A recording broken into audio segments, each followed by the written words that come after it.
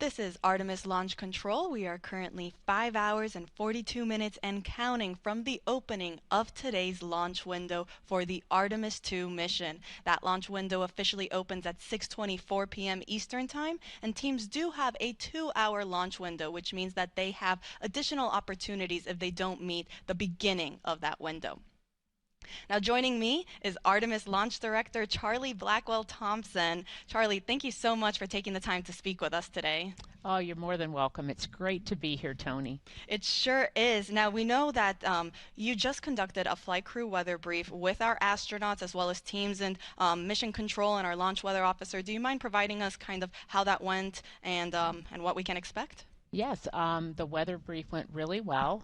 What we do during that weather brief is we give the flight crew a summary of where we are in our tanking, what's left, and of course we have our core stage and our upper stage fully loaded with LH2 and we're in replenish, and we are just finishing up our LO2 or liquid oxygen load into the upper stage. So we provided that status along with any nonconformances that the crew might be interested in, and then we went through the weather. And so our weather from our launch weather officer remains at a 80% likelihood of go today and a 20% chance of violation.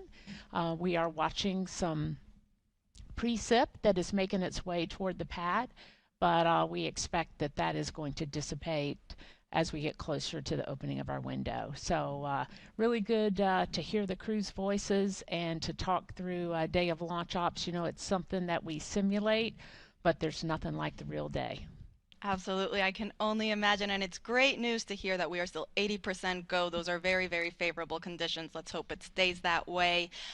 You mentioned we're getting closer to reaching what is called all stages in stable replenish. That means that we will have all 4 tanks at 100% flight level. Charlie, can you walk us through then what are some of those upcoming milestones once we reach all stages replenish? Absolutely. So one of the big milestones when you reach stable replenish on all stages is you begin to send the closeout crew into the pad, and so we're just a few minutes away from getting into that, and we'll deploy them to the pad and they'll start getting ready for the flight crew. And then, of course, shortly after that is the exciting milestone of seeing the crew walk out of the operations and checkout building and make their way to the pad. And that's certainly something that we've been waiting a very long time to see. It's going to be very exciting, I think, for certainly for our team. It'll be exciting for our country, and it'll be exciting for people all over the world who are watching our crew head to the pad, knowing that we are just about 5 hours or so from launch. It You couldn't have said it any better. This is very exciting for the entire world. We cannot wait for that moment when we see our astronauts depart their crew quarters and head to the pad. Charlie, thank you so much for taking the chance to speak with us today. We are rooting for you. We're wishing you the best of luck in today's countdown, and we'll let you get back on console. All right. Thank you, Tony. Appreciate the opportunity to chat with you, and go Artemis. Go Artemis. All right, so to quickly recap, we are in replenish mode for both liquid hydrogen tanks, and we are getting ready to also hit replenish mode on the liquid oxygen tanks for both of those. We will report out when that is underway.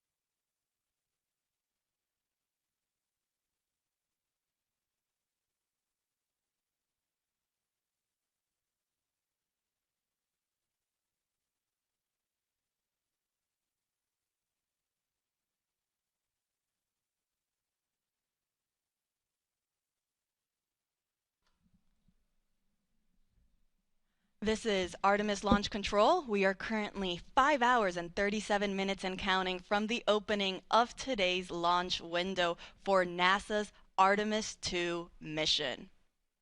Now, the launch team is currently in the process of loading cryogenic or liquid propellant onto the SLS rocket. You see our launch team there in Firing Room 1, and you actually can see our NASA administrator, Jared Isaacman. He just joined the room to greet our launch director, Charlie Blackwell Thompson, and our assistant launch director, Jeremy Graver. Now, to quickly recap, we started our propellant loading operations at 8:35 a.m. Eastern Time. That was after we had chilled down the core stage systems lines, and after we had been given the go from our launch director to start our tanking operations. So after 8:35, we started again slow fill. A little bit after that, at 9:25, our astronauts got their scheduled wake-up call. Following slow fill on the core stage, we then transitioned into fast fill. Once we were in fast fill for the core stage, we then started our upper stage loading operations. We started first with hydrogen. Started chilling down the liquid hydrogen tank on the upper stage at roughly 9:36 a.m. and then we got into fast fill at 9:51 a.m. Following that, we entered then our topping phase on the core stage liquid hydrogen tank.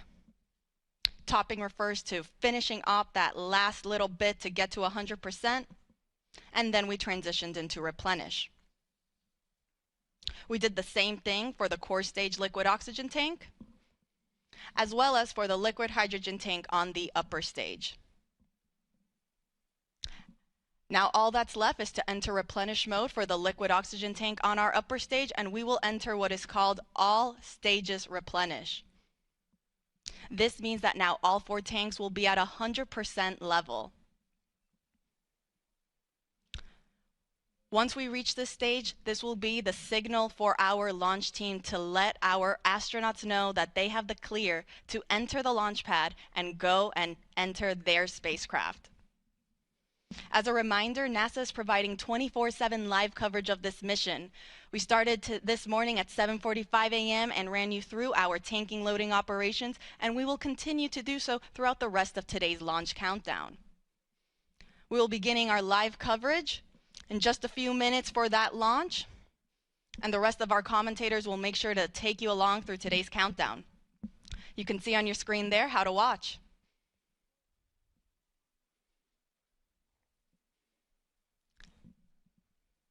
And as our launch director just recently said when she came on air, let's go Artemis 2.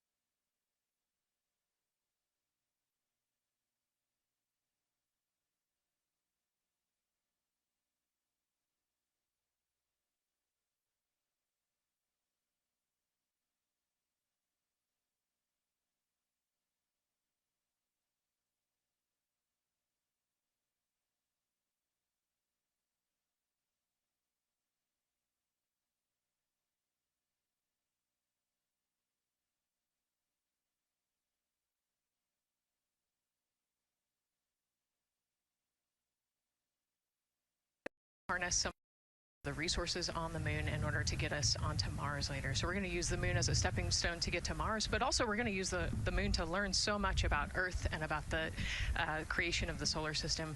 You know, the moon is this untouched witness mark for the Earth and the solar system. And what I really love is like all the things that we do to get us to explore our universe, all of that technology, all the jobs created to support that, it all benefits us here on Earth. Yes, definitely. I mean, getting this rocket into orbit takes, 8.8 million pounds of thrust, right? And it's the people on Earth who do that and who create that, the engineers, the scientists. There are so many people who make this mission happen. And so if all goes well, this crew could travel farther from Earth than any other humans before them and see parts of the moon no one has ever laid eyes on. And now, speaking of laying eyes, here we are in the suit-up room with the Artemis 2 crew. Yes. Looks like the commander's getting his comm cap on, so the communication cap. Looks like Victor's already got his on and the helmet going. He's just stretching out his wrist a little bit, right? Yes. And in charge of liftoff today is Launch Director Charlie Blackwell-Thompson. She and her team are just across the street from us inside of the Launch Control Center. They kicked off continuous around-the-clock operations just before 5 p.m. on Monday and started fueling the rocket about 4 hours ago. They have a 2-hour launch window that opens at 6:24 p.m. Eastern Time, which our clock in the upper left-hand corner is counting down to. And, we just heard from Charlie Blackwell-Thompson in our tanking coverage, which was the broadcast just before this one kicked off. And basically, she said weather is 80% go. Yes, 80%, we will take that. It's a little windy. There's some clouds building, but we're going to keep an eye on it, and 80% is a good number to keep moving today. Yeah, and what she said was a wave of showers are moving west, but they should be well past the pad by the time we launch again. Hopefully at 6:24 p.m. today. Hopefully. All right, so again, let's head back into that suit-up room. We see Reed Wiseman. He is the commander of the Artemis 2 crew, and Nicole, he is putting on what you guys are calling the communications cap, the comm cap. Yes, so it's a little bit for protection of his, of his head there, but also you can see the mic booms, and he's got ear cups there so he can hear, the rocket's loud. So you're going to wear hearing protection, but then we also want to be able to talk to Earth and talk to each other.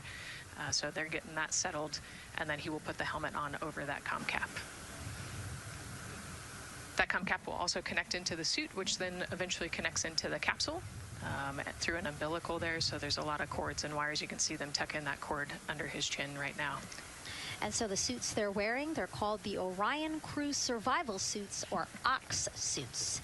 And so they're worn for launch and reentry or during high-risk or emergency situations. And I think a lot of people, especially if they're have been following NASA for all these decades now, they're kind of thinking, hey, these look like the suits that our shuttle astronauts used to wear. There is a lot of resemblance here. That's true. Yeah, they are very similar. NASA does a great job of leveraging the lessons that we learned from previous missions. So dating all the way back to Apollo, some of our first spaceflight missions, we learned lessons about the suits and how to make them better, and we just continued to carry that through all the way into the Artemis mission.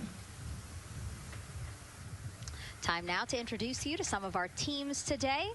We have Gary Jordan at NASA's Johnson Space Center in Houston. He's going to be inside with the mission control teams, which will take over from Kennedy's launch control team right at liftoff.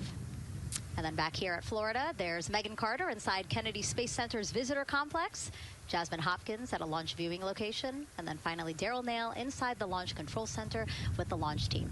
Now, each is going to provide a very unique experience today, starting first with Daryl, who has been closely monitoring the launch countdown for us. Yeah, and welcome into Firing Room 1, a historic firing room here at the Kennedy Space Center in Florida. It's a pleasure and an honor to be here reporting what's happening as we lead up to countdown and liftoff of Artemis 2. So far, looking pretty good. You see the rocket out there on the pad. It is launch day, and we just got that crew weather brief that you were talking about from Launch Director Charlie Blackwell-Thompson to the crew. It looks like a countdown at this point is in good shape, and that's great news. Fueling continues to track well. We just reached all stages replenish. And while we're talking about the fueling, let's talk about that tanking. Pull up the tanking graphic if we could now. That will give us an indication of where we are with tanking, and I can just tell you, as you see from this board right here, we are all stages replenish. So all tanks on board the SLS. The 2 liquid hydrogen, lower stage and upper stage, and 2 liquid oxygen, lower stage and upper stage, are at 100%, and that's exactly where we want to be. This kicked off at 7:30 this morning with a go for cryo load, and here we are roughly about 5 hours later, and we're fully tanked and now in replenish. The amount of propellant on board, roughly 733,000 gallons. That's about an Olympic-sized pool and a half. Huge amount of propellant. It's all flowed in there. The great news there, no leaks, no issues, and we're looking good at this point. So let's talk weather now. The weather, while it is favorable overall, it's not totally clean, and that was hinted at earlier when we talked about the storms. There is, of course, some onshore flow. Currently, our overall attempt percentage stands at 80% chance of acceptable weather conditions at the time of liftoff, which is going to be within our launch window. That's tonight from 6:24 p.m. Eastern Time until 8:24 p.m. Eastern Time. Winds are good. The lightning risk is low. But scattered showers still remain possible around the Cape and including near the pad. So the expectation is that there'll be some more active weather coming our way, but we're expecting it to push to the west. So the watch item is really any isolated shower that could briefly move through the area and trigger a constraint, especially for flight through precipitation. Well, you're looking now inside the astronaut suit-up room, and of course we got the 4 astronauts there. They talked to Charlie Blackwell-Thompson today, and you know, everything looks good there. We're tracking one minor NC issue at this point. We'll talk, it's a non-conformance. We'll talk about that a little bit later in our next hit, but for now, again, looking good. And of course, our administrator for NASA is here in the firing room. He checked in with the launch director, chatted with her for several minutes, and he's here in the firing room, which is a good positive sign, of course, for the day. That's it for the firing room. We'll send it back now to Megan and Nicole. Daryl, thank you so much. Yeah, let's get back into the suit-up room here, where we now have a shot of all 4 astronauts, and it appears all of them are undergoing their suit leak checks. Can you talk to us about what that is, Nicole? Sure, yeah, you can see, you know, as the suit expands, that we're going to pressurize those suits. So in the case that we need it, if we lose pressure in the capsule, those suits will protect the astronauts and keep them pressurized and keep them survivable. So these guys are going to hold their breath for about 10 seconds. You know, any movement in the suit could cause changes in the pressure, and so we want to get a really nice, precise, accurate measurement on the leak check. And so they'll hold their breath. You know, even just their heartbeat could potentially make some differences in those super sensitive sensors there. So you can see the red and blue valves there, the air in and air out, and it looks like Victor just had a good leak check. Yeah, and actually they do 3 leak checks, again, just to get an average reading to say, hey, you know, we have confidence that these suits are holding the right pressure. As Nicole said, that tube that's going in, that's putting air into their suits, and then there was that gold instrument that you saw on their other side. That's how they can control how much pressure is being released in order to do these checks. Yep, and they will do the leak checks here in the suit room, and then they'll do more actually in the capsule as well. They'll do another leak check. So we're going to make sure the suits are ready to go before we even step out the door, and then we'll check them with the entire system on the capsule once they get out to the rocket. And you might also notice that some of the astronauts, while they're doing their suit leak checks, you might have seen Victor gave an okay sign. You might also see a thumbs up, and that's because concurrently, while they're doing these suit leak checks, they're also doing comm checks. Yes, yeah, we talked about the comm cap earlier and the umbilical and how they plug in. So yeah, they're going to test the comm, they're going to test the suit, make sure everything. They're actually probably testing the cooling system as well right now. You know, they're going to plug into the portable cooling system and make sure that all of that is working. So like I said, we want to make sure that we've got 4 healthy suits before we go out. Yeah, this suit, 3 layers, so obviously it can get hot. Yes. So one of the layers is a cooling undergarment, and basically they flow cold liquid through that undergarment to keep the astronauts cool and comfortable before liftoff today. Yeah, it's like a onesie with a bunch of tubes running around it, and the water flows through there to cool you down. All right, lots of information to share with you all today. If you have any questions, we'd love to hear from you. All you have to do is send your questions our way by tagging at NASA Artemis, and we'll try to answer as many of your questions live. And we'll also have some questions for you throughout the broadcast, so we hope you can participate in those opportunities as well. Okay, as we continue to be inside the suit-up room here, why don't we learn a little bit about each of our crew members? Right now, we are looking at pilot Victor Glover, but hopefully we can get a shot here of our commander, Reed Wiseman.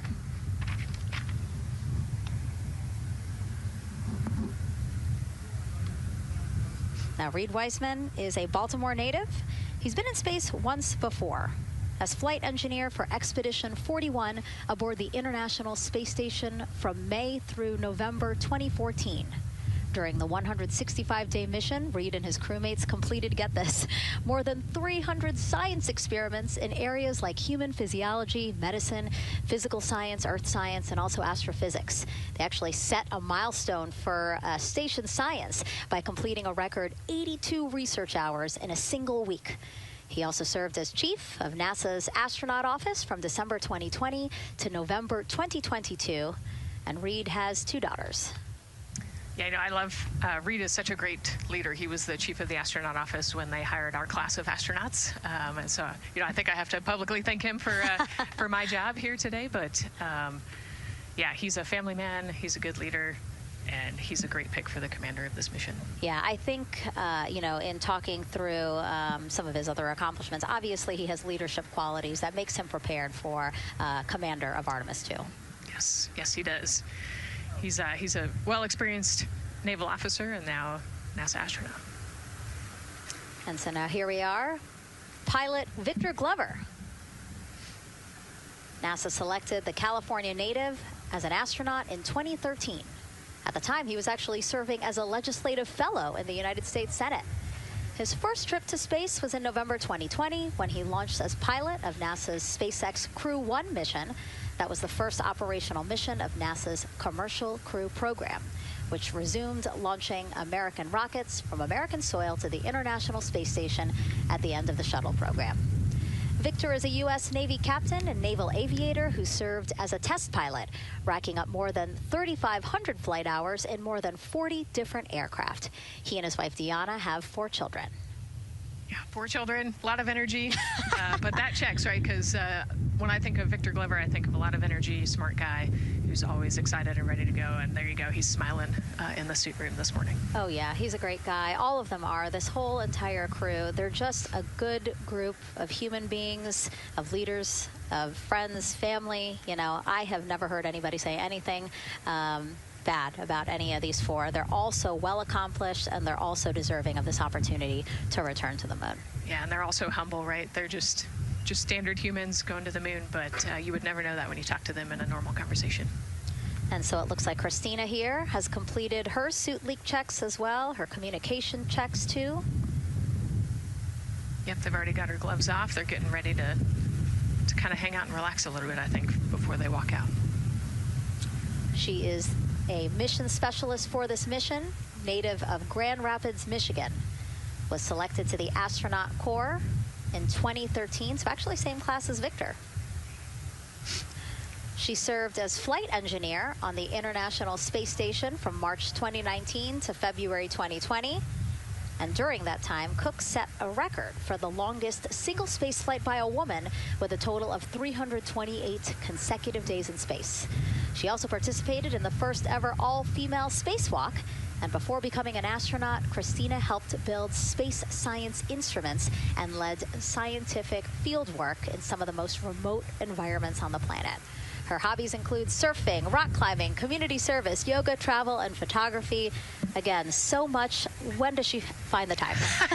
That's a great question. One of the things I love about Christina is that she's broken records and she's achieved all these milestones. But one of the things that she talks about is, she just wants people to set goals and go work hard and do something that's meaningful to you. And she really hopes that her records are broken as soon as possible. She does it for her family, and she'll talk about all of her nieces and nephews quite a bit. So just, again, another example of just a humble human who's got a great support system in her family and excited for the mission. Yeah, she's always saying that she just wants the opportunity to push people farther, to push humanity farther, see what we can accomplish together. So, yeah. Again, all four of them say that. They're really in tune on what they think or what they feel like their role is in this mission. Yeah, I think their legacy is going to be, providing the shoulders for others to climb on. And last but not least, first-time flyer, Canadian Space Agency astronaut Jeremy Hansen will fly to the moon as a mission specialist on the Artemis 2 mission. The London, Ontario native was selected as an astronaut in 2009. After that, he worked as Capcom at NASA's Mission Control Center in Houston. Capcom stands for Capsule Communicator, and that's the sole direct voice communicating with astronauts in space. He also participated in training exercises such as living on the ocean floor off the coast of Florida to simulate deep space exploration for 7 days. In 2017, he became the first Canadian to lead a NASA astronaut class. He also enjoys getting out on a sailboat, rock climbing, and mountain biking. Jeremy and his wife, Catherine, have 3 children, and he actually got to hang out with them over the weekend. So the crew arrived here for launch at Kennedy Space Center on Friday, and then their family members arrived Saturday. Yes, yeah. As long as our family can quarantine with them, then they will stay, quarantined in Houston, and then they all fly down to Kennedy Space Center, and then you get to spend the last few days with your close family and friends. We actually do a behind-the-glass visit with some of those other maybe extended family members that couldn't quarantine with you. But yeah, it's a quaint time here once you get to Kennedy Space Center. A great sign here, all 4 astronauts have removed their helmets, and that indicates again that all 4 have completed suit leak checks. And so, Nicole, what they're doing now is they have these pockets on their forearms.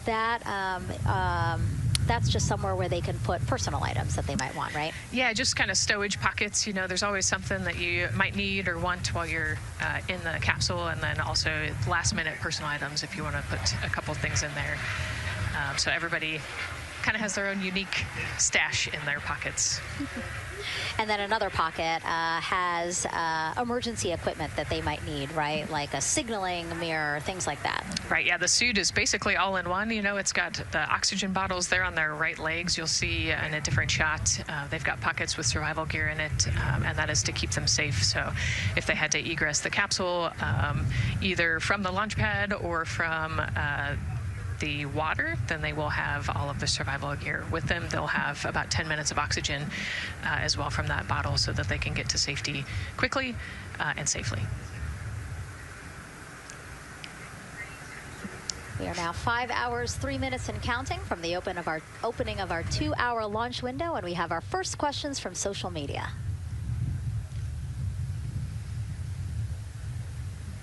Question here from X. So to be clear, this is not a mission to land, but to orbit the moon. Thank you, and thank our astronauts. Nicole. Yeah, this is a great question. I think it's important to highlight the mission of Artemis 2, where we are going to go around the moon. We're going to see the far side of the moon. We're going to see parts of the far side of the moon that human eyes have never seen before.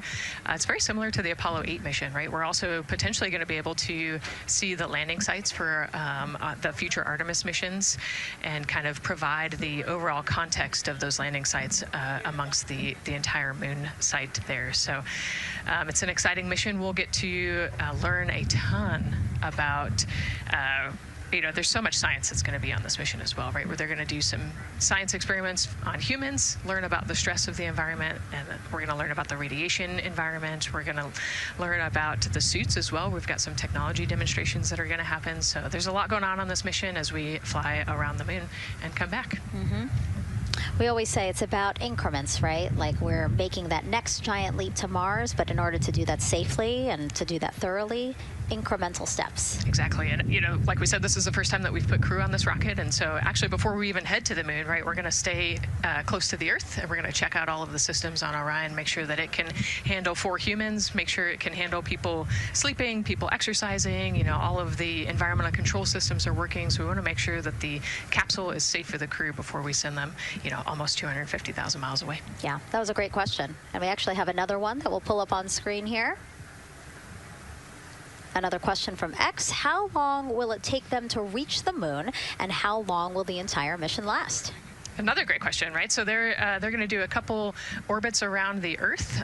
They'll do a perigee and an apogee raise burn. What that means is that they're going to accelerate to get further away from the Earth, and they'll get into a really highly elliptical orbit first. And then once they get into the translunar injection, so they're actually on a free return trajectory, which means we're going to accelerate them, and then they're going to escape Earth's gravity, and then just based on orbital mechanics, they'll be able to come home without having to do another burn or acceleration. So it'll take about 4 days once they leave Earth's gravity to get to the moon. They'll fly around the moon, about 4 days back, and then land. So overall, about a 10-day mission. Exactly. Yeah, these are really great questions, guys. We know that, again, we are sharing a lot of information today, so please do not hesitate to reach out. Obviously, Nicole, very smart here, and we're happy to answer any of your questions. Again, tag at NASA Artemis wherever you're watching this coverage. And now we actually have a question for you. Who would you take with you on a trip around the moon? Would it be your bestie? Would it be a pet, family member, or a seasoned astronaut? Think about that one. I know. I like that. I absolutely know what I would say. I think it would make my husband upset, but I have my answer here. But we'd love for you to go to NASA's Instagram or Twitch accounts to vote. Again, who would you take to the moon with you? Bestie, pet, family, or seasoned astronaut? Try to go vote, and then we will share your answers soon.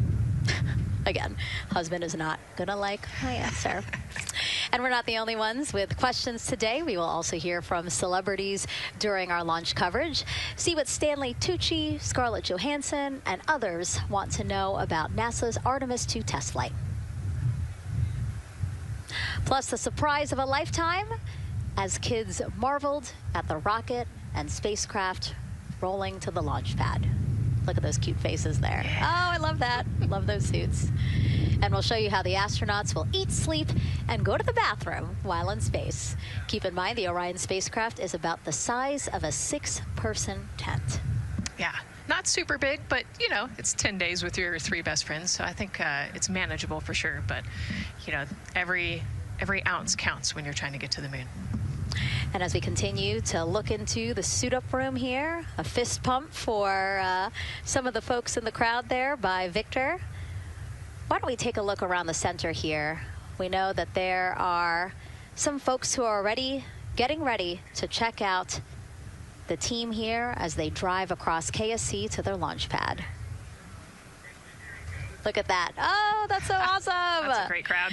They're waiting there in front of the vehicle assembly building. So actually, they're just down the road from us. This is a good crowd, as Nicole said. Oh, there they are. They just got their cue. Oh, now? Let me wave now. Oh, yeah, they are excited. That's amazing. So all of these folks, content creators that are getting behind-the-scenes access as part of NASA's NASA social experience here. So as you can see, very excited. The crew will get into their convoy and drive past them here pretty shortly. Yeah, what an amazing way to share the Artemis story, right? By inviting these social media experts out to share the story as they drive by. All right, again, let's take a look at the clock. 4 hours, 58 minutes and counting from the opening of today's 2-hour launch window. So why don't we check back in with Daryl with the launch team.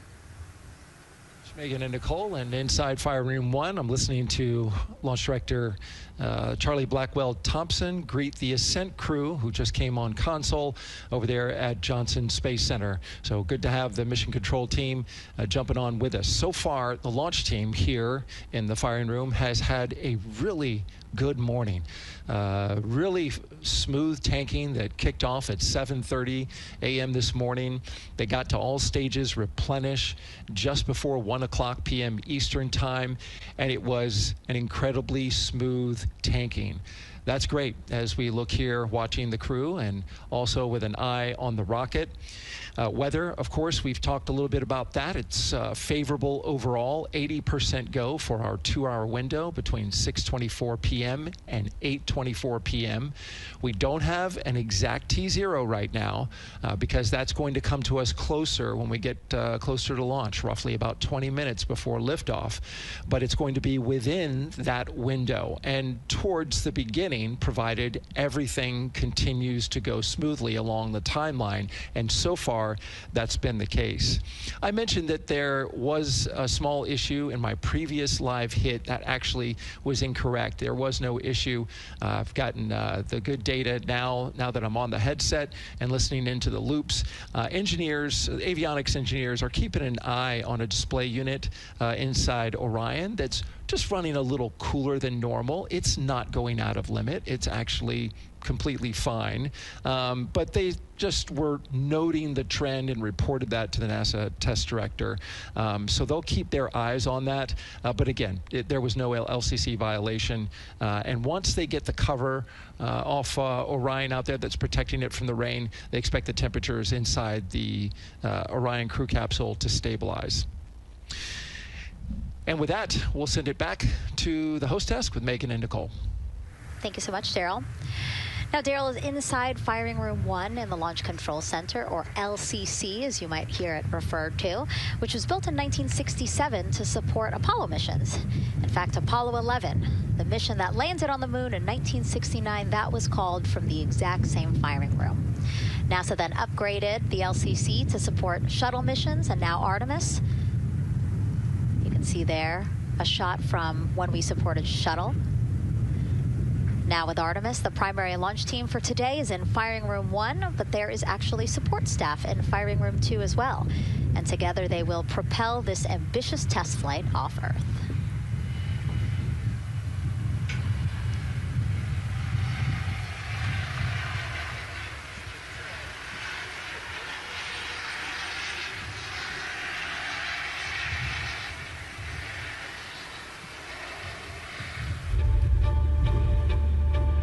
Back to the moon because it's the next step in our journey to Mars.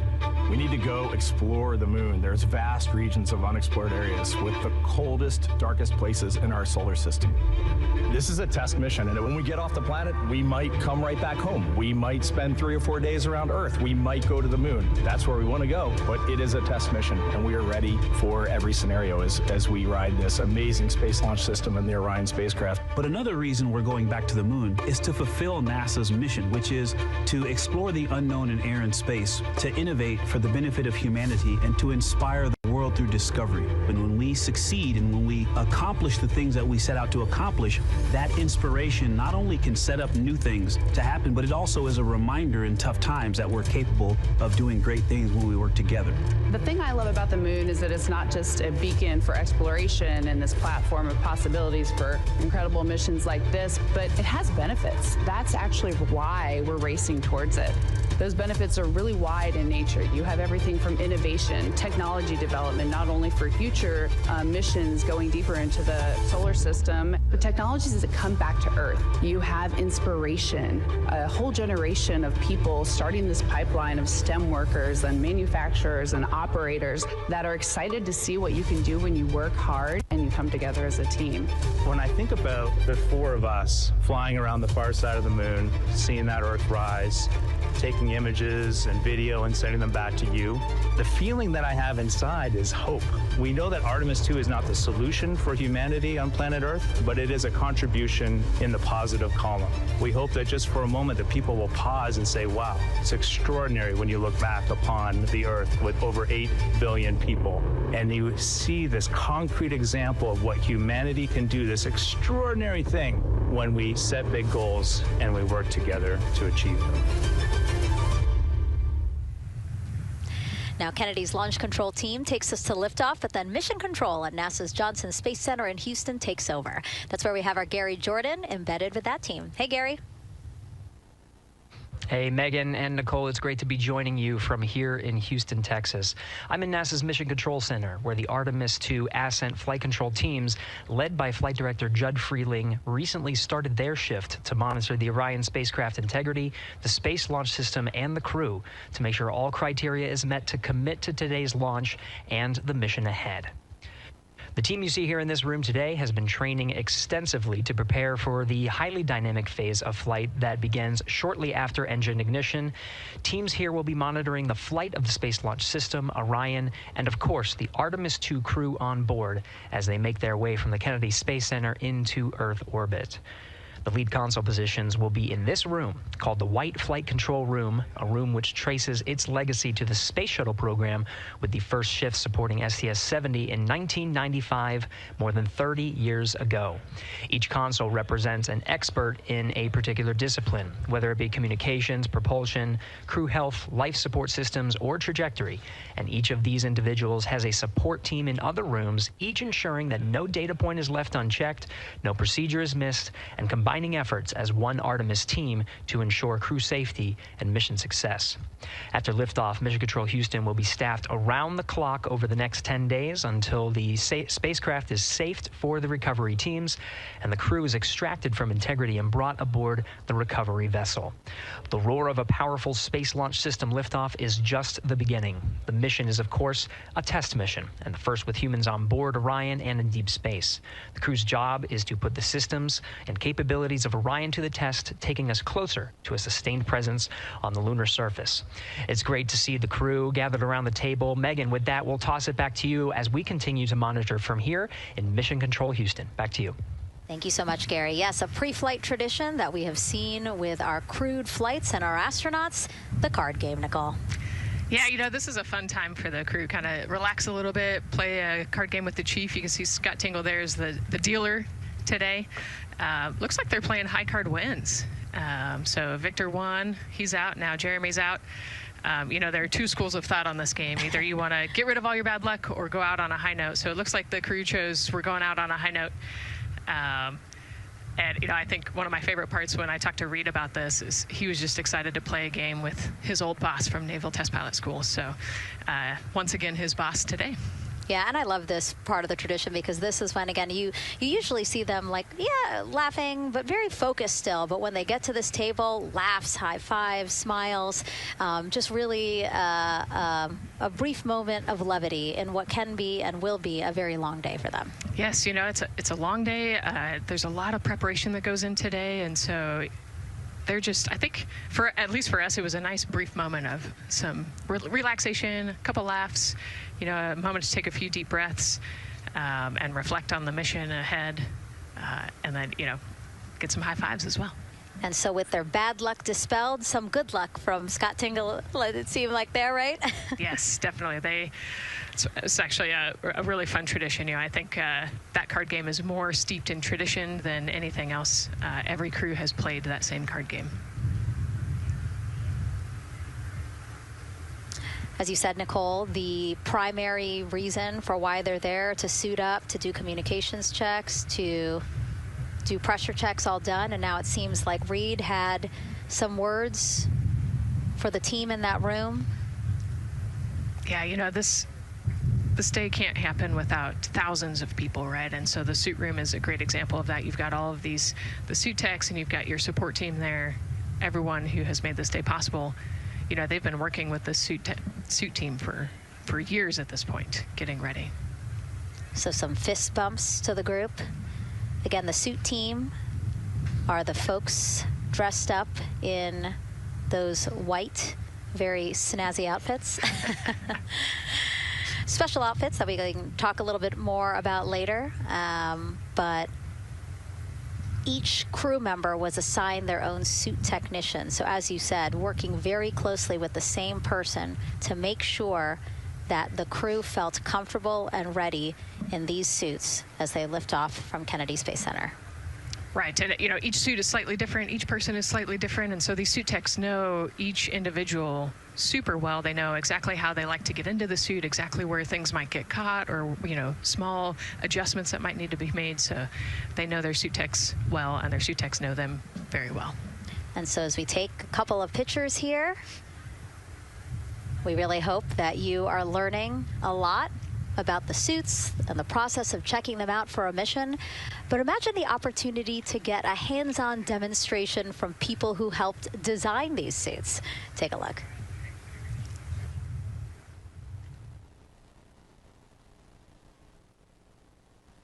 Does anyone want to try on one of the gloves?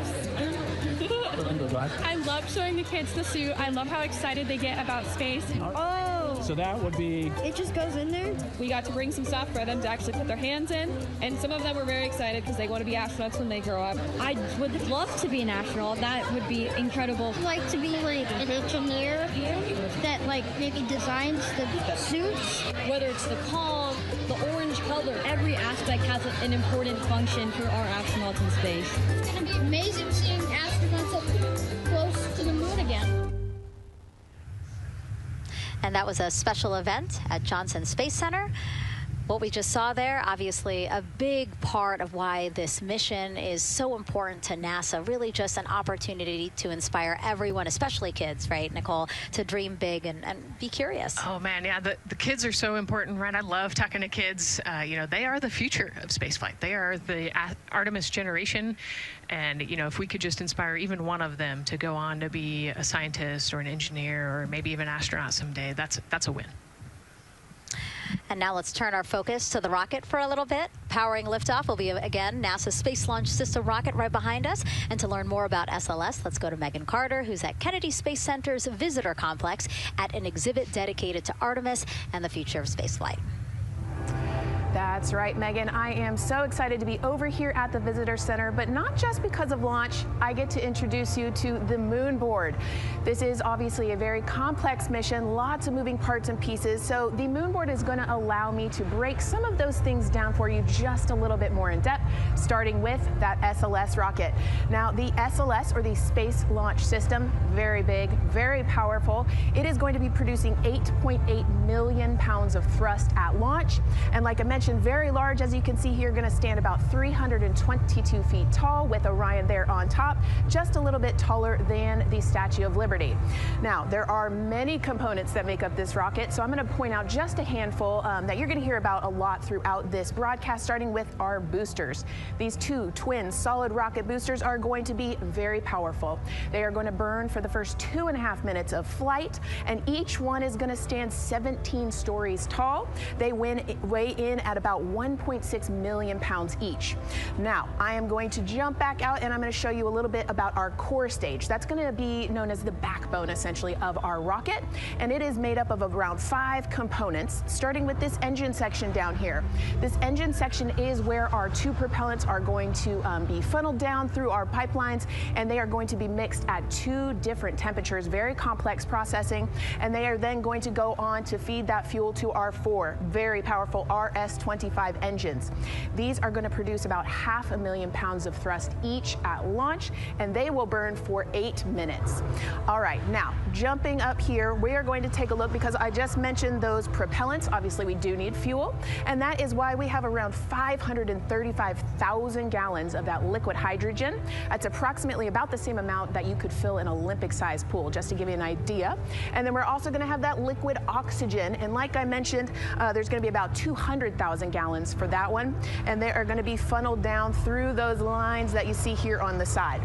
All right, jumping up real quick, this is going to be our upper stage. That is where our core avionics are going to be stored, essentially the brains of the spacecraft.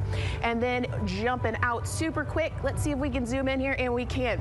Those propellants I talked about are going to be stored at cryogenic temperatures. That means thousands of degrees below Fahrenheit, so they have to be kept very cold. And that, all those bumps and ridges there that you see, those are actually going to be an insulation spray that's going to help keep that rocket nice and cool, keep the propellants ready to go, and get us set up for success. Now, obviously, that was a very quick overview of our rocket. I have so much more to show you here on our moon board, but for now, I'm going to turn it back over to you, Megan.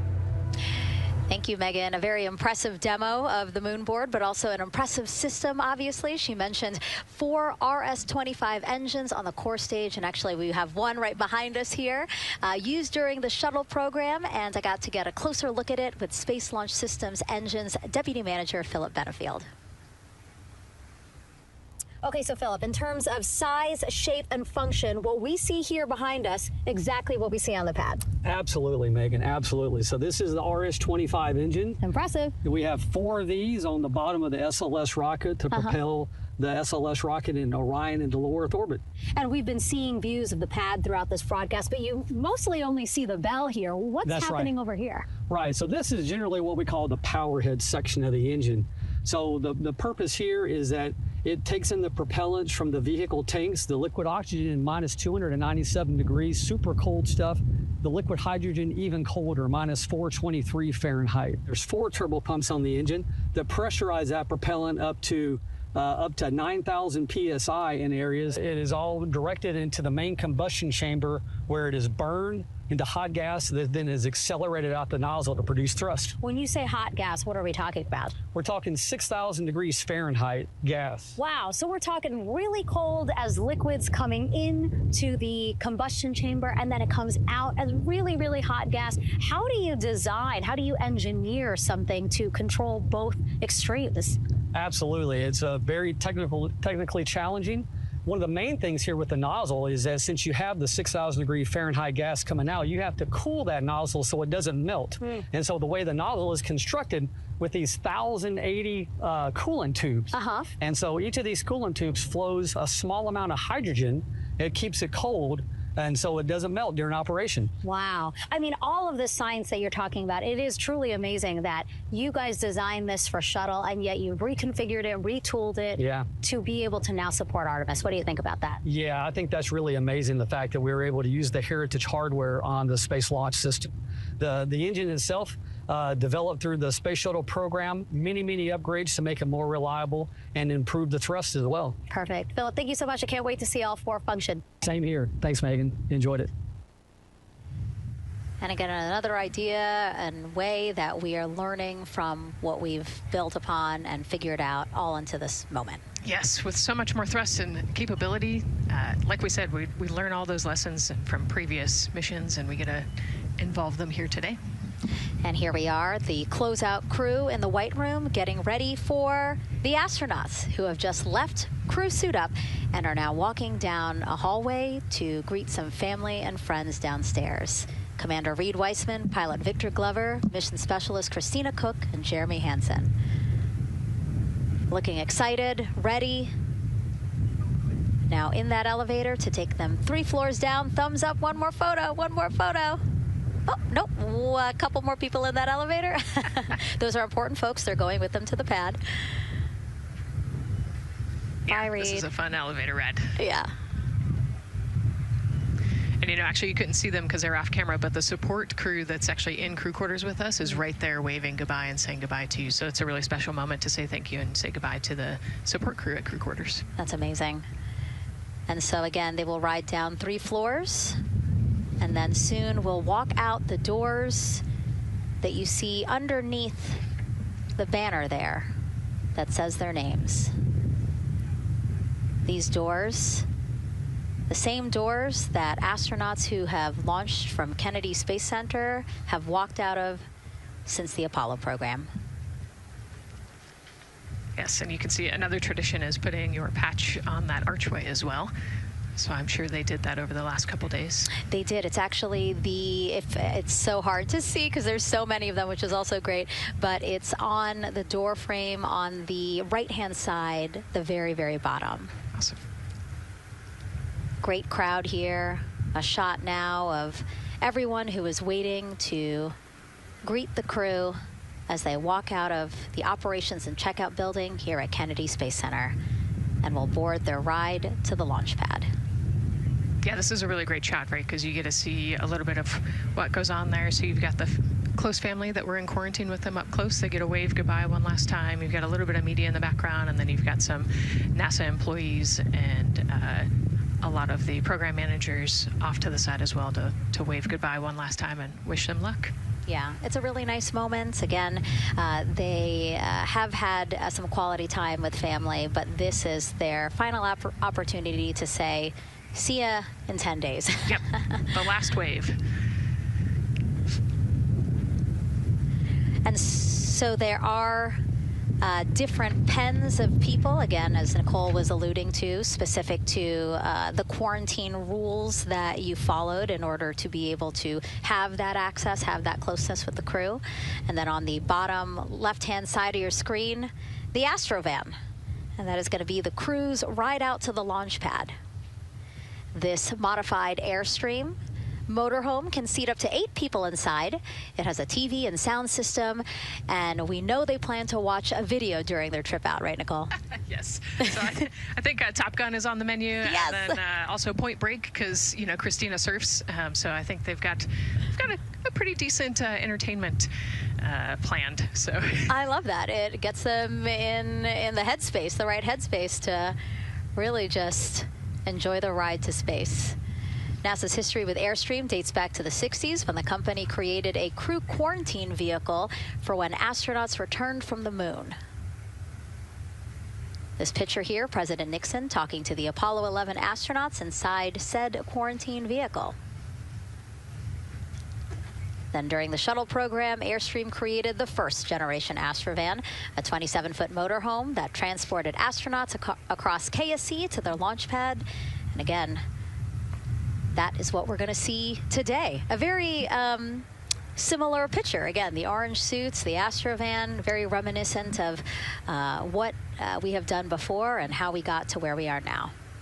Yeah, and it's a pretty cool ride. You get about 20 minutes to get out to the launch pad and watch a movie, listen to some music. It's kind of an interesting, and then along the whole way here at KSC, all of the employees from Kennedy Space Center come out. You can see in the background of the shot you're looking at right now, all of those employees and everybody lining the streets, waving and wishing them luck. I think this is an emotional moment for a lot of people, because this is the last time where a lot of people will be with the crew, because once they get to the pad, there's only a handful of folks with them before launch.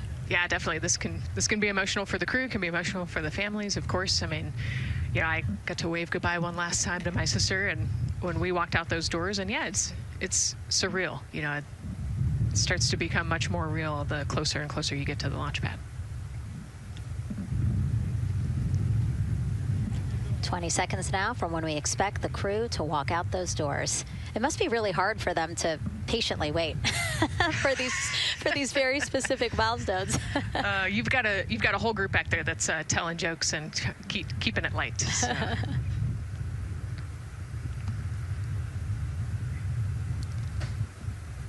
And here they are, NASA's Artemis II crew.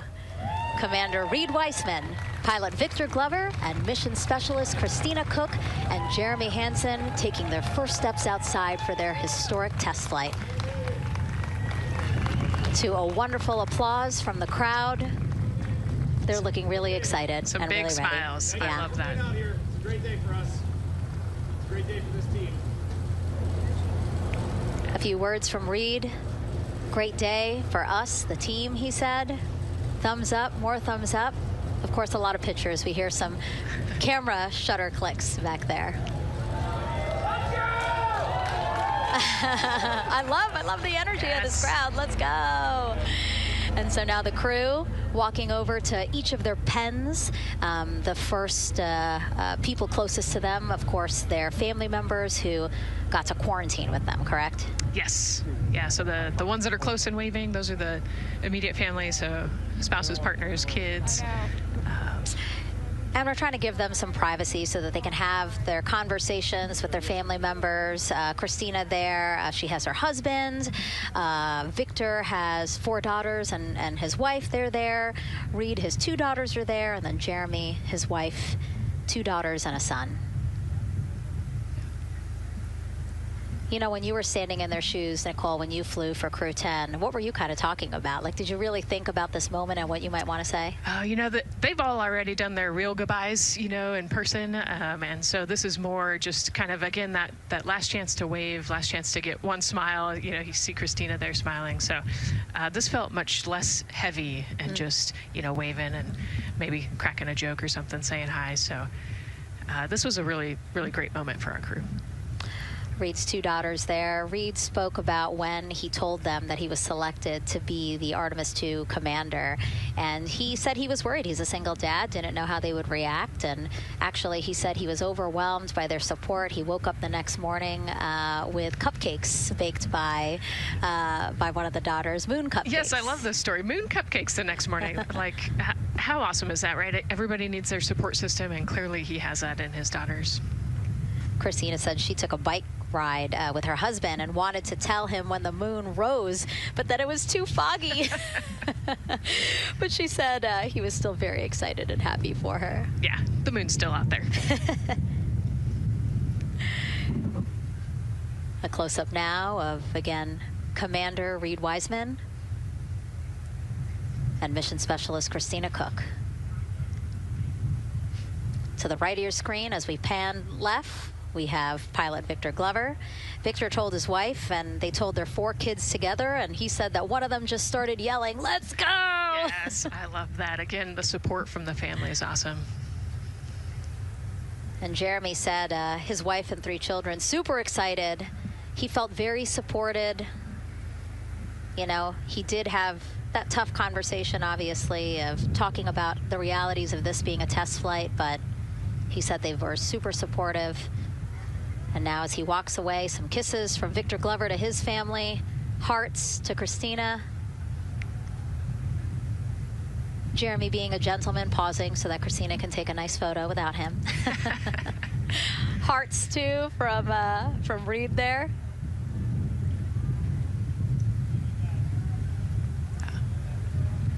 Hearing Victor saying, "Love you guys," saying that to some of his crew members there. Woody. Some more applause from the group. Quick wave to some of the NASA program managers, and I think Norm Knight's out there, the FOD Flight Operations Director.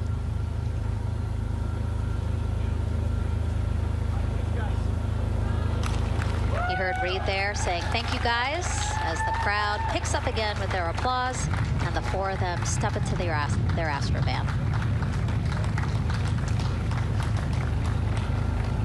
Looking at the clock, very on schedule right now. Again, according to the very detailed timeline of launch today, they are expected to drive off in about 20 seconds.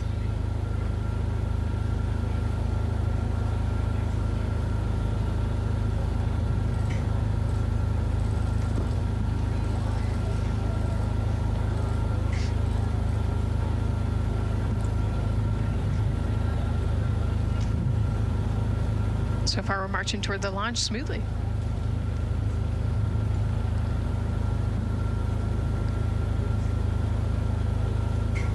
Do you think they're queuing up the video? Definitely. And that's why they haven't left yet? They're like, we can't go without Gotta get our your point snacks and movie break. ready. Yeah. Where's the popcorn?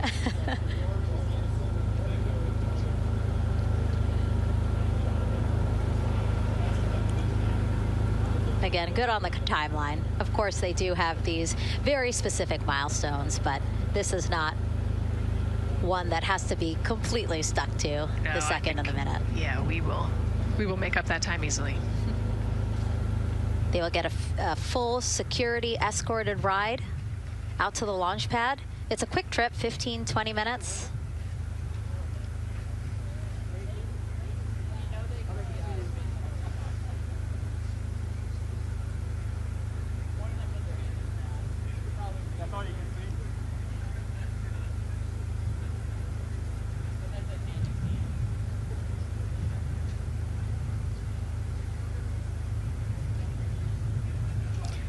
The closeout crew at the pad still just getting everything ready for their arrival. Configuring Orion, right, Nicole? Yes, so they're probably laying out the seat restraints and getting all of the umbilicals set and ready to go so that when the crew gets there, they can ingress and start getting strapped in and connected to the capsule. And in our smaller box there, we have a shot of our administrator, Jared Isaacman. Bouncing around quite a lot today, was in the firing room right after the crew weather brief, saying to the crew that they are good for them to start suiting up, and now here to wish them well as they drive out to the pad. Yes, he's so invested in this mission. I love it. You know, he's been an active participant today, and exciting to see him there at the walkout.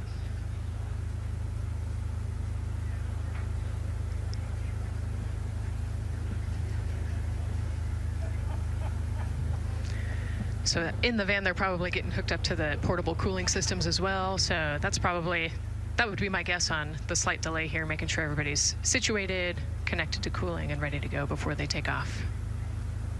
Right, because the orange boxes, we didn't talk about it when we were in the suit-up room, but if anybody noticed, there are these orange boxes, and that's what provides the cooling to those thermal garments.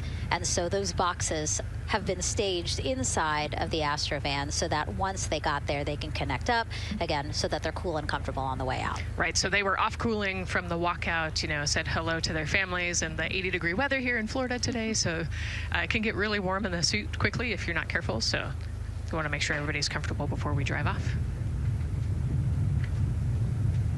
And then when they get to the pad, of course, and strapped into Orion, then they don't have any need for those cooling boxes anymore. They will get that cooling through Orion, through the different lines and umbilicals that they'll be connecting to there. Yep, that's exactly right. The Orion capsule and its environmental control system will take over once they're connected to the umbilical.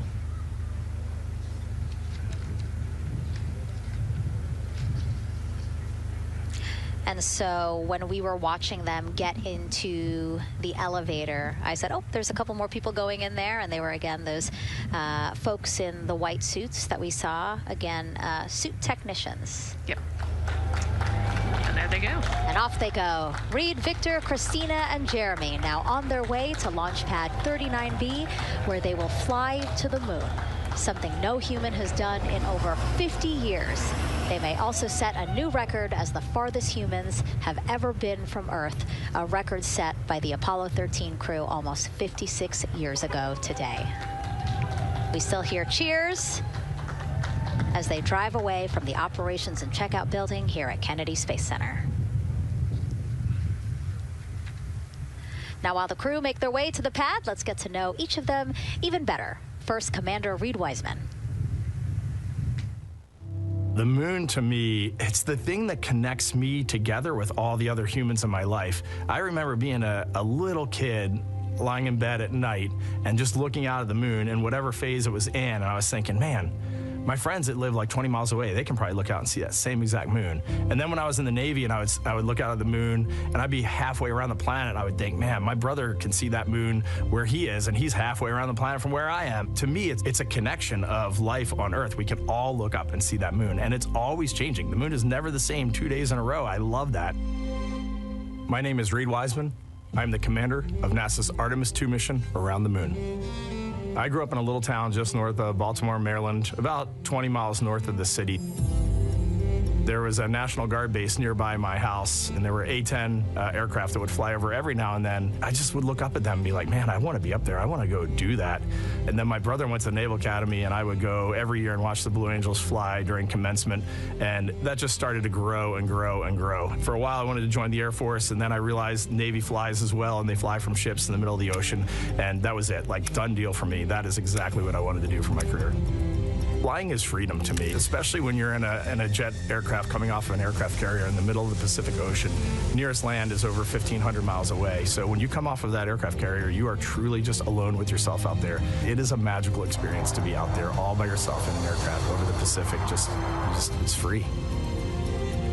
I think anybody who accomplishes something that they set their mind out to, there's no one thing that does it for them. It's a combination of everything. I mean, the way my parents raised me, the way my brother and I, the way our relationship developed over time, my friends, being in the marching band, going to college, setting my own course, learning how to live on my own, being mentored along the way, being, kept on the path to success, but being given the freedom to, make excursions and fail every now and then and regroup and carry on. I think all those things come together in the end to get you where you are. I've had to overcome, I'm a human being. I've had to overcome a lot of fears. I'm pretty scared of heights. I joked about that on the International Space Station, but it turns out I'm only scared like at the edge of a building. When you're up on the International Space Station, even though you're 250 miles up, I never had that feeling of falling or that I was, at risk up there. I just kind of loved the feeling of floating and looking down at Earth. There have been challenges all throughout my life. By far, the biggest challenge was losing my wife in 2020 to cancer and now raising two daughters who are grown up now, but that's been the biggest challenge by far I've ever had to face. it is not easy. Being an only parent, trying to work a full-time job, and raising 2 kids is something that I think about every single day. I'm very proud of the work I've done. I haven't always done it well, but I've always shown up and tried as hard as I possibly can. And now Artemis 2 pilot Victor Glover and his journey to this history-making moment. I do wonder what it's going to be like when we are really far from Earth and can see it. The sensation of being so far away from everything that you know. I had that sensation on the space station the first time I got to sit in the cupola for a really long time. So I can only imagine what that's going to be like from 200,000 plus miles away. My name is Victor Glover, and I'm the pilot for NASA's Artemis 2 mission around the moon. When I was in 4th grade, I was 10 years old, and that's when the Challenger accident happened. And it helped me understand how the general public felt about the astronaut corps, right? Like, these are the people that we want to be, and that just gave me an easy thing to strive toward. The biggest fear that I've had to overcome in my life is doubting myself. Going to college when no one in my family had gone to college was a huge risk. I had more confidence in my athletic ability than in my academic abilities. I could play football with those college students that I saw on TV, but my classmates that I saw in the lab and around the University Union, I didn't know if I had what they had.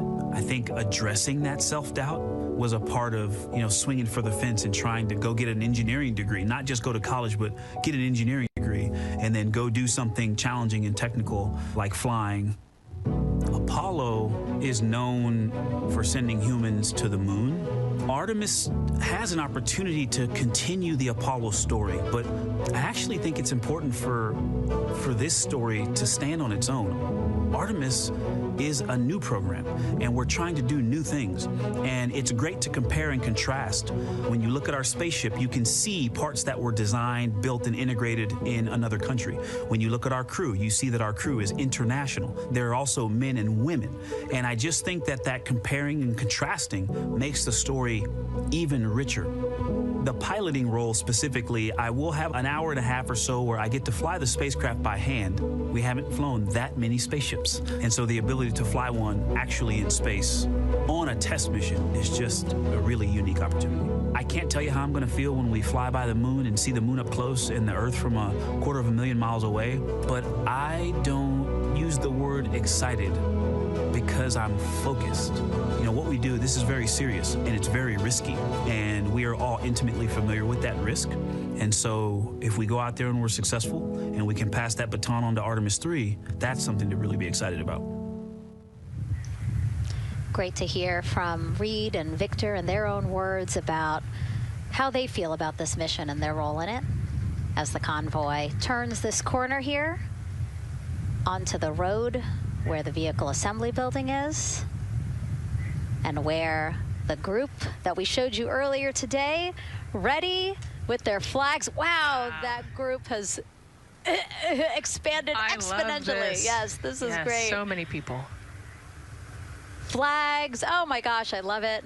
Oh, this must feel so special to the crew to see all of these people here to wish them well. Yes, this is heartwarming. Look at how many people there are. Everyone is so excited about this mission. Signs, people have made signs. I feel like the Astrovan has slowed down a little bit, to really take in the moment. Wow. That's amazing there. Again, crowds continue going, as we are now passing the historic vehicle assembly building. This is where the Space Launch System rocket was assembled and stacked with Orion. Its history, of course, goes back to the Apollo days, but today it is home to the Artemis missions to the moon and beyond. Gosh, still people lining the route. Yep. I love that. I do too. It leaves me kind of speechless, you know, just to see all the support, all of the people who want to know that they're thinking of them, they're with them, and the fact that this crew specifically has always said we are going for all by all. This must be really special to them. Yes, and that's just here on Kennedy Space Center. Imagine the rest of Florida right now. Yep. Mission Specialist Christina Cook, who holds the record for the most consecutive days in space by a woman. Let's take a look at what she has to say about this mission. I tell a story, which is one that my dad told me before the Apollo missions when he was just a very little boy. He was looking up at the moon with his mom, and his mom said to him, "Don't worry, Ronnie, we'll never get there." Fast forward maybe 70 years later, it's his daughter that's actually going there. And I think that long arc is something that we can all learn from. The idea that the seemingly impossible becomes possible if you just believe in it and are willing to work hard and come together to achieve it.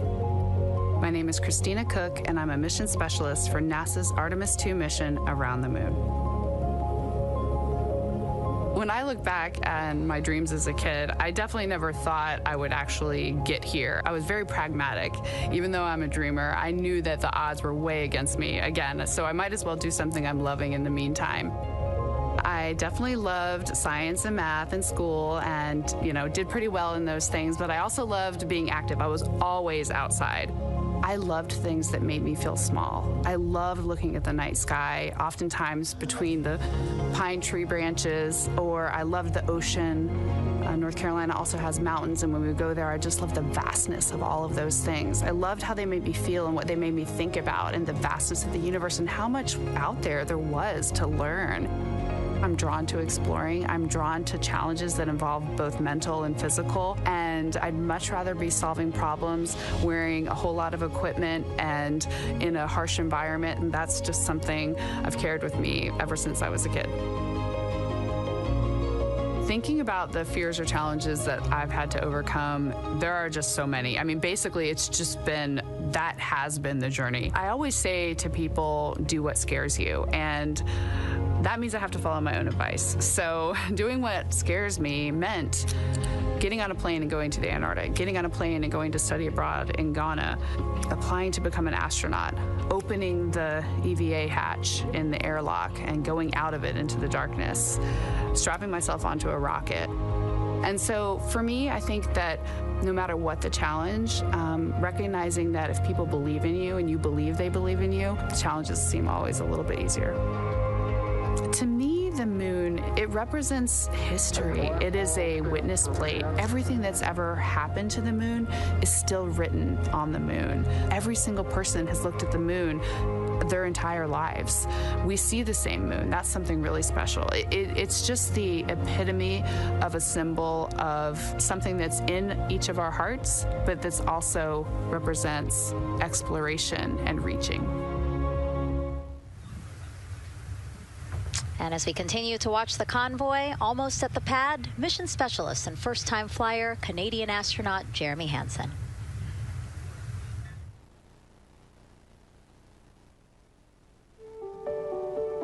I have this very distinct memory of seeing an image of an astronaut standing on the moon. It's burnt in my brain because I went back to it so many times in my childhood, and I would look at that image, and I know it had a huge impact on me that humans had walked on the moon. My name is Colonel Jeremy Hansen. I'm an astronaut with the Canadian Space Agency, and I'm a mission specialist on NASA's Artemis 2 mission around the moon. My elementary school years, I grew up on a farm outside of London, Ontario. I spent as much time as I could with my dad on the farm. I learned the value of hard work, for example. If I wanted to go to work with Dad, it was going to be a long day, and I was going to have to not complain, or I wasn't going to get to go the next day. I had a treehouse. I had a vivid imagination. And I changed my treehouse into a spaceship. I made all these dials and controls. I had circuit breakers for switches that I found in the barn. And I was exploring space in my imagination. The most important thing I did to get to where I wanted to go in life, which was flying fighter jets and eventually becoming an astronaut, is I shared those desires with other people. And it turns out, just like you don't go to the moon on your own, if you could, I would have done it a long time ago in my treehouse as a kid. You have to go as a team. I think the biggest impediment to achieving my goals was, of course, myself. And I think that's a common human experience. There are many times where just little things would get in my way, and my immediate interpretation of that was, well, now that goal's out the window. You know, people must have lifted me back up, and somewhere in the back of my head, that persistence came through. And I think that's a common human experience, to doubt ourselves. I've come to this, I guess, realization that I believe that we all have gifts to contribute, and the goal is to figure out how to use your energy towards adding positively to humanity's existence on this planet. But I love it when humanity sets big goals, like sending humans to the surface of the moon with an eye to eventually going to Mars, because when we do that, we can bring together genius from not just even in one country, but around the world. I've also learned from my indigenous mentors that they refer to the moon as Grandmother Moon. So you've probably heard of Mother Earth. They use Grandmother Moon because Grandmother Moon is responsible for the water in their community, just like the moon moves the water around the planet, affects the tides. And I think that's a really beautiful thing for us as we go back to the moon, to think about all the different cultures around the world and how they view the moon differently. And that's really neat because we all share that same moon in the night sky. What's really neat too was that drive to the launch pad, that point of view to see what the crew is seeing as well as their Astrovan rides up the pad slope and are now on the surface, about to walk up to their vehicle.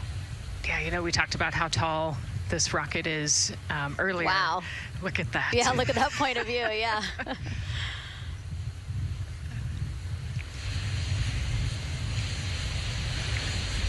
Pad 39B, another historic place here at Kennedy Space Center. Construction began in 1964, finished 3 years later. Apollo 10, the full dress rehearsal for the moon landing. That was the first mission to launch from this pad. Yeah, you know, we've used this pad for a lot of missions. You know, we modified the pad in the 70s and 80s, and then the shuttle missions actually launched from here as well. And then, of course, Artemis 1 took off from this launch pad November 2022. And now here we are about to see the Artemis 2 crew get out of the Astrovan and make their way up the mobile launcher to the 274-foot level, where they will embark on their first crewed test flight of the Artemis program. You know, I think that button in the elevator actually says space when you hit does? it. Yeah. Really? At least on 39 Alpha it does. So I imagine it says something similar here. Again, let's take a look at the clock as we wait for the crew to get out. 4 hours, 10 minutes and counting until the top of our 2-hour launch window today. Let's head back across the street to Daryl, who's following the launch team every step of the way. All right, thank you, Megan and Nicole. And here inside Firing Room 1, we had a nice moment. The launch director, Charlie Blackwell-Thompson, NASA's first female launch director, standing up from her console, taking her cell phone and snapping photos as the Artemis 2 crew that she had just given the go to leave the astronaut crew quarters, driving by and, of course, going up the causeway until they got there to the pad. And now we see them coming out of the Astro van there and getting ready to ascend the launch tower. Well, we got a weather brief before they went out to the pad, and of course LWO gave a go. There could be some rain out there at the pad. It's already rained out there already. If you're in the area and you're watching right now, well, certainly you know that there's some rain in the area. There's going to be spotty showers that are going to be coming ashore here, and we expect that throughout our rest of our countdown. But we also are getting forecasts that there'll be some clearing as we get closer to our launch window. Big wave from Reed Wiseman there, and a thumbs up as the crew goes into the elevator to ascend the launch tower to go up to the level where they'll walk across the crew access arm and get into the white room. One of the things that you're going to start to hear now is from the crew themselves. We're going to be airing the Orion to Earth loop, which is the communications that's going between that crew and the launch team here as they walk them through configuring their various consoles as well as getting ready. A nice moment here, and I'll just pause to just look and see as the crew walks across the zero deck, as they call it, which is the deck that's right there even with the engines, and they're taking a moment to go over there and stand up and gaze up at the 322-foot tall SLS rocket. This was part of the plan for the Artemis 2 crew, and potentially a rocket that could help them make history to go farther from Earth than any crew has before. The farthest distance from Earth when they launch will be roughly around 248,000 statute miles. They're expected to go about 4,000 miles farther than the Apollo 13 crew did. And now they've headed to the elevator to go up. Again, I was talking about the loops. You're going to be hearing from the crew as they discuss with the launch team getting various systems ready to go. And then closer to liftoff, we'll hear the operational launch team loop brought forward ahead of the critical pre-launch polls and then the start of terminal count. And that should be right around L-25 minutes, right before the NASA test director gives their poll and the launch director gives her management poll, which happens at L-17 minutes.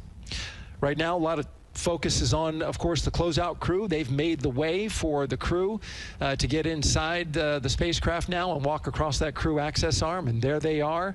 They have been working on a tight timeline, but they are ready to go, and they are ready to receive the crew and start putting them inside their Integrity spacecraft. That's it from the firing room. We'll send it back to Megan and Nicole. And Launch Director Charlie Blackwell-Thompson, again, we mentioned her a second ago. Her team have been training extensively for this moment since Artemis 1 launched in November 2022. Today, they have a message for Reed, Victor, Christina, and Jeremy.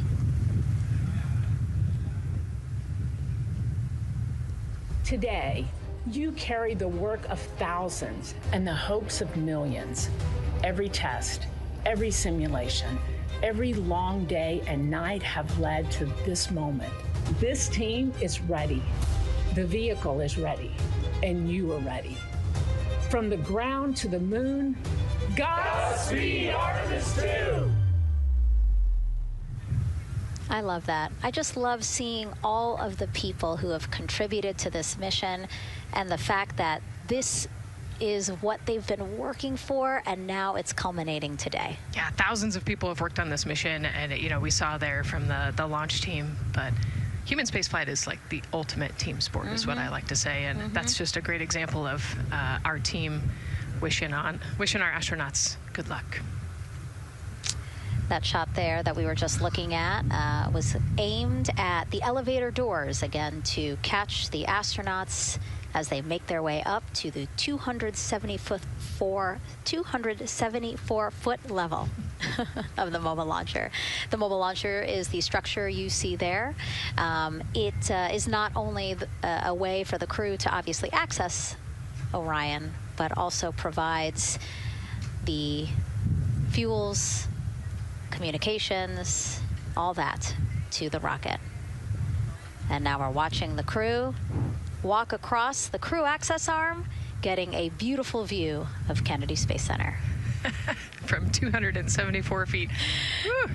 Nicole laughs because Nicole is also, like Reed, does not like heights. I do not like how open that crew access arm is. But Reed made it across, so that's good news. It looks like they really enjoyed it. You know, they didn't just walk straight past. Christina and Victor, we definitely saw. Some thumbs up there, looking too. out, yep, that crew access arm. And then Reed, he knows where that camera is.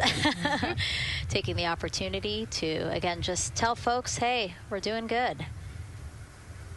Ready for it. Yeah. And it looks like they're actually probably signing their patch. Yeah, there's a wall with patches there, and so each crew signs when they get up for their launch. And so this is probably actually the first time a crew is doing this in the White Room of Launch Pad 39B.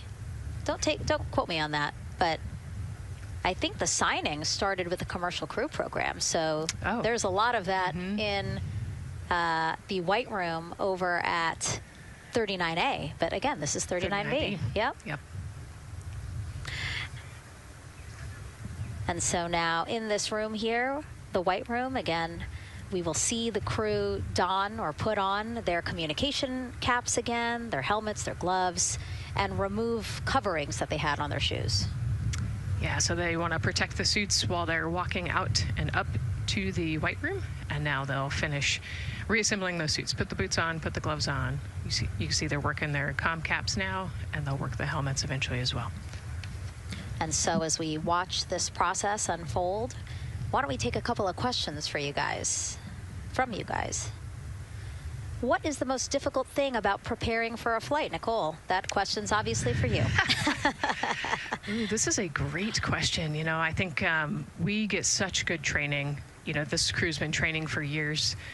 And so they know this rocket and this capsule inside and out. They know all the dangers. They know how to react to anything. So I actually think, you know, preparing your support system and your family, I think launch day is actually tougher for your family than it is for you. And you know, we've heard the crew talk about the difficult conversations that they've had with their family to prepare for this historic test flight. And so I think, you know, the closer and closer you get to the rocket, the fewer and fewer things from Earth you keep. You know, they left their suitcases at crew quarters this morning. They left their cell phones, their laptops, everything. And so you are just a human in a spacesuit about to get on a rocket with all of your loved ones watching. And I think that can be probably one of the most difficult parts about today. And while you were answering that question, Nicole, we did get a chance to check. Yes, this is the first time crew has signed the wall of the White Room, again here at pad 39B. Let's take another social question now. All launch windows happen to be in the evening. How come? Obviously referring to the April opportunities specific to Artemis 2. Right. You know, this is a complicated answer. I don't know that I would have the exact mechanics behind it, but it has a lot to do with orbital mechanics and where we are in terms of the Earth and the Moon relationship.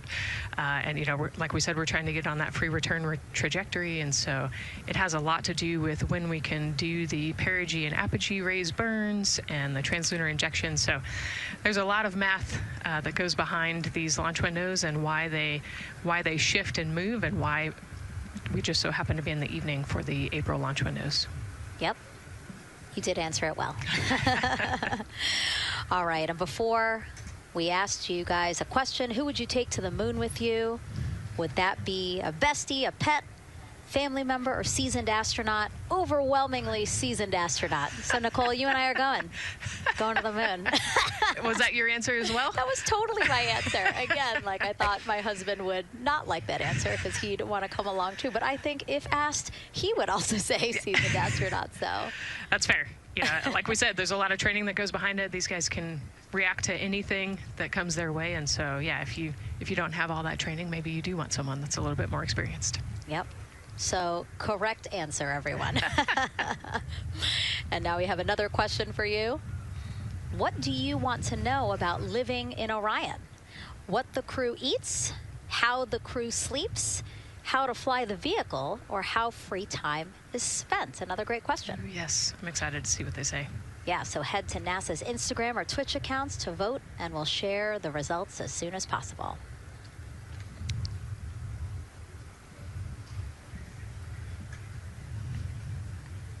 And while you're doing that, remember to also sign up to be a virtual guest for this mission. Just go to the link we'll pull up on your screen. As a virtual guest, you will get mission-specific information, notifications of any schedule changes, and curated resources straight to your inbox. You will also receive commemorative stamps for your virtual passport after launch and splashdown. Again, we really, really want you guys to engage with us, engage with this mission, come along with us for the ride. So yeah, take advantage of these opportunities to be a part of it. Yes, it's a mission for all. And so back in the suit, no, not the suit-up room, the White Room. Well, they're suiting up. You can see why I might have slipped that up. So they are continuing to put on gloves. Reed and Jeremy look like they've been checked. Again, they've put on their gloves, their helmets. They've taken off those coverings on their shoes now that they're about to get into Orion. And then suit technicians are also helping Christina and Victor. And they're in this particular order, actually, because this is the order in which they're going to ingress into Orion. Again, we have Reed, Jeremy, then Victor, last Christina. Yeah, and that just has to do, like you said, with the seat orientation. So as the astronauts sit down and lay back in the capsule, the left side will be Reed, and then below him will be Jeremy. So that's why they're going to get in first, to create space for then Victor and Christina to get in.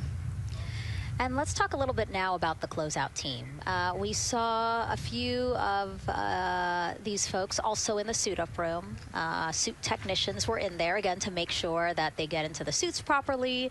And then a couple of them came out to the pad here to, again, do the same thing. Hey, are you comfortable in these suits? Is everything is as you expected? And then these folks here will help them get into Orion, buckle up. And so we were talking a little bit about their attire, specially made for what they're doing right now. Yeah, so these, they almost look like, the equivalent of a flight suit, right? They're fire resistant. They've got the straps on the back for emergencies that mimic the same straps that the astronauts have on their suits, so that you can use the same exact equipment in an emergency egress from the pad, for example. So we can use the same equipment to get everybody safely away from the pad as required or if needed.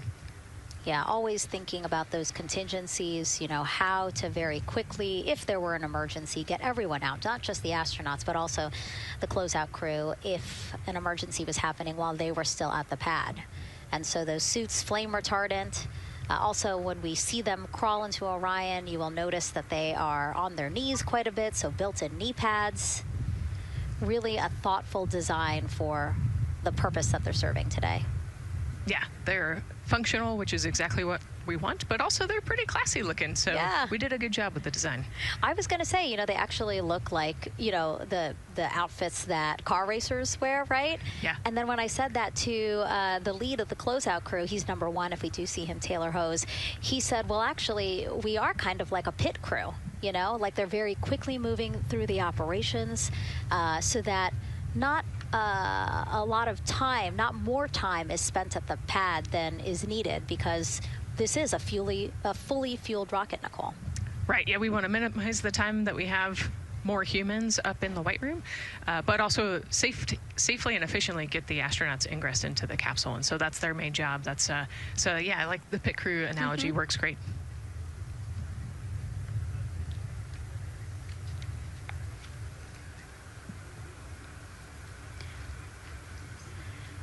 And so, Nicole, as we get ready to see them ingress, I know you'll be, again, an invaluable source as we talk through this part of the launch countdown, because you've been inside a mock-up of the Orion spacecraft. And I know that because you texted me a photo that you took, this selfie in the mock-up, and little did you know I was going to put it in this broadcast.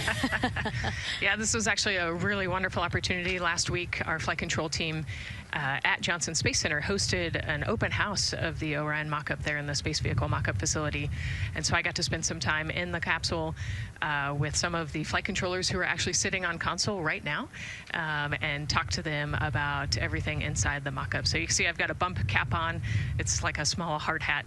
There are a lot of, metal corners and things, and we are still squishy humans at the end of the day. And so they want you to be careful while you're moving around in there. But I got to see, how the crew will ingress.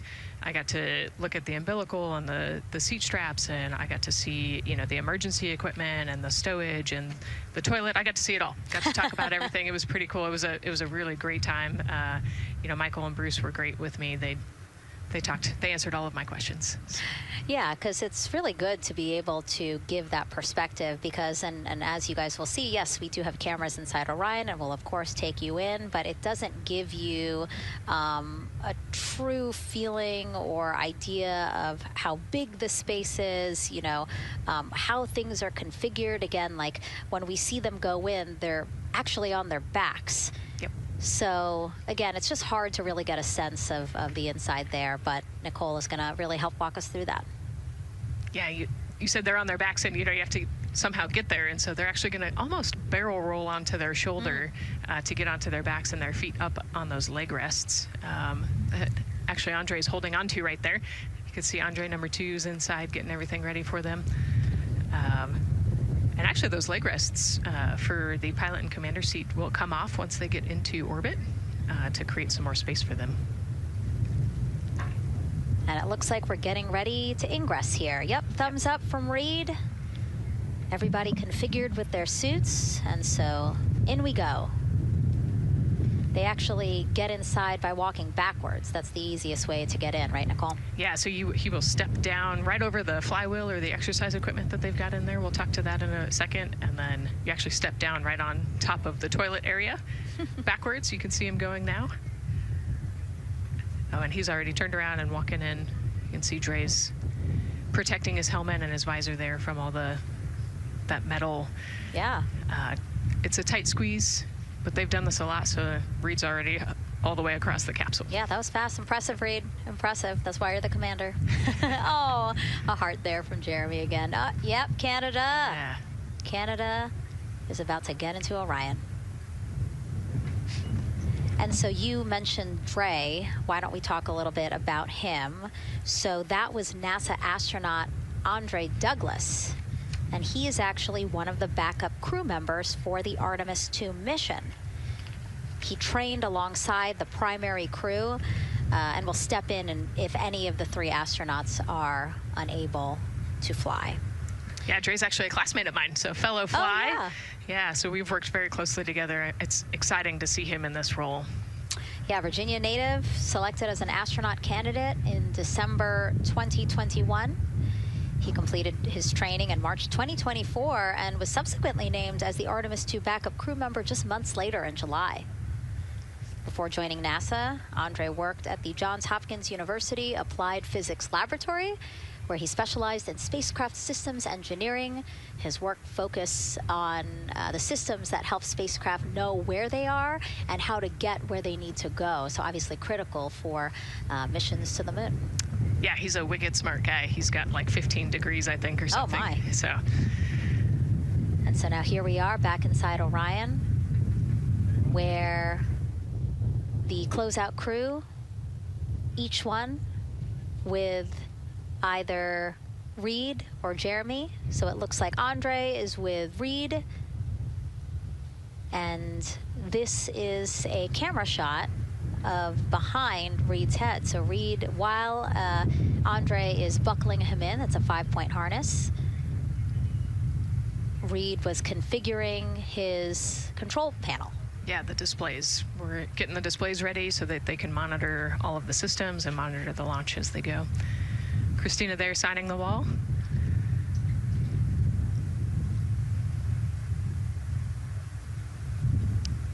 Got to put away the pen.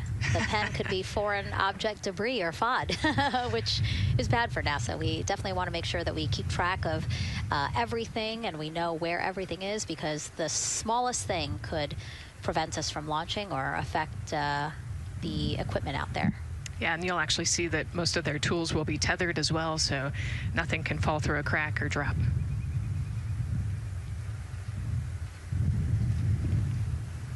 And so as soon as Jeremy and Reed are good to go in their seats and connected to their communication umbilicals, as Daryl had said before, we will start hearing the loops, the audio mission loops, specifically Orion to Earth 1, which is the communication loop that the crew communicate on to the different teams supporting launch today.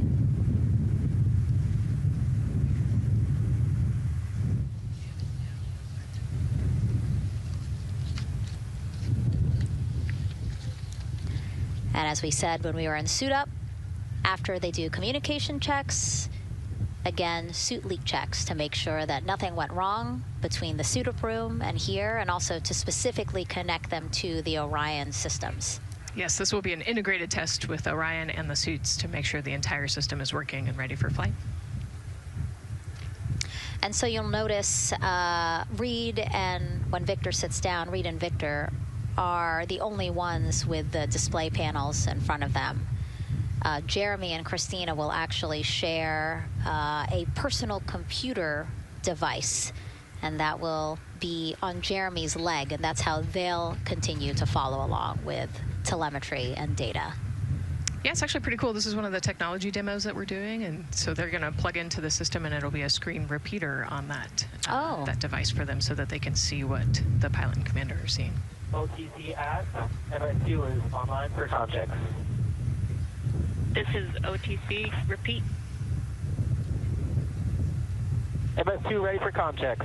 The MS2 ready for comm checks. MS2, OTC Orion to Earth 1, comm check.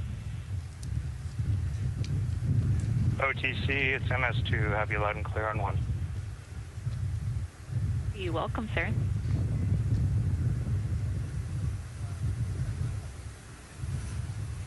And so that was the Orion test conductor speaking with Jeremy Hansen, again, mission specialist 2 for this mission.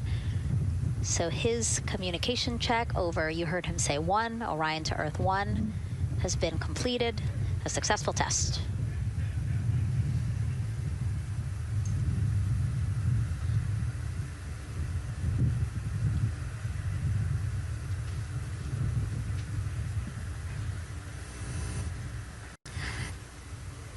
The rest of the crew here waiting in the white room. Again, as Nicole was saying, a little tight there for all of those folks. So Christina and Victor will wait until Reed and Jeremy are done getting buckled in.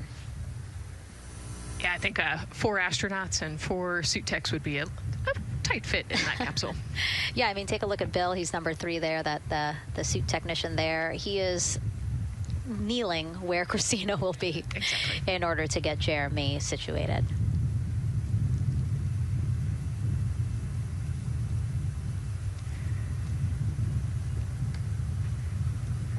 OTC asked. Commander's ready for comm checks. OTC copies. Commander. NTD, Misco 212, comm check. NTD, have you loud and clear here as well. I'll catch FTS on 194, thank you. Commander, OTC Orion to Earth 1.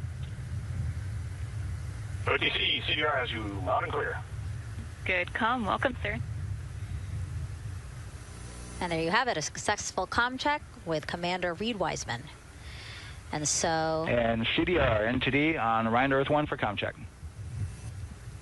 Yes, Gary Bush, I got you loud and clear, NTD. And good to have you on board. Good luck today.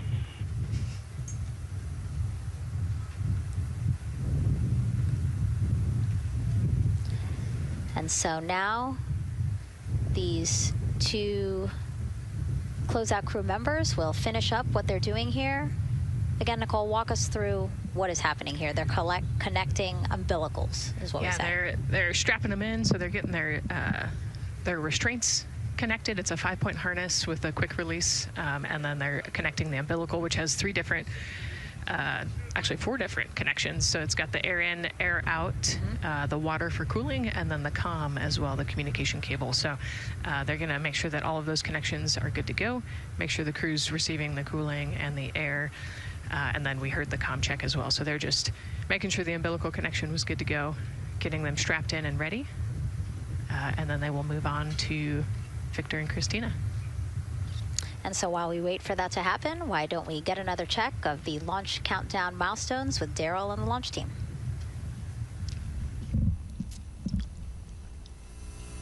All right, welcome back into the firing room 1 here, where some of the launch team is having some pizza that was brought by the administrator. That was nice of Administrator Jared Isaacman to bring that by for the launch team to enjoy.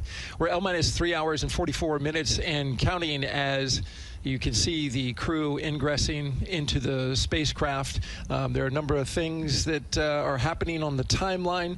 Of course, the closeout crew, they liken themselves to like an F1 pit crew, working quickly, methodically, carefully, as they go through their procedures to get the astronauts ingressed.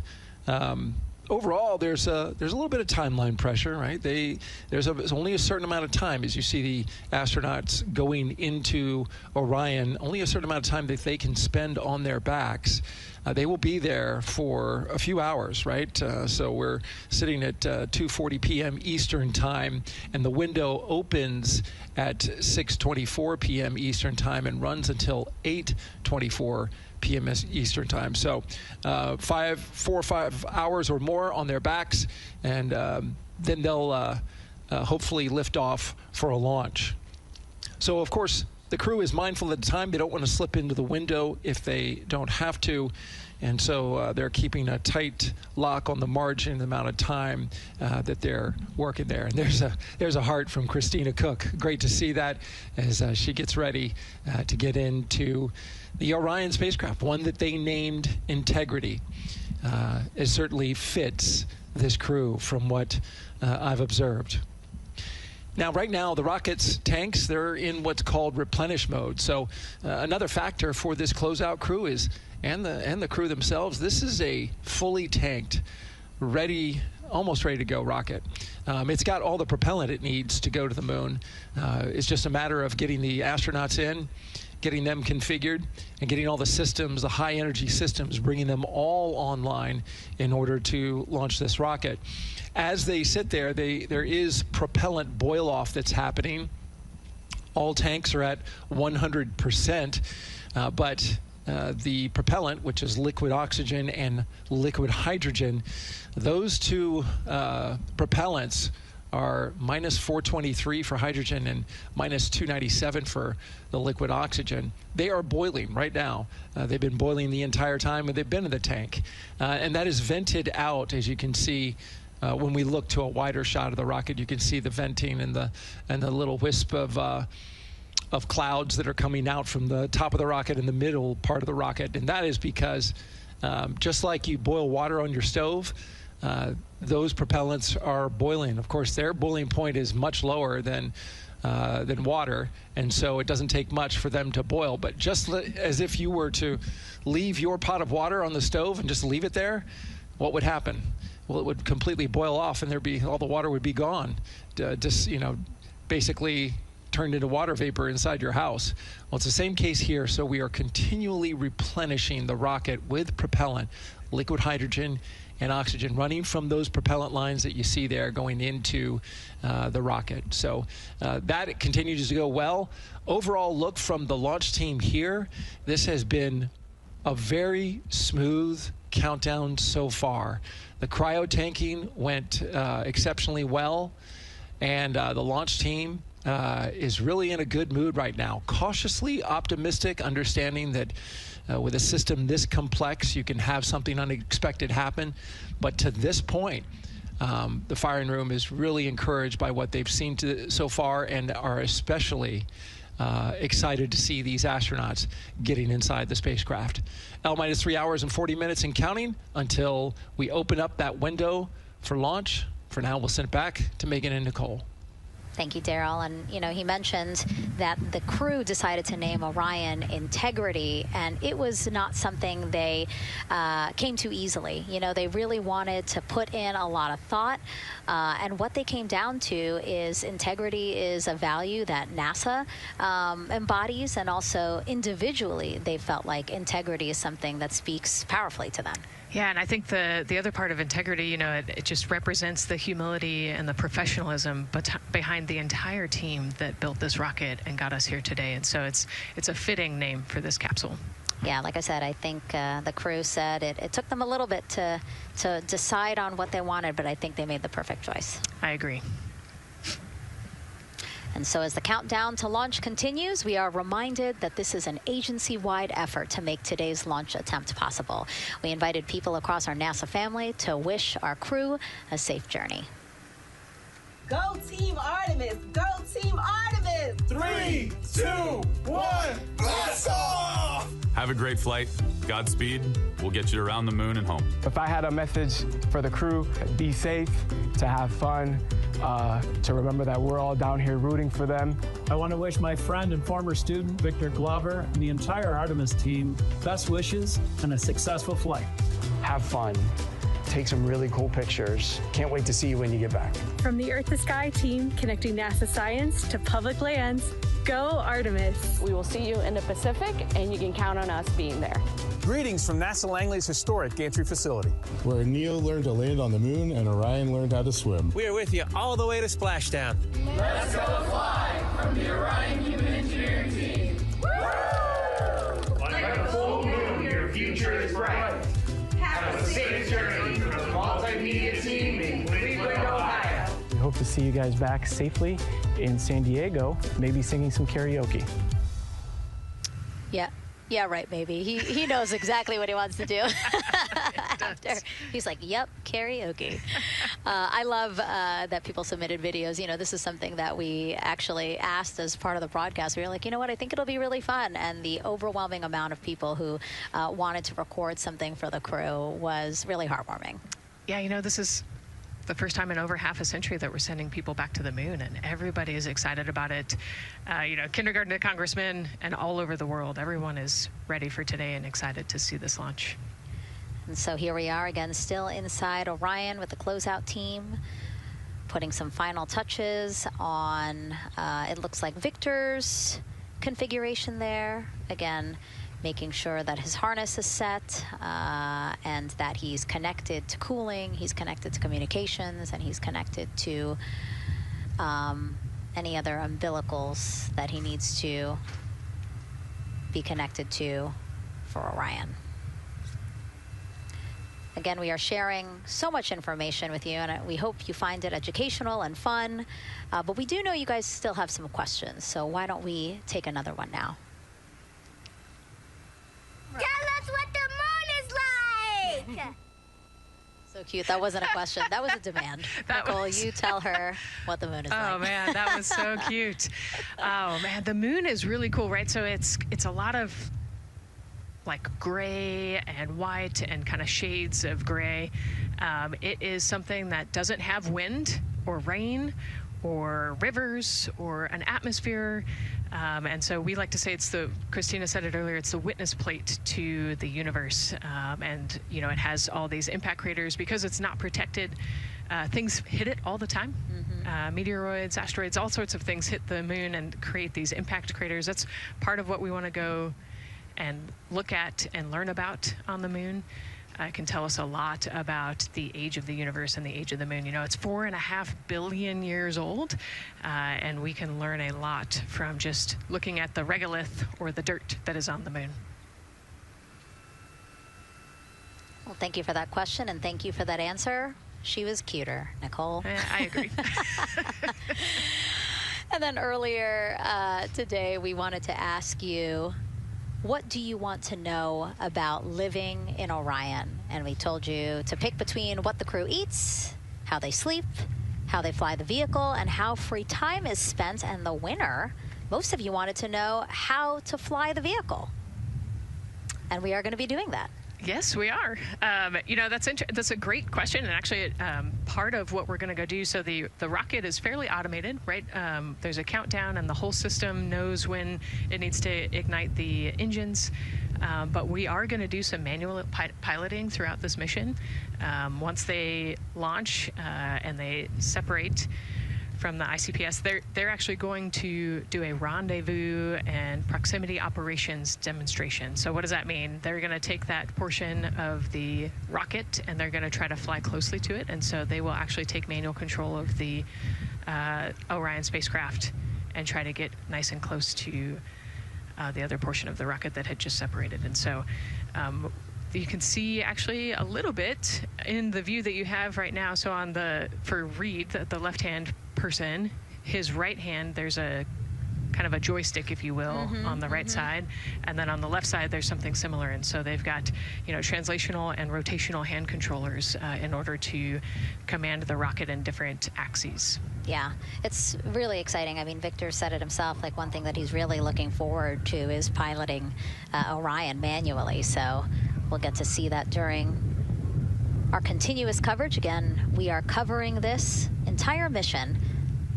We started with tanking, and we will go all the way through splashdown, so you will see what Nicole was just talking about, that proximity ops demonstration, where the crew will pilot Orion manually. And so, speaking of their 10-day mission, why don't we take a closer look at the crew's home away from home for the next 10 days. Here's Megan Carter again from the KSC Visitor Complex. All right, thanks, Megan. Yeah, it's getting real out there, so I am going to bring you back to the moon board so I can show you just a few things about the Orion. Obviously, it is going to be very compact, sitting up there on top of the SLS rocket. Very compact, like I mentioned, over 355,000 pieces. So let me show you a couple key components, starting with these 3 fairing panels right there. When the rocket blasts off, obviously it is going to get very fast. It's going to get hot and windy. And so we have these 3 fairing panels in place to help protect our astronauts. I am also going to take you into a little bit closer look and talk about the LAS, or the Launch Abort System. This is the one piece that is going to be in place to protect the astronauts should something happen to go wrong in the first few minutes of launch. They can actually hit those abort motors, and these can activate within milliseconds, basically faster than you can even blink, and that is going to pull the crew and the crew capsule away from any danger. Now, obviously, we hope that those are not needed, and if that is the case, then about 3.5 minutes into flight, the LAS and those fairing panels will actually activate and jettison away. They'll fall away from the rocket, because at that point, the crew can actually abort the spacecraft safely by themselves. Now, we've talked a lot about the crew capsule right here. This is where they are going to spend the duration of their flight. We're going to talk a lot more about that one in just a little bit, but for now, let me jump down here to the service module. This is the one, we're going to think of this as the powerhouse for the spacecraft. It's pretty much going to provide them with almost everything that they need for the entire mission. Temperature control, removing the carbon dioxide, providing them with oxygen, so much more. You can also do course corrections and things like that. So super quick breakdown, but as you can see, all of these components together are going to make the spacecraft one that is built not just to fly, but to protect, sustain, and bring those astronauts home.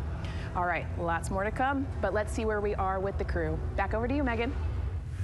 Hey, thanks so much, Megan. A lot of useful information there. And we did want to point out that you did hear over and PLT, NTD on Ryan Earth 1 for ComCheck. NTD PLT, I have you loud and clear on OE1. And I have you the same. Welcome aboard. And so, again, we are now hearing mission audio loops, specifically the Orion to Earth 1 loop, the communication channel for the crew. Successful comm checks by both Victor and Christina. CDR, OTC Orion to Earth 1.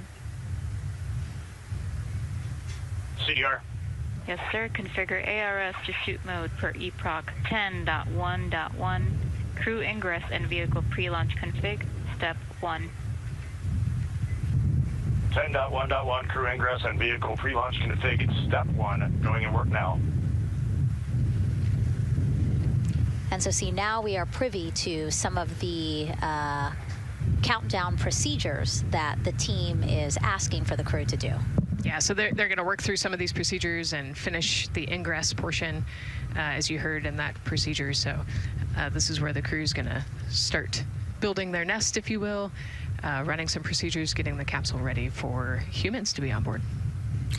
And now look at the clock, 3 hours, 30 minutes and counting until the opening of our 2-hour launch window, and we are pretty good on time. We are as we are expecting in terms of when ingress will be wrapping up soon.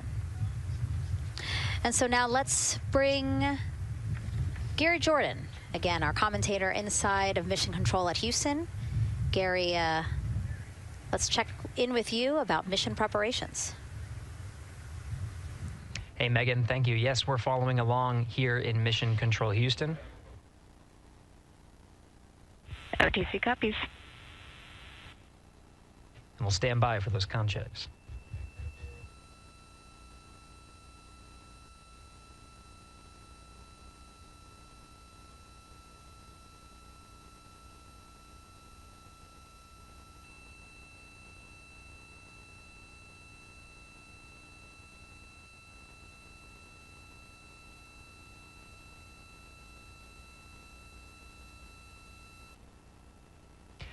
And again, we're waiting for those comm checks. We did confirm from our IVA officer here in Mission Control Houston that all 4 suits have plugged in umbilicals.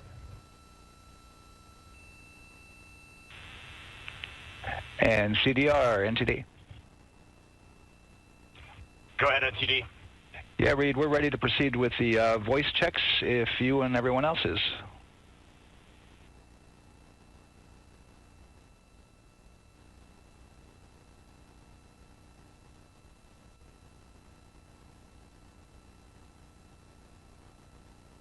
NTD, Integrity crew is ready for voice checks. I copy that. And Integrity for the entire crew, ComCheck on Orion to Earth 1. CDR. PLT. MS1. MS2. Good ComCheck by all. NTD moving to Orion to Earth 2.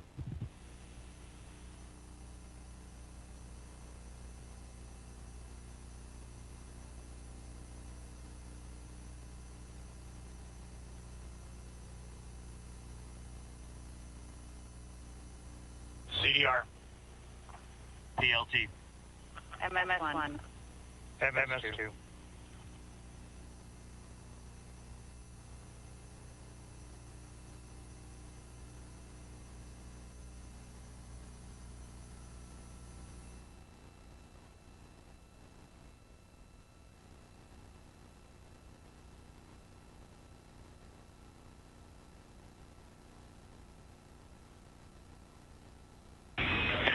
Integrity Houston on Orion to Earth 1. Voice check for the entire crew.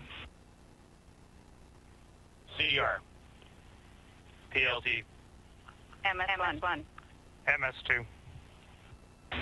Houston has all 4 crew loud and clear on OE1. Stand by for 2.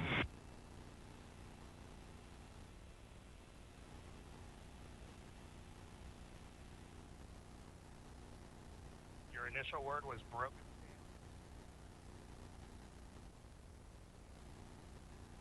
MS1. MS2. 4 crew loud and clear on OE2. We'll use 1 for the default. Houston out.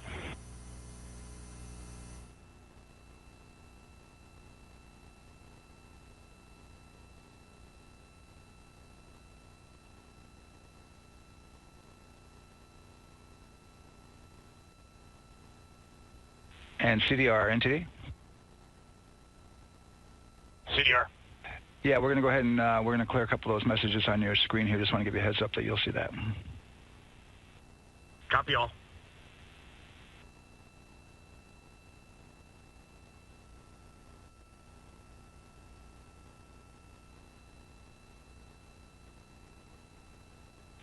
CDR, OTC, Orion to Earth 1.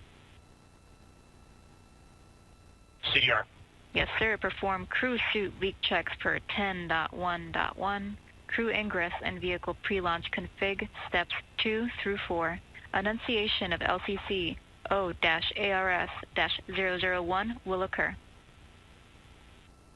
10.1.1 crew ingress and vehicle pre-launch config steps 2 through 4. Going in work now.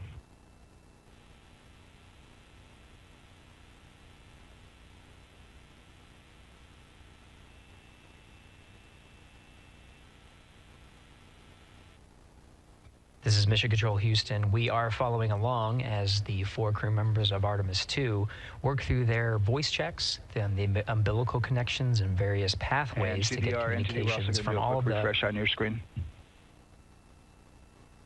CDR. Yes, sir. We're going to look to do a quick refresh on your screen if you guys are okay with that. Hey, firm, just let us know when we can continue in 10.1.1. We'll go hands off.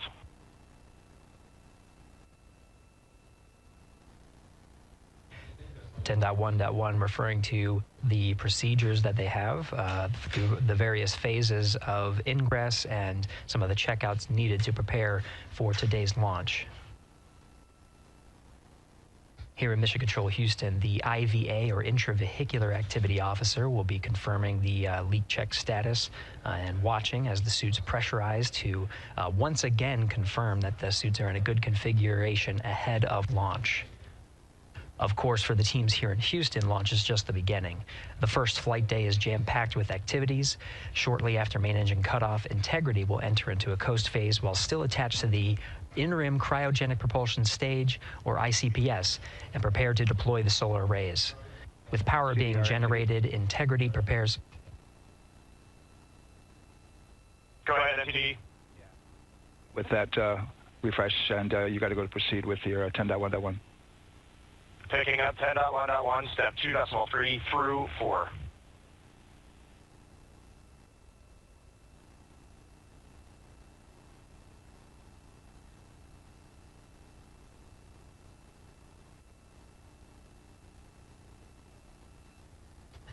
Picking up the procedures, the crew again working through the various steps to prepare for launch, standing by for suit.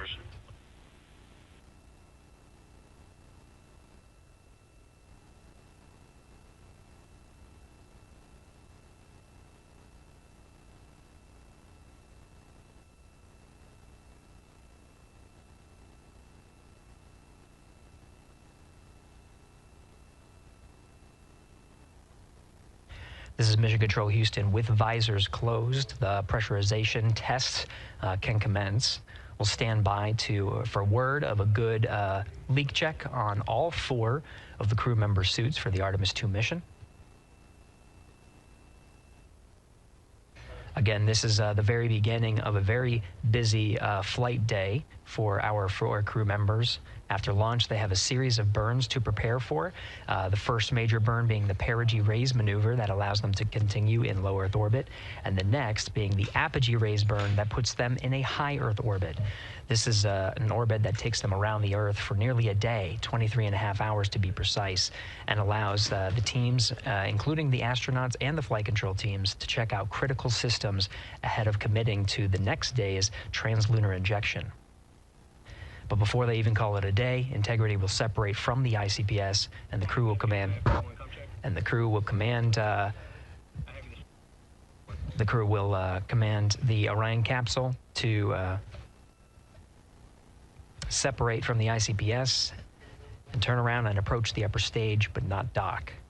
This is to test Orion's in-space maneuvering capabilities and provide further confidence in docking to another lunar space vehicle like the Human Landing System that will be part of the Artemis 3 mission ahead of future moon landings.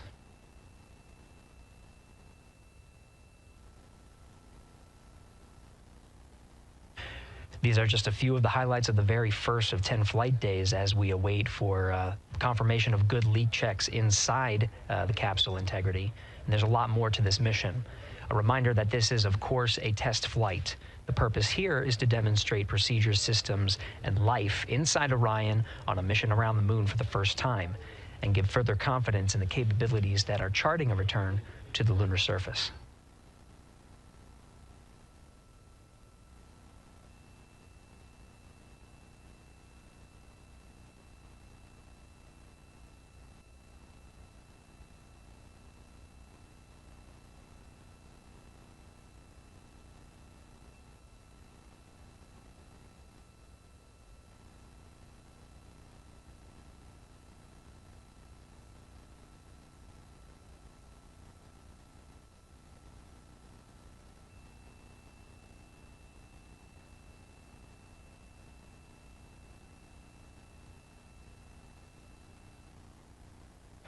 You may be able to see from this view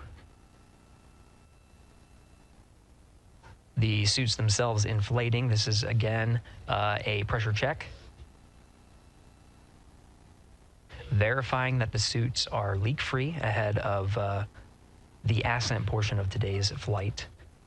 How you see the crew now with visors down will be the configuration of their ascent all the way through core stage separation, about a little more than 8 minutes after booster ignition.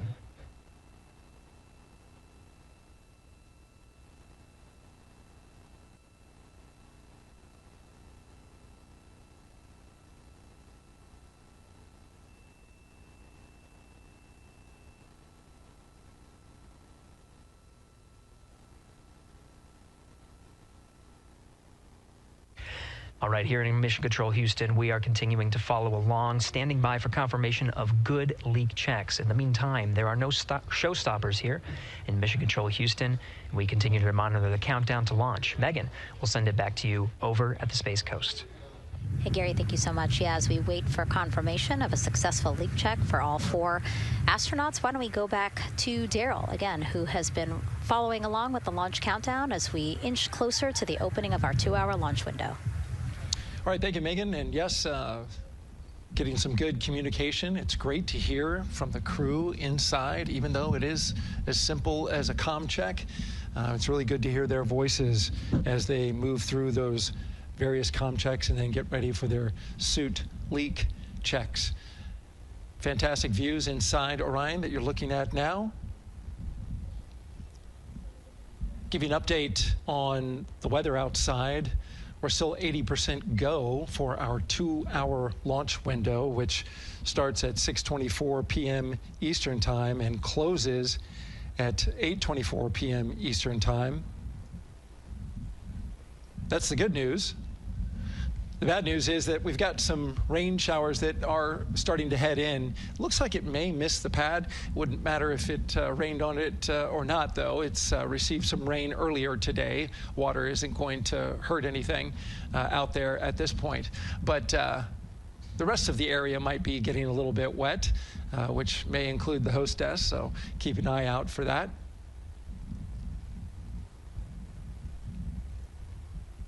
As we're watching with the astronauts inside the Orion Integrity spacecraft, you'll be hearing more and more from them, especially Christina Cook, who is mission specialist number 1. She not only is going to be making history. All crew, visors open, suit loop leak check complete. OTC. Okay, there you heard the suit leak check complete. They check those suits for leaks in astronaut crew quarters.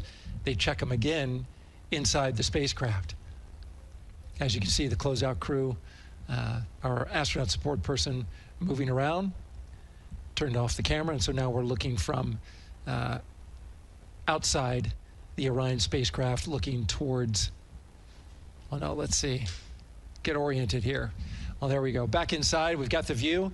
But basically what I was saying about Christina Cook is that she will have the role of reading. CM is ready for closeout, performing video sweep using drag-on camera. OD.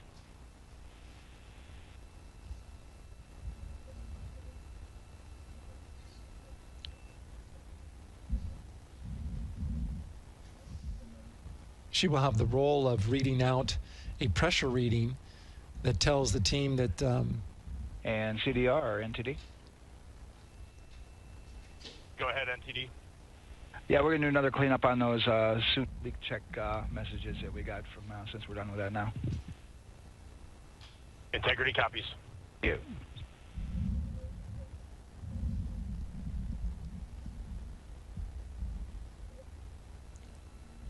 and that's communication going between Orion Commander Reed Wiseman and NASA Test Director Jeff Spaulding. As I was saying, Christina Cook will be reading measurements from the counterbalance assist arm. So you're going to hear her be asked by the NASA Test Director to read that. That CBA, counterbalance assist arm, it's mechanically latched by the closeout crew using tools, but there's a hydraulic assist. It's pneumatically opened and closed, rather, with a pressure assist that helps open it up. Not only that hatch, but also the last hatch. There's two hatches there that we'll see that will be closed, but this is in case of an emergency out there at the pad. If the crew, for some reason, needed to exit quickly, then they would exit the spacecraft by pulling that lever, which would open both hatches. Those hatches are heavy. The Orion hatch is hundreds of pounds. ATC cameras 1 and 2 both set to record. ATC copies.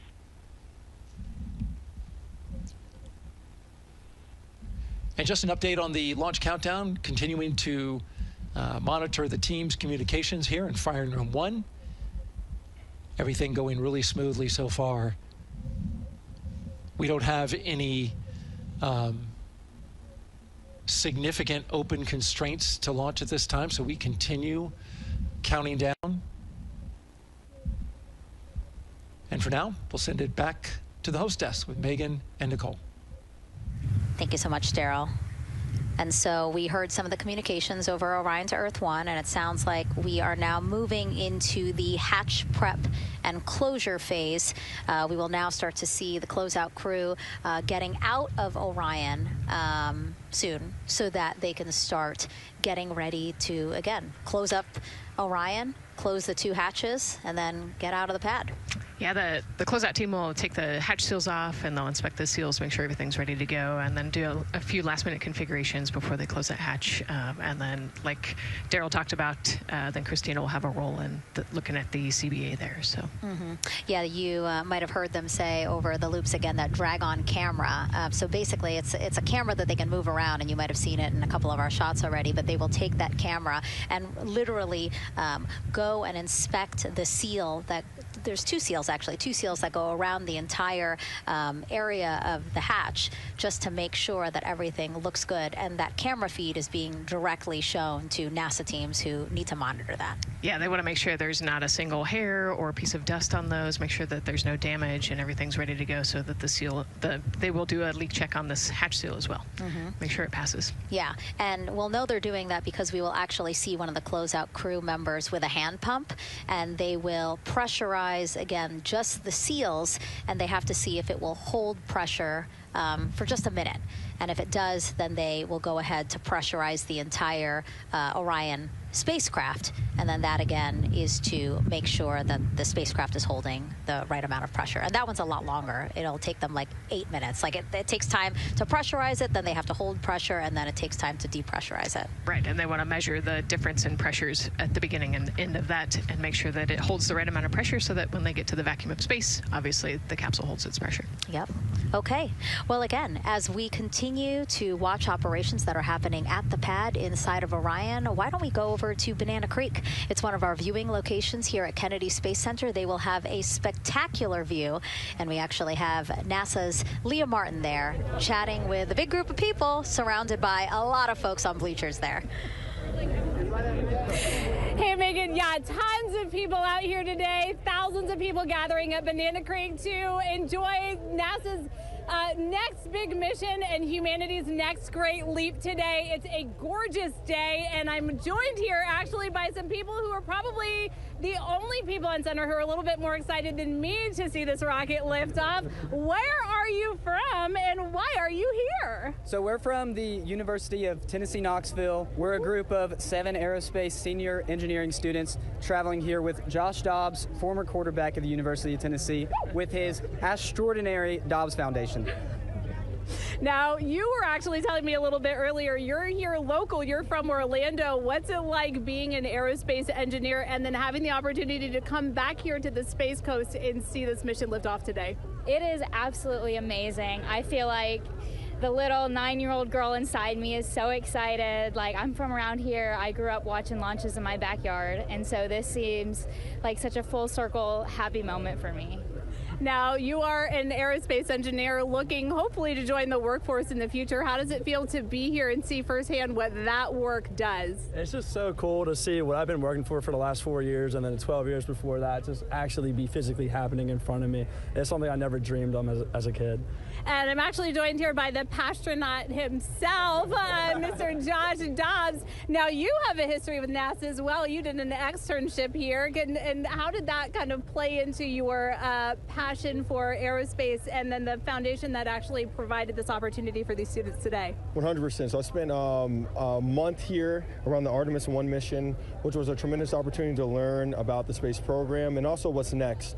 And so to be back here for Artemis 2 and unfortunately, Artemis 1 went in the middle of the season, so it's surreal to be here for Artemis 2. And with my foundation, like, the goal is to be able to take advantage of the opportunities that I've had and pass them along to the future of the industry and give them the opportunity to see what all their hard work can accumulate into. So it's an honor to be here. We're really appreciative of all the engineers and all the hard work that's gone into this moment, and we're excited to watch history happen today. Absolutely, and as a group, I think if you guys had one well wish for the team today, what would you say? I think we can all join together, maybe say, go Artemis? Go Artemis. That was a fun interview, and again, just so neat to see all the people who are here. I mean, still hours before liftoff. Not even hours before liftoff, but hours before a 2-hour launch window. So people just really committed to being here and seeing it in person. Yeah, you can see the Banana Creek is already buzzing. Yeah. There behind Leah. You could hear the chatter in the background. It's an exciting time. Yeah, you could tell that it's a lot louder than we noticed because we just have very good mics. But, you know, she's obviously yelling over a huge crowd there. So super fun, super exciting. And yes, I hope that we all get to see liftoff here shortly. Okay, so as we know, Victor, Reed, Christina, and Jeremy will have their hands full during their mission. So for some of their test flight objectives, let's go back to Megan Carter at the moon board.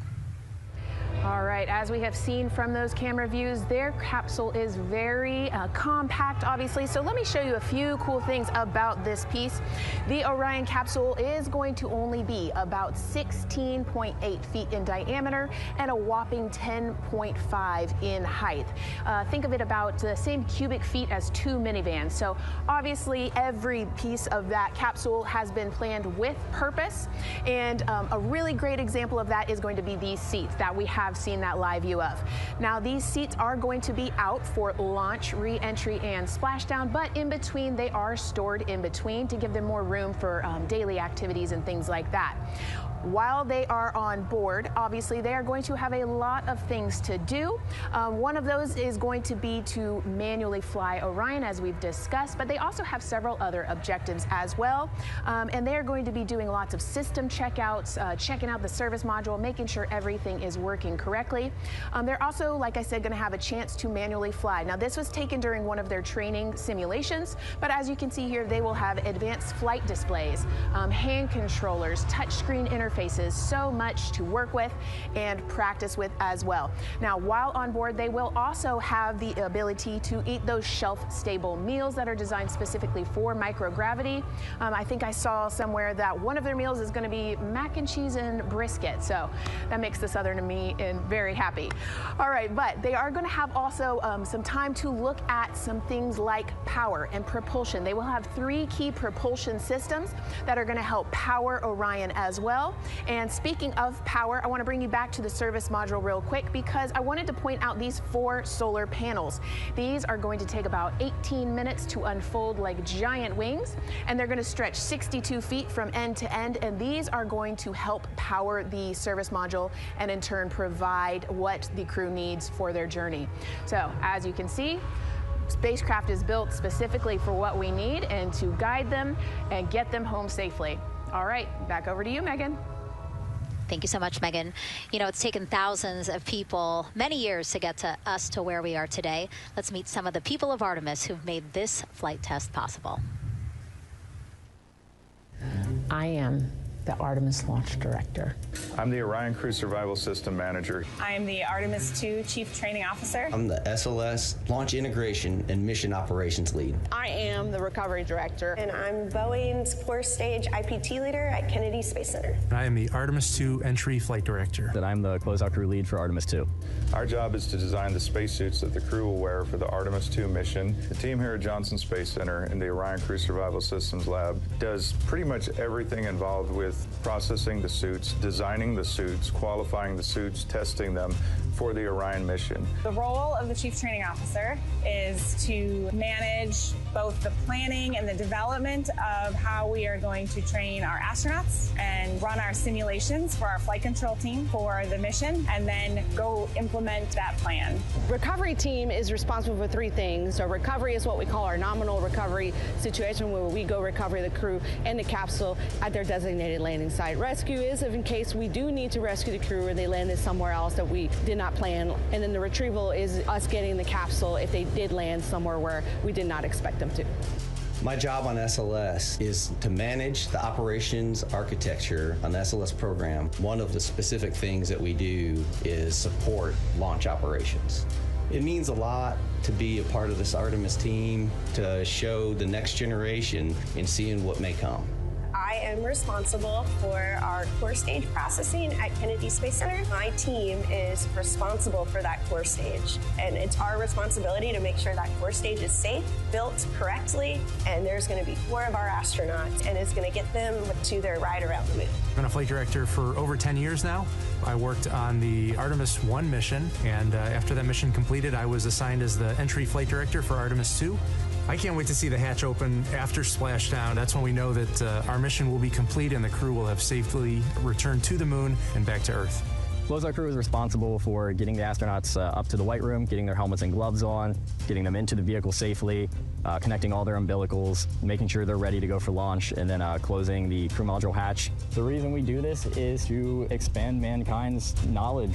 If I can be a part of that, doing anything, I want to do that. The launch director role really is to step back and kind of take that big picture view of launch. How are we doing on any NCs? How are we doing on our timelines, our procedures? Artemis 2 is a beginning. It's going to inspire a new generation. It's going to uncover science. It's going to serve as a pathway to places that we have never been before. And to meet more people of Artemis, you can head to the link we're going to put up on your screen there. Just, again, really nice to see all the faces that have put in the work, the time, the hours, the dedication to get us to today. Yeah, so many professionals that worked so hard on this mission.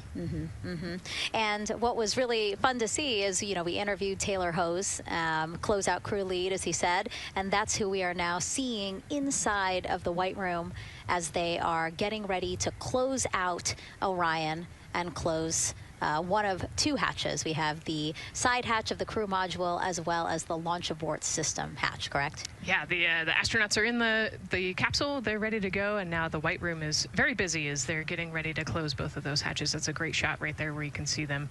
Almost looks like they're doing that hatch seal inspection that we talked about.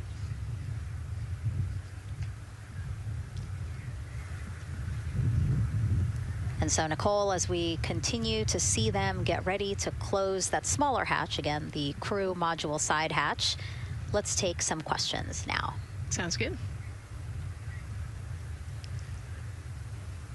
A lot has changed since Apollo, and I have a few questions about what's next. What part of the moon are we exploring through Artemis, and what are some of the key points that NASA needs to consider when planning missions like this? Were you expecting to see Scarlett Johansson? I think that took you. Yeah, I mean, took you aback. We've talked about this, but everybody has an interest in this mission. You know, it's humanity trying to explore and go back to the moon. And I love this question. You know, what part of the moon are we going to? You know, eventually we want to get to the polar regions, the South Pole specifically. We think that there are volatiles there, so water ice, something that can be harnessed as a resource as we create the permanent base on the moon and then try to get onto Mars. But getting to the moon is a tricky mission. You know, we're going further than we have in a long time, and you know, on the International Space Station we're 250 miles from the Earth, and so we're pretty close. We resupply that spacecraft pretty often with cargo missions, but the further and further you get away from Earth, the more you have to think about the lack of cargo, the comm delay. You know, there's a communication delay the further away you get, and so there are different and unique problems as we continue to explore further and further out into the solar system. And there is so much to learn about the moon, so it's no surprise that, yes, even though our goal is to have a moon base at the lunar South Pole, the lunar South Pole is not the main focus of this lunar flyby. So instead, the crew is going to be focused on observing the far side of the moon.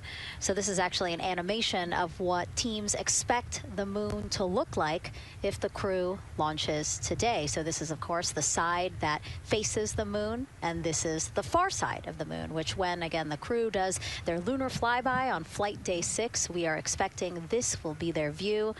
What an amazing view and an opportunity. Yeah, you know, there's so much to learn from this particular mission, because obviously we're not landing with this mission, and so they actually potentially could see the South Pole and kind of scope out what our landing regions look like in the context of the entire moon. But also they're going to see parts of the lunar surface that have never been seen before by the human eye, and so they're going to take these detailed notes. They're going to record themselves talking about what they see. You know, we do a ton of geology training as astronauts, especially this Artemis Artemis II crew, they did a ton of geology training working with scientists to learn how to pick out the unique portions that we want to go study. You know, what is the context of the moon? What parts of the moon look interesting and look different? You know, the impact craters that we talked about earlier. So really trying to take all the pictures, take all the observations, write down, talk about their observations, and record as much data as we possibly can for the researchers back here on Earth. Yeah, it's so important to, yes, we're all talking about what they hope to do during this 10-day mission, but you really do have to think about all the training that goes into this. I mean, you have 4 crew members who won't, you know, have the support the way that they've been having this. I mean, they'll be talking through communications, but you know what I mean? It's just them and the moon, right? So they need to be fully aware and equipped with everything that they'll need to do to be able to accomplish the objectives that we hope to accomplish during this mission. Right, and their specific flyby around the moon, you know, the lighting will be different and the path will be different depending on when we launch. If we launch today, it would be different from tomorrow. And so, you know, they actually had to learn the geography of the moon so that they can orient themselves when they're on the backside of the moon, because they're not going to have communication. You know, they're just going to have a, I think, 45+ minute blackout while they're while they're on the far side of the moon. And so they themselves have to know what things look like on the moon, how to orient themselves, and how to get the data that we're looking for. Yeah, really ambitious mission. Excited to be here at the start of it. All right, so another check of the clock, 2 hours, 57 minutes and counting to the opening of our 2-hour launch window for Artemis II. This pivotal test flight comes 250 years after America began its journey as a nation. As we celebrate that milestone, a special live performance now of our national anthem by singer Ann Wilson.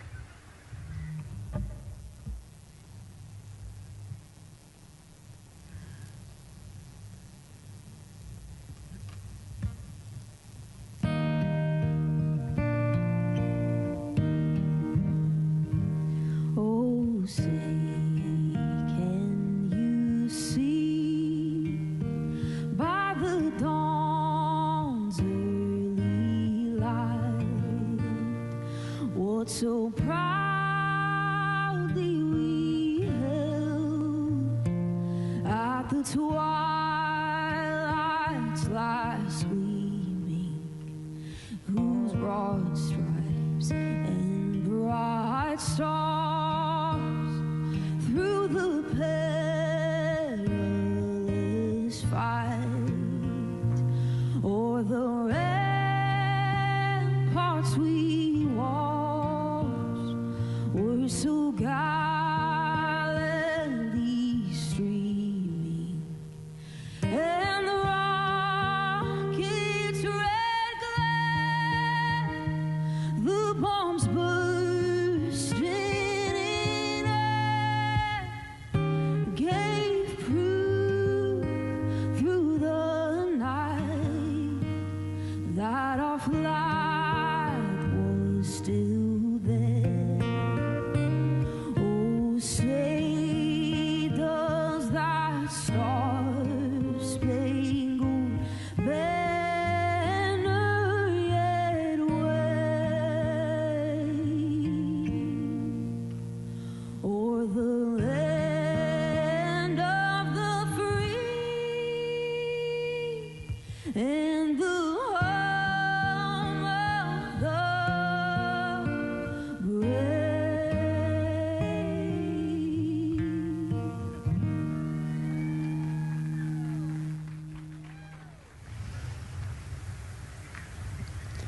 A beautiful rendition. Honestly, I'm a little emotional, a little speechless. Yeah, that was gorgeous. Yeah.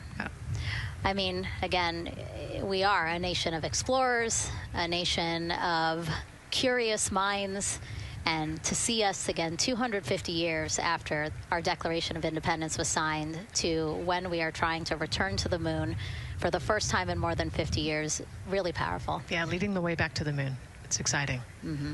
And that's so important to us. You know, we do want to be the leaders in exploration, but we definitely know we can't do that alone. You know, we often hear NASA leadership say that, you know, this is not something one nation can do. This is something that is a collaboration of nations, and that's why we have European countries. We also have Canada, again, joining us on this ambitious test flight.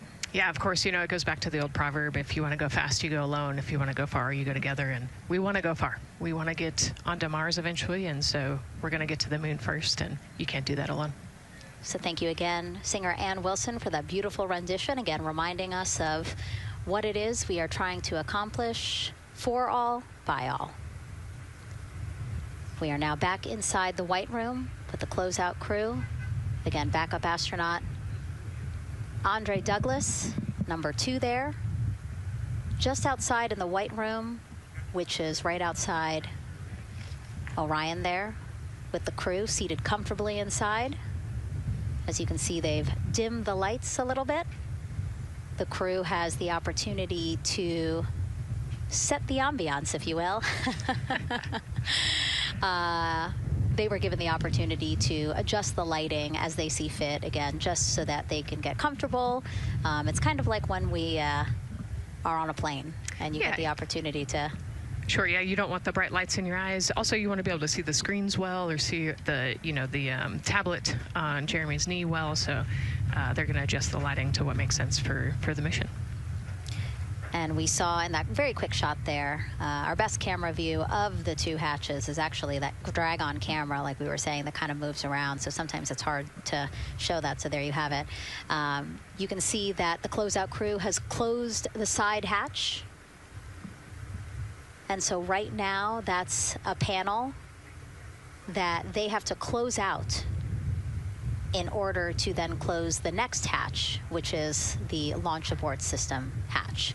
And so, Nicole, can you just quickly, again, talk to people about the 2 hatches, again, crew module first, and then the launch abort system hatch? Yeah, so the crew module hatch is the one they're working on right now. They just got closed. You can see he's torquing those bolts down. And that is the hatch that completes the Orion capsule. And then you have the launch abort system, which actually is kind of almost a shell that goes around the capsule and holds onto the capsule during launch. And it has its own separate engines that can pull the capsule away from the rocket safely in the case of an off-nominal data point. So it's actually looking at roll rates and attitude and thrust and all sorts of different data in order to make sure the launch is safe. And if it's not, then the launch abort system will pull the crew module away and get them into a splashdown zone safely.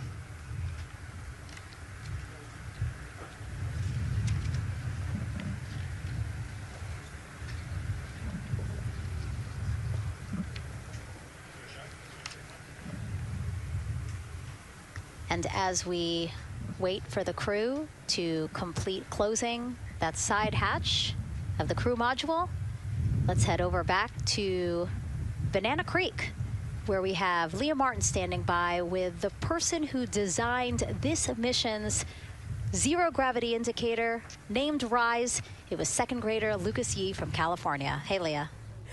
Hey, Megan. Yes, of the many special guests we have with us today, I think one of our most exciting guests is Lucas, who's joining us, like you said, all the way from California.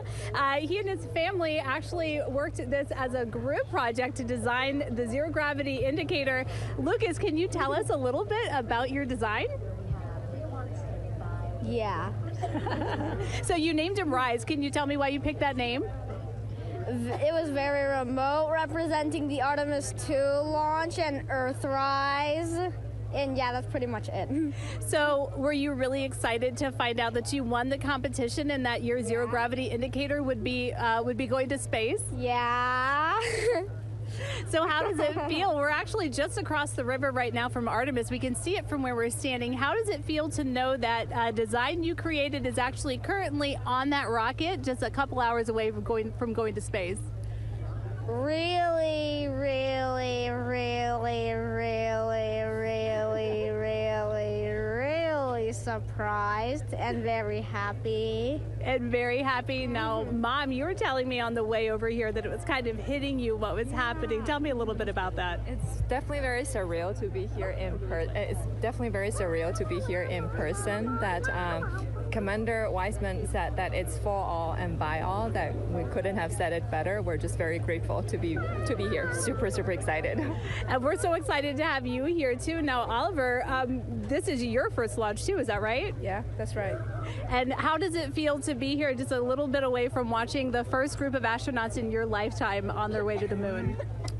It feels like very, very happy and surprised. So if you had one word of encouragement or something to say to the crew who's sitting on that rocket right now, what would you say?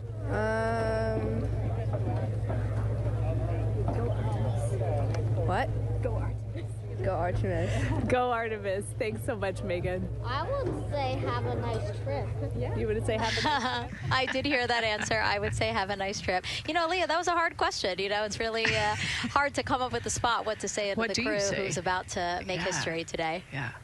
And so the Artemis 2 crew, again, ZGI, zero gravity indicator. It's a plushie, a soft toy that is brought in to the spacecraft with astronauts so that it can be a visual indicator for when we have reached the weightlessness of space, right? Yeah, you saw a little replica there that Lucas had, and then in some of the views in the cabin view, you could see it swinging and hanging earlier. So I think actually Jenny was the one who installed it into the capsule. Oh, really? Yesterday, yeah. So. Oh, we have to unpack a lot here. We got to talk about Jenny, who we will get to here in a second. But then, yes, we will also go back into the capsule so that we can show you where the ZGI is now. But the ZGI was chosen by the crew after a contest where the crew asked for submissions. They got submissions from around the world to, again, design their ZGI that is going with them to the moon. It's kind of like any other road trip. You need clothes, food, a map, your favorite toy. Really. Except this toy has a job to do up there because this is a zero gravity indicator. While not a scientific instrument, this safe and soft object tells the strapped-in astronauts that they've reached weightlessness. For Artemis 2, the crew wanted a one-of-a-kind ZGI, so we asked you to come up with it.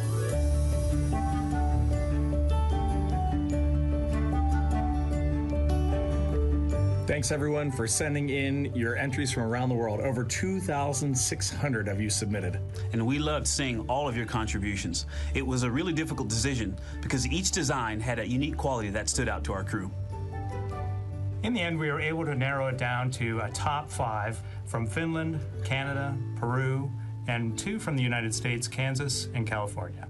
In the end, we went with one called Rise. It was a design inspired by the Earthrise photo taken on Apollo 8, which is very special to our crew.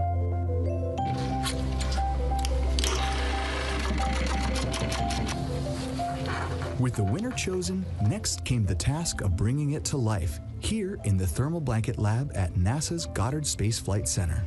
This lab specializes in custom materials to protect sensitive spacecraft equipment and is perfect for creating a ZGI that meets the rigorous safety standards of NASA. Because you have to be concerned with whether the thread's going to outgas or if it will hold up, if it's flame retardant. This is the Rise ZGI doll. All I have left to do is to close the opening here and hand sew the hat on, make sure its stuffing is stuffed in there, and we have our pocket here for the SD card. And on that tiny SD card will be millions of names submitted to virtually join the crew aboard Orion. Got Rise. Not the real one, obviously, but this is a replica. I mean, so clever for Lucas and his family to design. Yeah, I love that he replicated the famous picture that we all love of Earthrise, and then I love that the bill represents the space in between the moon and Earth. It's just such a cute and wonderful way to represent this mission. Yeah, and again, Earthrise, very important to this crew. It harkens back to the picture that was taken by the Apollo 8 crew where they saw Earthrise, and so very appropriate since, again, now here we are going to see Earthrise again with this mission. Yep. So yeah, so this is little Rise here. And then you heard in that video that there is an SD card that is zipped inside with the real ZGI with the crew. So get this, more than 5 million people submitted their names as part of NASA's Send Your Name to Space campaign. And actually, Christina said that her niece and nephew's names are inside that SD card. How cool is that? Her nieces and nephews are going to go with her. Yeah. Love this. Love that people are engaging in such a cool way. And actually, if we take a look back inside of Orion, we can actually see the actual ZGI inside with the crew. As we said, the purpose of zero gravity indicator is to show when we've reached the weightlessness of space. Now, I know that it's probably dark in there because, as we said, the crew decided to just dim it a little bit for them. But here again, as we see Reed on your left, Victor on your right. Below Victor, or next to Victor, again, because they're on their back, it's a little weird. It's a little hard to explain their orientation. But between basically Victor and Christina is where Jenny Gibbons has placed the zero gravity indicator. And Jenny, who, again, Nicole just training in 2020, mechanical engineer, combustion scientist, and actually before becoming an astronaut, she was an assistant professor. So again, another very well accomplished person on the team. And I know the Artemis 2 crew has really enjoyed working alongside both Andre and Jenny. Yeah, actually Jenny was our EVQ mentor when I went through our ASCANner initial training. So she helped us with all of our spacewalk training, which was kind of cool as well. Okay, and there we have Andre again, number 2, with the rest of the closeout crew team there. Why don't we get another check with Daryl and see how the launch countdown is going.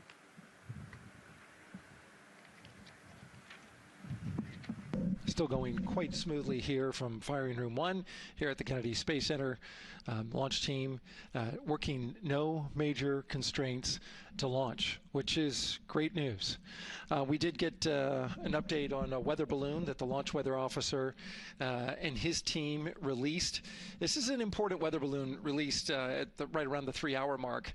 And what it told us is that winds are around 10 to 11 knots in the upper parts of the atmosphere. That's important information for the launch abort system should the astronauts need the LAS. This would, of course, pull the Orion spacecraft off the top of the rocket in case there were an emergency, and then take them offshore to a water landing in the Atlantic Ocean. And so the winds are pushing onshore. And because they're pushing onshore, the launch weather officer is keeping a close eye on the strength of those winds, because if the Orion were to come off the top, and it's powered by 3 rocket motors which can propel it or pull it especially fast off the top of the rocket, it would go up into the air thousands of feet and then splash down in the water. And if you've got wind pushing against it, you don't want that spacecraft to come back and land on land. So they're watching that very closely because of the onshore flow. That onshore flow is also what's giving us a little weather action down to the south of us along what's called the beach line, 528. We got a whole lot of people out there. We're getting ready to watch the Artemis 2 historic launch. Well, they just got a good soaking. Line of rain showers, I should say, passed through that area and soaked the place. Certainly rain is a possibility, spotty showers from time to time, but overall the launch weather officer tells us that we are trending towards getting that stuff to all push to the west the closer we get to our launch window. A reminder, that window is from 6:24 p.m. to 8:24 p.m. Eastern time. We don't have a specific T0 at this moment. There's a lot that needs to be calculated before we get there. We also need to get through the rest of the countdown on time. As of right now, we are right on time. The launch countdown is going exactly as planned. That's not something that we saw certainly in Artemis 1. There was a lot of flexing in the timeline during those 3 launch attempts back in 2022. But so far today, on our first launch attempt, we're really enjoying some really solid countdown work, some solid operations by the launch team so far. And to quote our friend Lucas, who created Earthrise, we all really like that.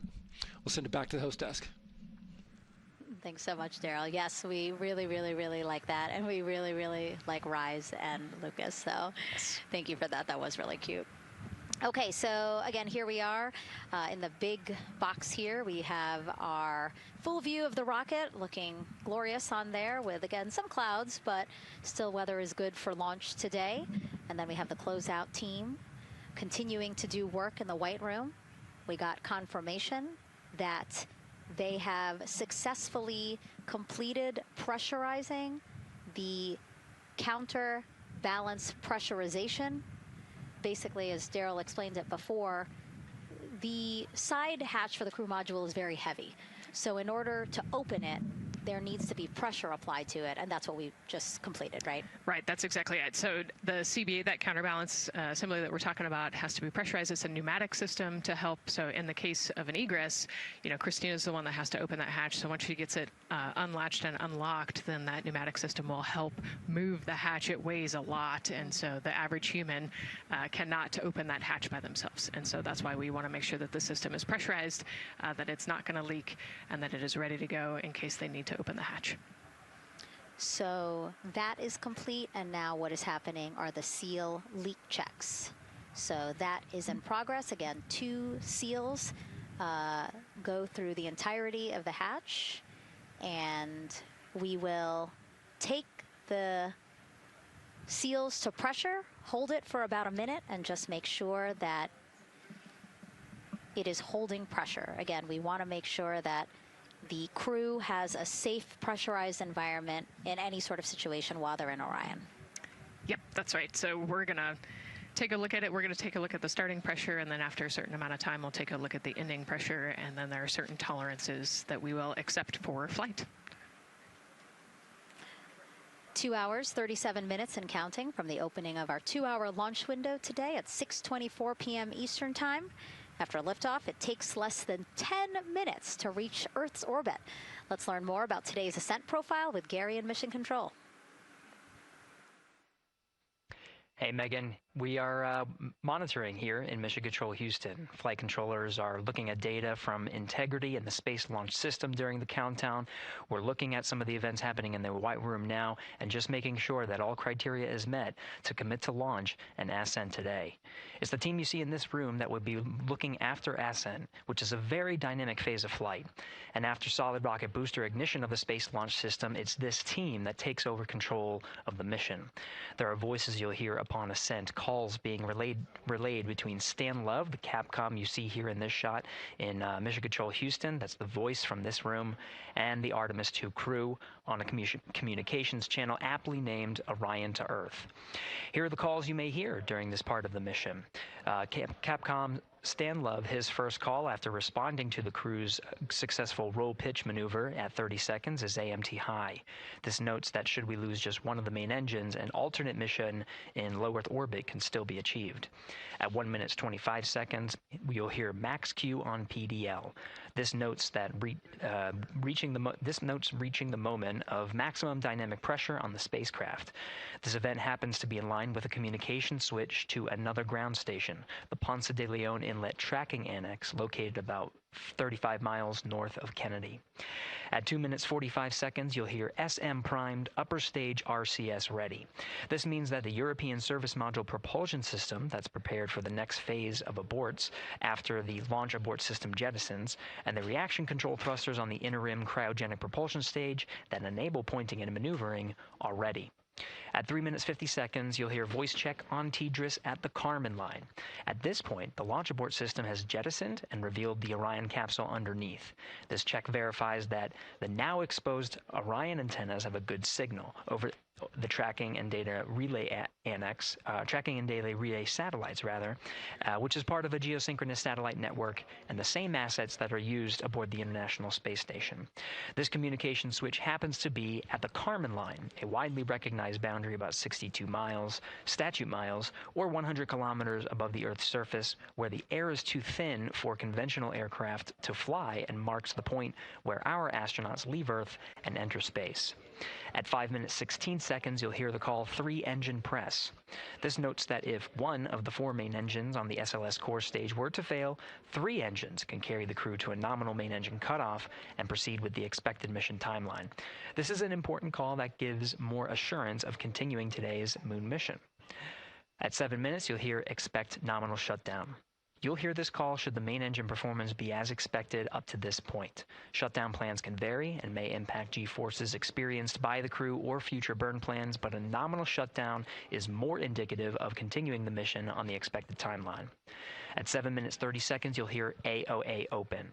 This notes crossing into a new abort profile. At this point, an abort would use Orion engines to escape the core stage, and the altitude and velocity are enough to make it one lap around the Earth and aim for a splashdown in the Pacific Ocean instead of the Atlantic.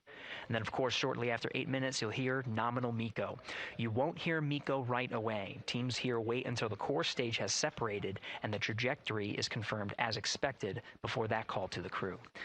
Now, this ascent profile is approximate, as there may be calls that move a few seconds depending on the trajectory, and of course these are the calls and times for a nominal trajectory.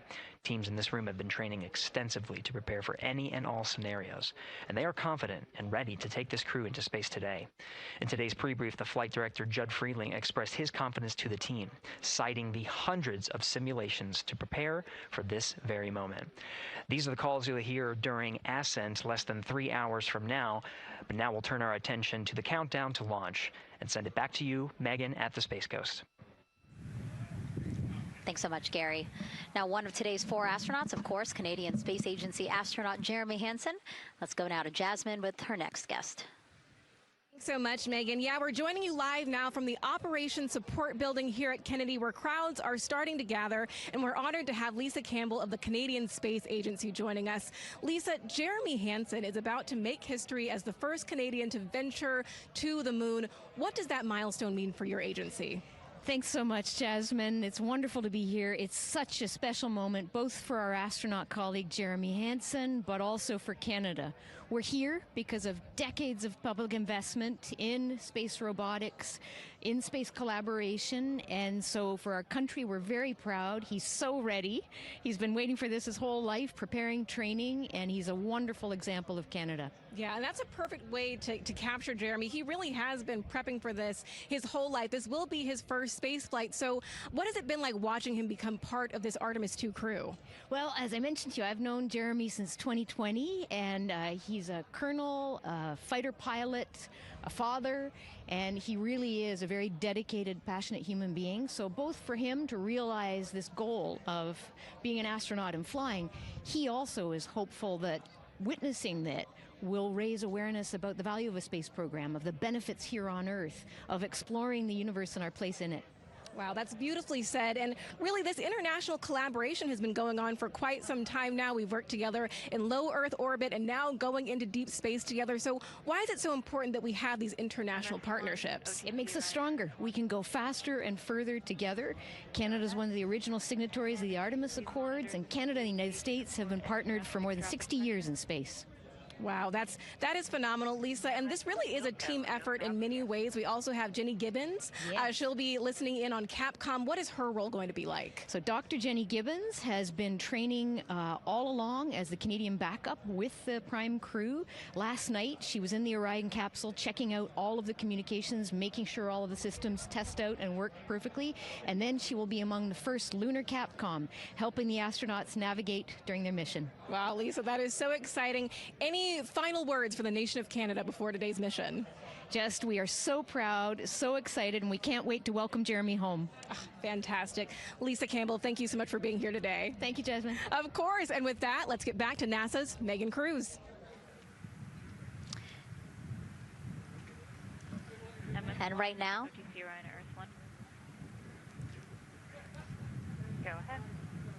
Command PBA press has been completed. Did you see any drop in pressure? At MS1, we saw just a little bit. It is just over 2,600 now. Copy. Thank you, ma'am.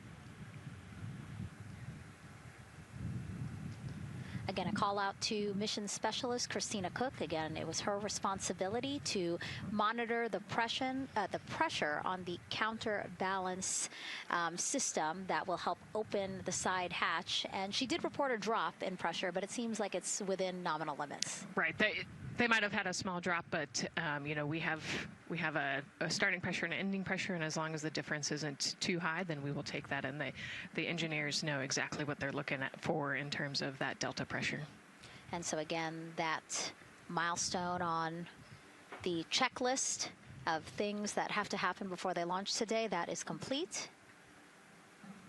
The crew, again, still inside comfortably as the closeout crew team work to close the side hatch. Again, a separate seal leak check, followed by a full cabin leak check, and then they will close the last abort system hatch. Lots to do still in the White Room and marching down the countdown timeline well. And so Bill, again, number 3 there, he is holding a silver flex hose. That hose is what will be connected to Orion in order to do that cabin leak check. So again, it does seem like we continue to march down through the milestones in this countdown.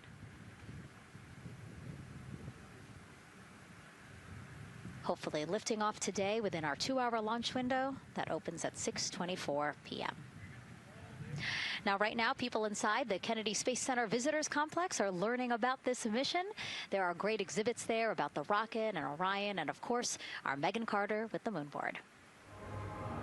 All right, Megan and Nicole, yeah, you mentioned that checklist before launch. That checklist is going to continue during the mission as well, as there are several vital objectives that we are hoping to accomplish with this mission.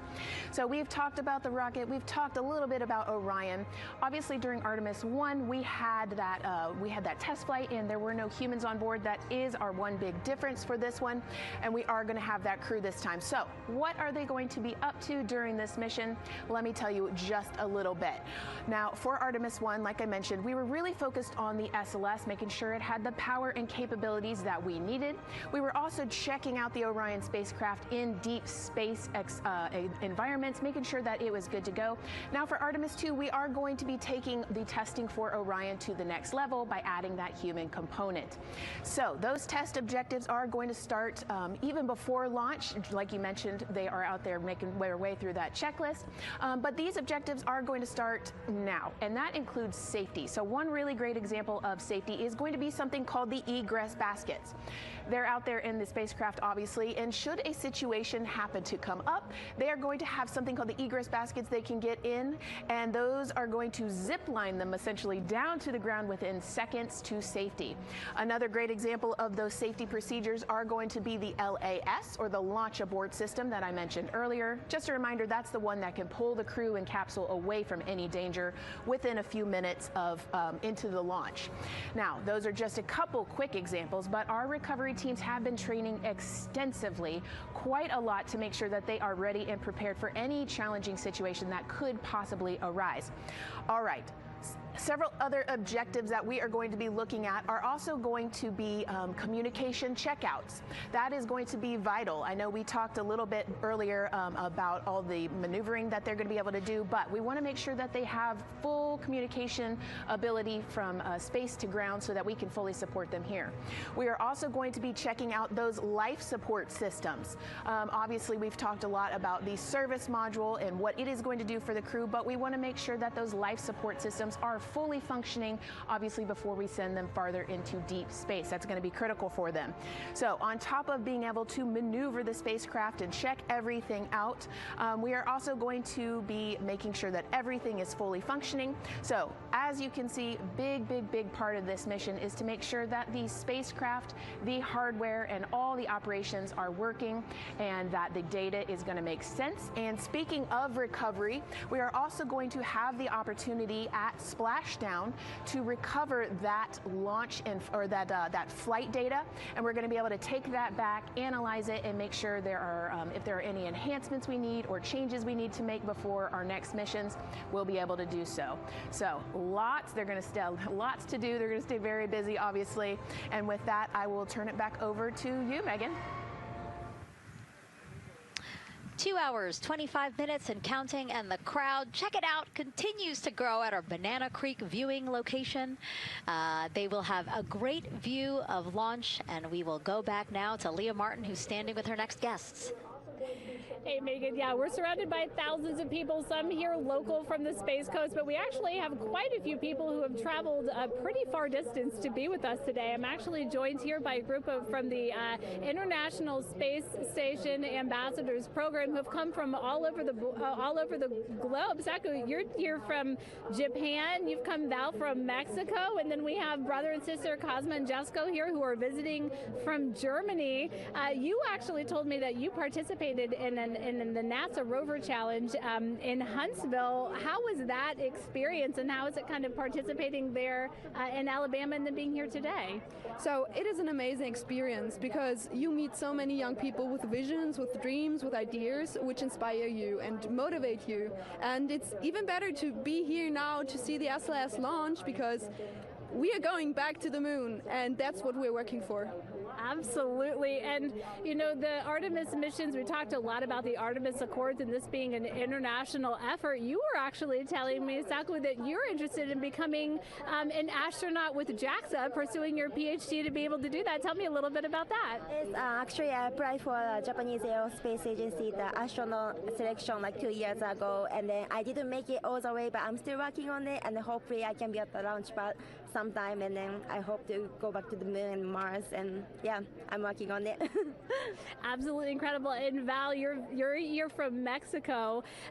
We were talking a little bit about women in space. This is a team who, you know, is predominantly made up of women. What is it like knowing that Christina is on that rocket right now, about to be the first woman to travel around the moon? I think that's such an amazing news. It's just so inspiring that we are taking the first Black person and also the first woman to the moon. It's just the first step in humanity and a big step in equality as well. Megan, a lot of excitement here, not just in Florida, but from around the globe, and we're keeping our eye on that rocket, and we're ready to see it lift off. Thanks, Leah. Yeah, a lot of excitement, but also a lot of inspiration. Again, this is part of, or a big part of the reason why. 130.6. Good readback. Aux 1 voltage 131.3. I copy 131.3. Again, those numbers you hear, they're referring to specific steps in the launch countdown that the crew have to step through in order to get us to launch today.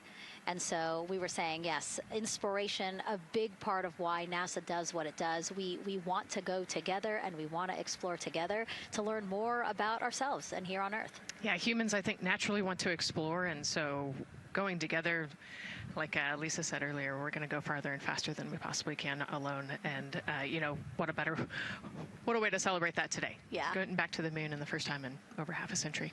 And we have that great shot there in our small box of the rocket on the pad. And at the very top there, our Artemis 2 crew. Right now, we know that the crew has begun the closeout crew has begun doing that cabin leak check. So they are currently pressurizing the cabin, and it sounded like it would take about 6 to 8 minutes for them to get to pressure, and then they have to hold that pressure for 5 minutes, right? Yes, that's correct. Yeah, so there's quite a bit of volume. You know, we talked about it being a 6-person tent. I think it's 330 cubic feet. Don't quote me on that number, but you know, they have to pressurize that capsule, and then, like we talked about, take that initial pressure, wait 5 minutes, and take the second pressure. Yeah, and then it takes about 6 to 8 minutes again to depressurize the cabin. So this process will take a few minutes. Ascent switch configuration complete. OTC copies. Thank you. And then after the cabin leak checks, then they will finally close the last abort system hatch. So again, chugging along in the countdown, really excited to, again, continue to hear the crew's voice inside Orion, stepping through all the procedures. Yes, it's exciting to hear them making progress, right? It's all good news hearing the crew talk to the ground and working together to get to the launch. And what I think is really cool is that this is the first time NASA is going to have astronauts in low Earth orbit, but also in deep space at the moon. So here's a message from some of the crew aboard the International Space Station right now. Hello, Megan, and a big hello to everyone around the world counting down together to the launch of this historic flight test. If we weren't in microgravity, we would also be on the edge of our seats. Here on the International Space Station, all of us are honored to have the chance to wish our fellow explorers Godspeed. Throughout human history, the moon has sparked our imagination, curiosity, and wonder. With our return to the moon, we're not only going to be learning about its history, the history of our solar system and of our planet, but also about our place in the cosmos. We are so proud of the Artemis team and so excited for what you will see and learn on behalf of all of humanity during your trip around the moon. As we push the boundaries of exploration and expand our knowledge with scientific discovery, we advance our collective civilization together as one. Test flights are crucial to the mission of exploration. We all learn in test flight schools that the more challenging the missions are, the more incremental the tests should be. This Artemis 2 mission is one more increment on the way to further exploration. Thank you to the crew, our friends, for your dedication. And from the entire Expedition 74 crew, thank you to all of the teams that had a hand in getting the Artemis 2 mission to where it is today. Back to you, Megan, as the countdown continues. Oh, I love that so much. I just love seeing them there. And again, you have to remember the International Space Station is an orbiting lab. We learned so much there, and we're going to learn so much more from Artemis 2, because this isn't just a test flight. It's an opportunity to learn more about the moon, deep space, and how humans can live and work so far from home. So here are some of the science objectives that NASA hopes to accomplish with Artemis 2. Artemis 2 is our return of humans to the moon, flying around the moon on board Orion. But along with that, we're doing a lot of great science. One of the exciting things about the Artemis missions to the moon is that science is actually a fundamental pillar of why we explore, why we're going, what we're doing in Artemis. I think it's incredibly exciting that not only are we testing the vehicle, but we're testing science on board. Science where the astronauts are conducting experiments, science riding along with the astronauts.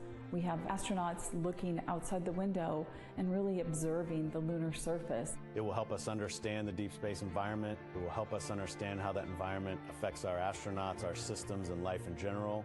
So deep space is a challenge for us because you have to leave Earth's protective magnetic field. Here in low Earth orbit, the crew members are protected from some of the harmful radiation. Going to the moon, they'll no longer be protected, so they'll have a higher radiation exposure. Much like Artemis 1, we have so many radiation sensors and detectors that are inside the capsule so that we can fully understand and appreciate the radiation environment for protecting our astronauts. In my hand here, I'm holding a tissue chip model. This is the exact design that's going to be flying alongside the astronauts. We'll be collecting samples from each of the crew members, and we can make these organ chips out of the astronauts themselves.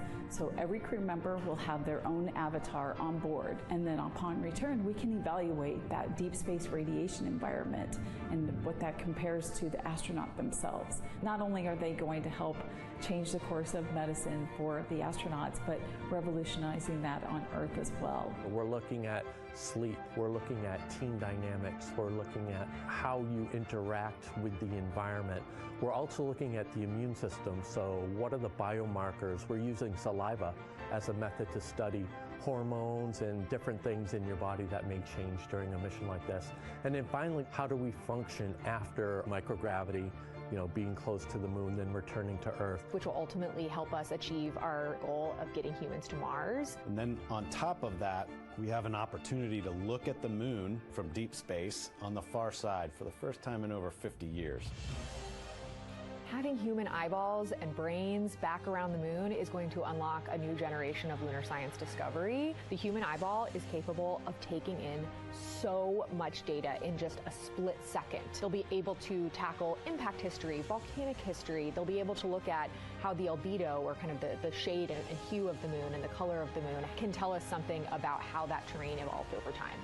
We're integrating science in ways that have never been integrated into human exploration before. We have a front room mission control flight controller position called the Science Officer. We have a brand new science back room where it's basically our brain trust of lunar scientists and geologists supporting the crews of the future. And Artemis 2 will allow us to really test how this works so that future missions are really set up for success. We'll also be deploying some CubeSats. They're small shoebox-sized spacecraft of their own. They're each provided by another country, one of our partners. As they conduct their research, they'll complement what we are doing at the moon with Orion. It is so incredibly exciting to be a part of this mission. And it has been, really one of the privileges of a lifetime. I can see the work I'm doing benefit crew members right now and benefit the crew members in the future. So it's incredibly exciting and it's very rewarding. As this rocket launches humanity off of the Earth, we'll be setting the stage through our science to prepare humanity to leave Earth and explore the solar system. And what we learn during this and future Artemis missions to the moon will eventually get us to Mars. Here's Jasmine Hopkins again, now with Nikki Fox, Associate Administrator of NASA's Science Mission Directorate. Thanks so much, Megan. Yes, we're back on the balcony now, joined by Dr. Nikki Fox. Nikki, in this nearly 10-day mission, we are covering a lot of science from CubeSats to tissue chips. What are you most looking forward to learning? Oh my goodness. I think for me, the most exciting thing is actually being able to interact with the crew while they are flying, doing this historic journey on the far side of the moon. They are going to be seeing pieces of the moon that no human eyes have seen before, which is really spectacular. It's going to be an interesting trajectory. Some of it is in darkness. Then at the terminator, so in darkness they'll be able to look for like impact flashes and things when micrometeorites pummel that poor moon. And then at the terminator they can see shadows and interesting things, which kind of gives you depth perception. And then of course in the sunlit, picking out everyone's favorite craters. Also, if we launch today or tomorrow, they will see a total solar eclipse from the Orion capsule. How cool is that? That is very cool. We are thrilled for this Artemis 2 crew to be able to see the moon in a way that we've never seen before. What is so unique about that far side? Why are we going there? I mean, honestly, it's just, it is unique. It's very different to the near side of the moon. The actual sort of terrain, the morphology, it's very, very different. And so it will be very exciting to see that as we're going past that. Absolutely. And Nikki, we are performing a lot of science at the moon this year, actually, not just Artemis 2. Can you speak to the commercial lunar landers we're planning to send? Yes, we are very, very proud of our commercial partners as they take our payloads for us to the lunar surface. And very excited. Next one up is Blue Origin's Blue Moon Mark 1 going. It's got some science on it. It's got the scalps that went on the Blue Ghost. So we'll be able to sort of look at that plume as it's coming down onto the lunar surface, and then also the laser retroreflector that will be the array that's up there too. So even on that first test flight, packing it with science as much as we can. Wow, Nikki, so much science. It's hard to keep track of everything. But the unique thing about Artemis 2 is we're sending crew. Can you speak to the importance of the human element of science? Absolutely. I mean, we can program, like we do with our beautiful rovers on Mars, we can program them to do certain things, and it's what we think we need them to do. When you have an astronaut up there, they can make that sort of like really unique split-second decision. The thing I'm most looking forward to is when they think they're going to be looking here, is hearing one of them say, "Oh my goodness, look over there." And I think that's just incredible about how we do that. Also, flying our tissue chips with the astronauts, our Avatar experiment. Here we go, Avatar. Oh, wow, look at that. And that's got the tissue chips samples matched to the crew, so we'll be able to monitor the effects of microgravity and radiation on that human tissue as we prepare for more and more missions to the moon for longer and longer durations, and then off to Mars. Wow, Nikki, so much science ahead of us, but first we have to launch. Thank you so much for being here today. Thank you so much. Go Artemis. Oh, of course, go Artemis. And with that, let's turn it back over to the countdown with NASA's Megan Cruz. Nikki is so fun. She has so much energy and so much passion about the science. And again, yeah, it's just so important to remember that so much science is happening with this mission. It's not just to test out the hardware and the life support systems. Yeah, you saw the science video, and then we talked to Nikki. Man, there's so much going on, right? We talked a little bit about the lunar observations that we're going to do. And then, she talked about, made a really great point about, the human eye can pick things out that a camera or a robot can't necessarily pick out. And so that's why we're sending humans. But also, we're not just doing the lunar observations. The Avatar, that's a really cool experiment. They took blood samples from the crew, and then they used those stem cells to make bone marrow and create those little Avatar chips, which is impressive. feels like scientific, sci-fi movie stuff. But, we're we're going to look at radiation. We're going to look at all sorts of different scientific experiments. You know, we got the little CubeSats. We're going to go look at space weather. Lots going on. Yeah, even collecting some of the astronauts' saliva, you can learn a lot about the body through the saliva. So just really a lot in a small amount of time in a small capsule. Yeah, you know, scientific discovery. That's why we go back to the moon. Yeah. And so again, her energy just so, oh my God, I can't find the words. So wonderful. Awesome. Yeah. I don't know why I couldn't find the word. So anyway, yeah, just really, again, thank you, Dr. Nikki Fox and Jasmine. And so Nicole, what about answering more questions? Let's do it. Okay, great. First one, what was the word I was trying to get at? No, I'm kidding. Let's have the first question up on the screen now.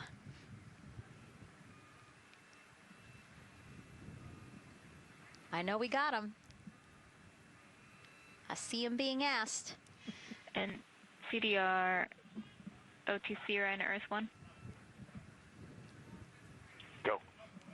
For your awareness, scrubber cycling is about to be restarted. Integrity copies.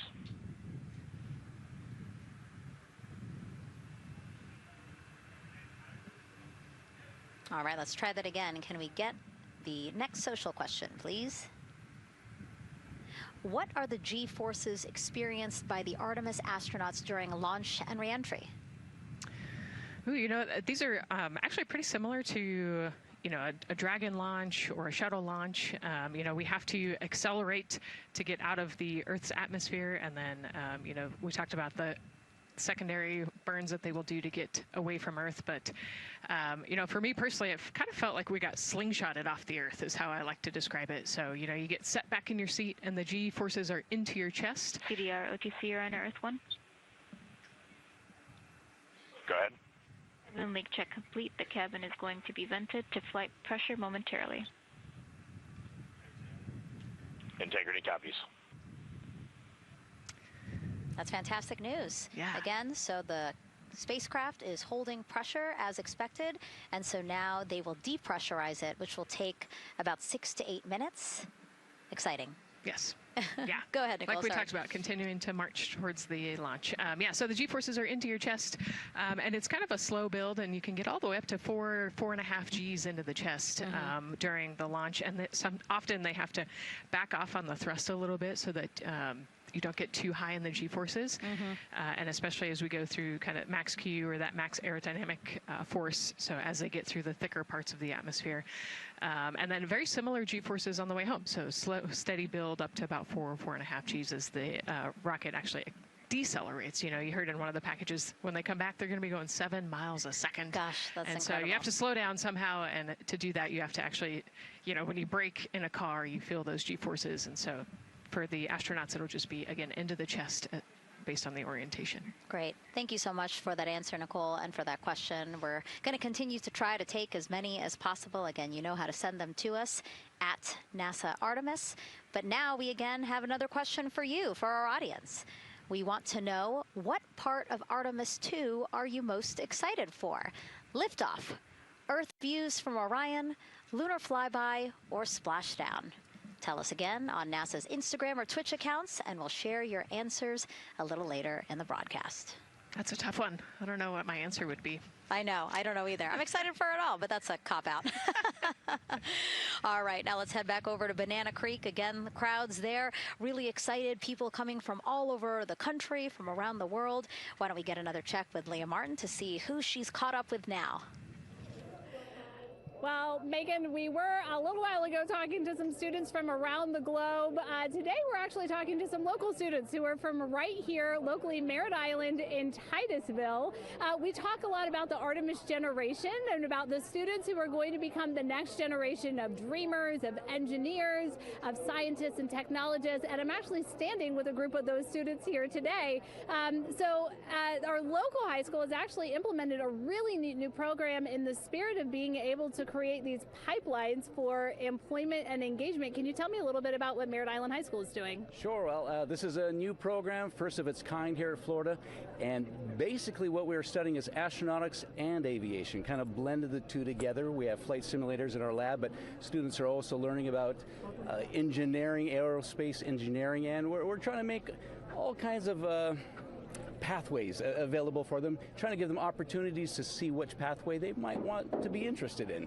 So yeah, it's just a great opportunity for them to learn about space. We just finished doing a whole model rocket build where the students took CAD software, developed their own rockets, put them together, and launched them right from our school. So it was very exciting. Incredible. And then another local high school, Titusville, you guys also have a similar but slightly different program. Yes, we do space mechatronics with advanced manufacturing, preparing students to build and manufacture things to automate, do automation to build things on Mars and things like that, or locally too. Now, you told me that you're actually trying to figure out a little bit what you want to do when you're done. You're a freshman in high school. What things are you learning in your class here that are really kind of tweaking your interest in the aeronautics field? So we're building a lot of things with like metal and how we're supposed to do it on the rockets. We're also doing computer programming, which would help with NASA and like programming and coding. Absolutely. And you were actually telling me that I think were telling me that you're interested in becoming a pilot. We talked a little bit about the pilot who is on board the rocket right now. How is this program preparing you for your future? I mean, it's teaching me everything that I know about aviation, and it's really inspiring that I get to learn it in a classroom, like locally as well. It's amazing. I love it. And then you were also telling me you're taking this class. What's the most interesting thing you've learned? I really like the whole design part of it, like actually like engineering, like because I want to be an engineer. Engineering the products we use when we build stuff, that's definitely my favorite part, learning how to use those kind of softwares. Absolutely. Well, Megan, when they're seasoned NASA employees, you'll be able to say that you saw them here first when they were still in high school. Back to you at the desk. I can also say that they have fans. Nicole Ayers here. As soon as that girl said that she wants to be a pilot, Nicole went, yeah, why is that something that's so thrilling for you to hear? I mean, I love when kids in high school have goals and they set their goals high and they want to go do something. You know, the kid who wanted to be an engineer or a pilot, like, I love that. You know, find something that you're passionate about, go work hard at it, and go get good at it. Yeah, and speaking of passion, I mean, we definitely have a whole bunch of people here passionate about what NASA is doing here. Again, the lawn behind us just filled with media from around the world, making sure that they can help tell our story to everyone who is interested in hearing it. So back here in Florida, of course, we have NASA leadership also keeping a close eye on launch operations. Let's go now to Jasmine Hopkins, who is standing by with Lori Glaze, Acting Associate Administrator of NASA's Exploration Systems Development. Thanks so much, Megan. Yeah, we're honored to welcome Dr. Lori Glaze to the balcony now. Lori, this is our very first time having crew on an Artemis mission. How does that feel, and how does that change our overall approach to the mission? It's a really good question, and it really came home today when we were watching the crew walk out, and then we saw them get into their van and go out to the pad, and we've been watching them getting into the crew module. And so we've really put an enormous amount of rigor into assuring the safety of our crew.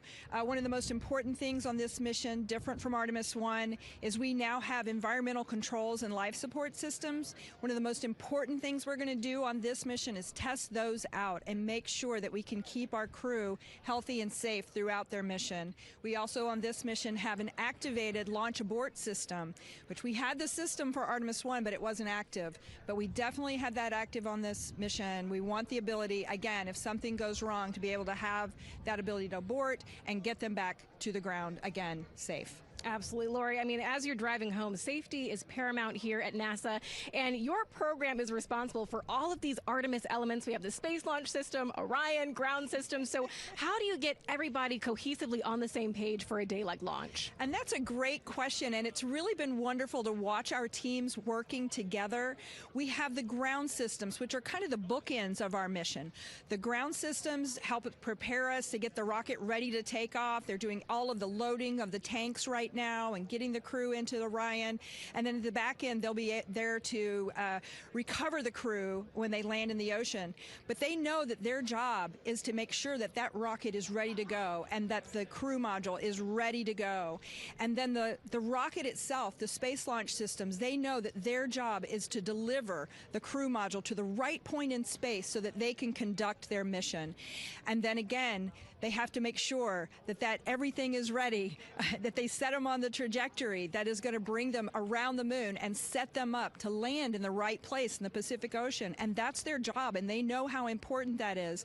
And they have to work closely with Orion, which again, they also have to work with all the other teams to make sure that everything's working together. And then on top of that, our flight operations teams, all the people on the ground, they're all working together. They know this mission doesn't work unless every single part of the mission works. Right. Lori, there are so many things that have to work together today. We can't wait to see what happens next. Thank you so much for being here. It's my pleasure. Thank you. Of course. And with that, let's take it back to the countdown with NASA's Megan Cruz. Yeah, and speaking of the countdown, 1 hour, 59 minutes and counting until the opening of our 2-hour launch window at 6:24 p.m. Eastern Time. This is a shot of Jetty Park. It's a nearby popular viewing location of rocket launches, and it is so great to see how many people are here. I mean, this is a Wednesday. Like, people had to take time off of school and off of work, but it's something that they felt like they wanted to do, to be here. Yeah, you know, I think just based on the chatter on the airplane ride yesterday, half of my airplane ride Really? They were coming to see the launch. You know, everybody's excited and traveling from all over the world to come see this launch. And it really is a great day. We had some sprinkles here in the crowd, but for the most part, I mean, it's just a beautiful day to witness history. It is, yeah, you know, a little bit of sprinkles, but for the most part, the clouds are staying away, and you can see the blue sky behind us, so hoping for good weather in a couple hours. Absolutely. And so Dr. Lori Glaze mentioned what we learned from the Artemis 2 mission helps pave the way to sustained human presence on the lunar surface. So what are the objectives of this mission to eventually accomplish that? Let's check in with Gary in Mission Control for more. Thank you, Megan. Yes, the Ascent teams are here in Mission Control Houston, working through their steps to prepare for a go for launch. Right up here on the front board, we're watching the teams in the White Room work through their checklist and closing the hatch as we verify ours, working as one NASA team. What Dr. Glaze said about working across the teams throughout the nation is true. It takes one NASA team to bring everything together and accomplish the mission objectives. The Artemis 2 is designed as the first crewed test flight of NASA's Artemis campaign, sending astronauts into lunar space to validate systems, operations, and human performance ahead of a more complex lunar landing missions. NASA has identified an extensive list of mission and flight test objectives that serve as a checklist to verify the capabilities needed to land humans on the moon. For the Artemis 2 mission, there are 5 overarching priorities that cover the mission and flight test objectives. First is, of course, the crew. As the first crewed mission inside the Orion spacecraft, this mission serves to demonstrate the capability of safely sustain the flight crew throughout the mission, including launch, the deep space component, and return. Number 2 is systems. This mission brings it all together to validate the performance of all ground and flight systems needed for a long-term lunar campaign, from launch infrastructure to spacecraft operations in deep space. Third is hardware and data. We'll be gathering performance data as much as possible over the Deep Space Network, but we also aim to retrieve onboard data and hardware after splashdown to gather additional insight and improve future Artemis missions. Fourth is emergency operations. The crew and flight control team will be testing emergency systems such as abort procedures, rescue operations, and contingency responses. During the flight, astronauts will rehearse a number of these procedures to ensure that in the event of a real emergency, the planned procedures and operations are sound. And finally, there's subsystem validation. Engineers will be verifying subsystems across the board to ensure reliability across life support, propulsion, avionics, and navigation systems aboard the Orion spacecraft. Human spaceflight is a complicated endeavor that requires precision and confidence across all disciplines. You may hear the phrase, human spaceflight is the greatest team sport, a few times in today's coverage, and it's absolutely true. Not only does it need mastery of specific components, but the integration extends across thousands of people and facilities around the world to come together and make it all work. A lot of the work from many people has led to this moment, a rocket at the pad with humans on board, ready to put everything we worked for to the test. I'm certainly excited about it. The teams here in this room are looking forward to supporting the mission, and I hope those watching are as excited as we are. We are following the countdown here in Mission Control Houston. Everything continues to look good, now inside 2 hours from the beginning of the launch window. With that, I will send it back over to you, Megan and Nicole. Hey, Gary, thank you so much. We are getting word that the launch team is working something that we would like to give you an update on, so let's get on over to Daryl. All right, thank you, Megan, and we are live in Firing Room 1 here at the Launch Control Complex. Yes, we are currently not working any constraints with regards to the rocket or the ground systems. But the launch team has been made aware of an issue that the range is working. And currently they're monitoring that work that is going on over at the range. We understand that that issue is related to the flight termination system. Now, the flight termination system, just to give you a quick explainer, every rocket has a flight termination system. It's the system that the Eastern Range here uses in order to send a destruct signal to a rocket in case it veers off path. So it's a very critical, important safety component in terms of how the range keeps the public safe here. We understand that the flight termination system, they're working an issue. And so as they continue to work that issue, they've asked for some assistance from the launch team to help verify some of the work that they're doing on their FTS system. And this is where it gets a pretty unique situation here. The assistance they've asked for is to verify what's going on with their system. They want to check it to see that the work they're doing is okay. And in order to do that, the FTS console operator inside the firing room has been asked to help them verify it. And the way that they're going to do that, and the solution that he proposed to check and verify the system with the launch director, and she gave the approval, is to go get a piece of heritage equipment from inside the VAB that was used during the space shuttle program. And this equipment is able to receive commands by the range through the flight termination system. And so with this piece of equipment, this console operator who works FTS was granted permission to go go over to the VAB next door and get this equipment that he's very much aware of and used during the space shuttle era. And so that is in work right now. The bottom line of all this is, at this moment, the range is no-go. But that is not stopping us from moving forward in the countdown. We can continue to process and work the countdown. The closeout crew will continue to do their work, and the launch team will continue to do their work as well.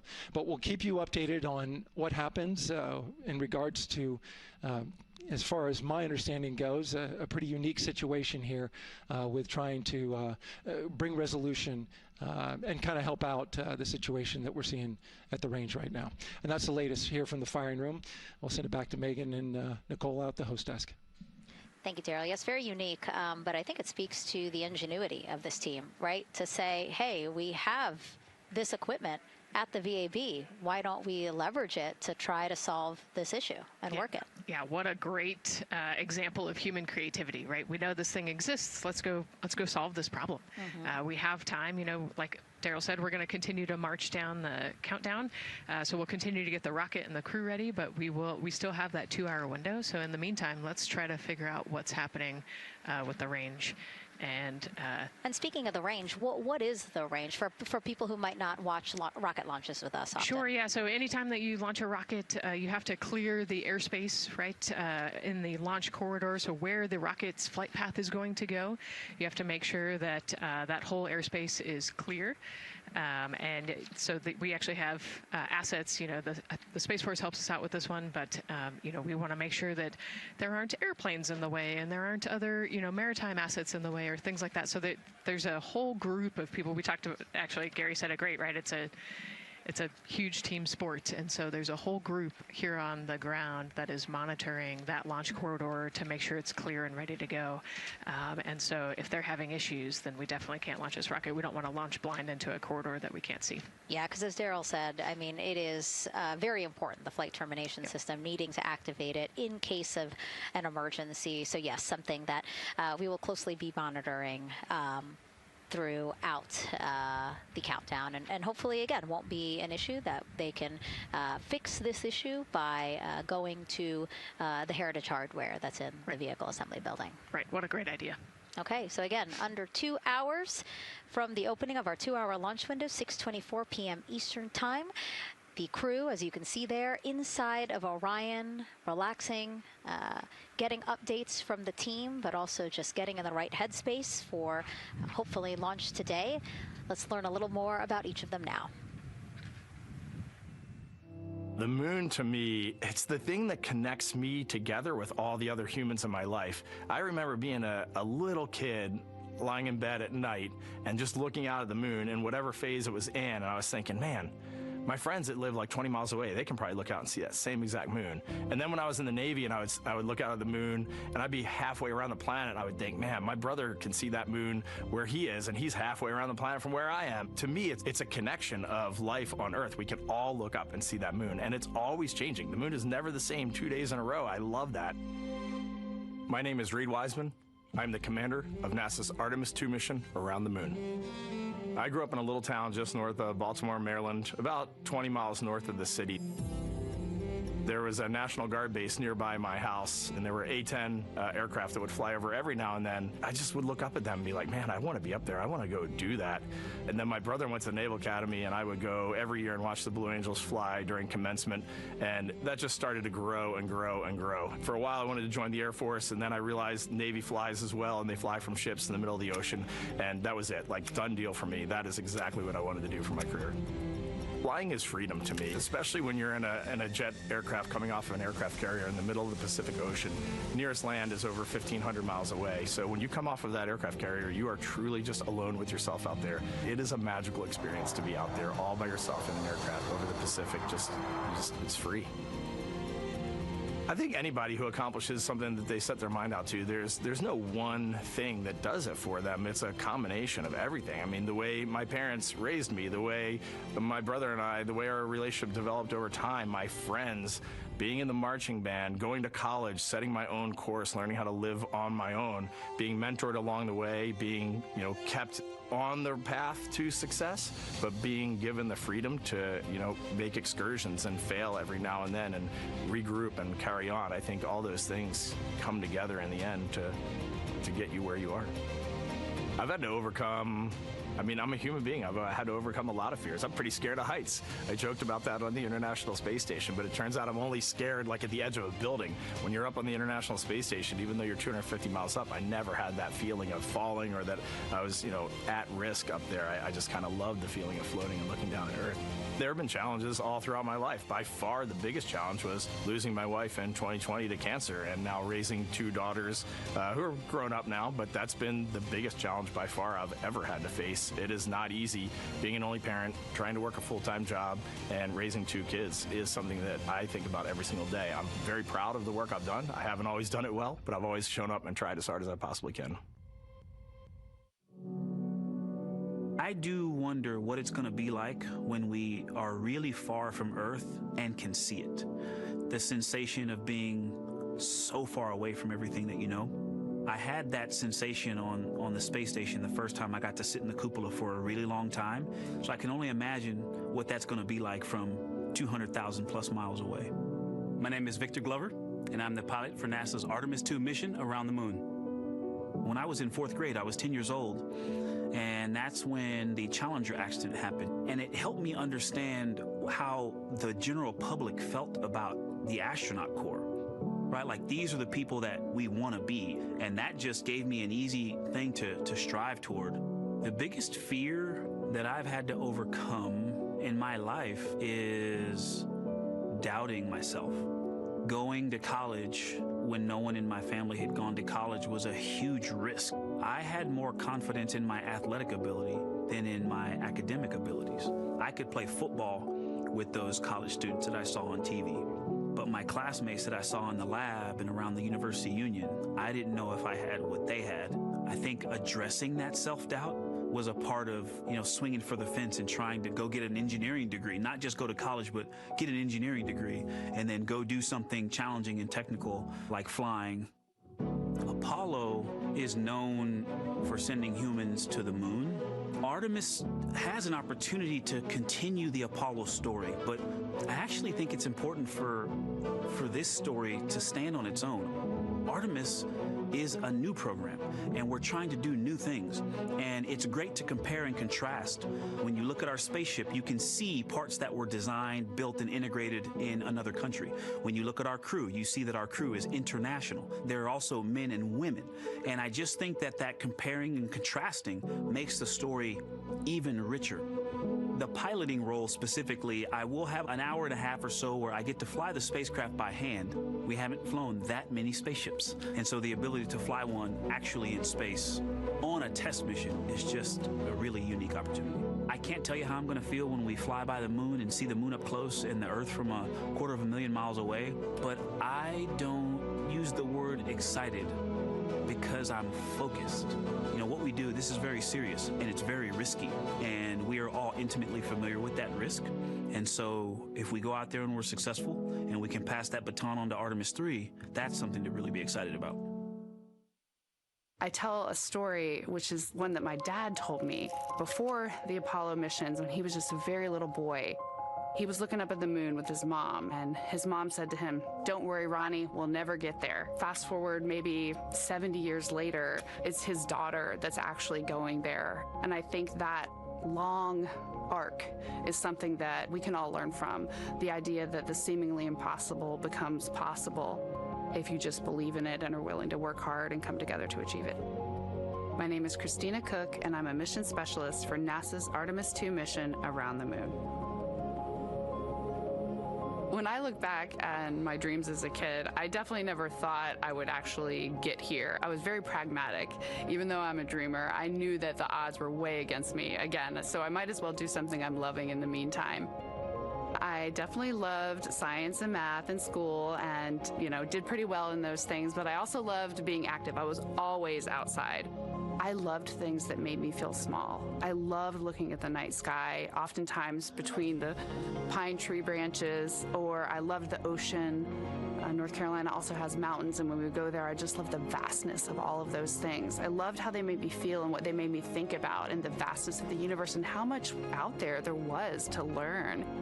I'm drawn to exploring. I'm drawn to challenges that involve both mental and physical, and I'd much rather be solving problems wearing a whole lot of equipment and in a harsh environment, and that's just something I've carried with me ever since I was a kid.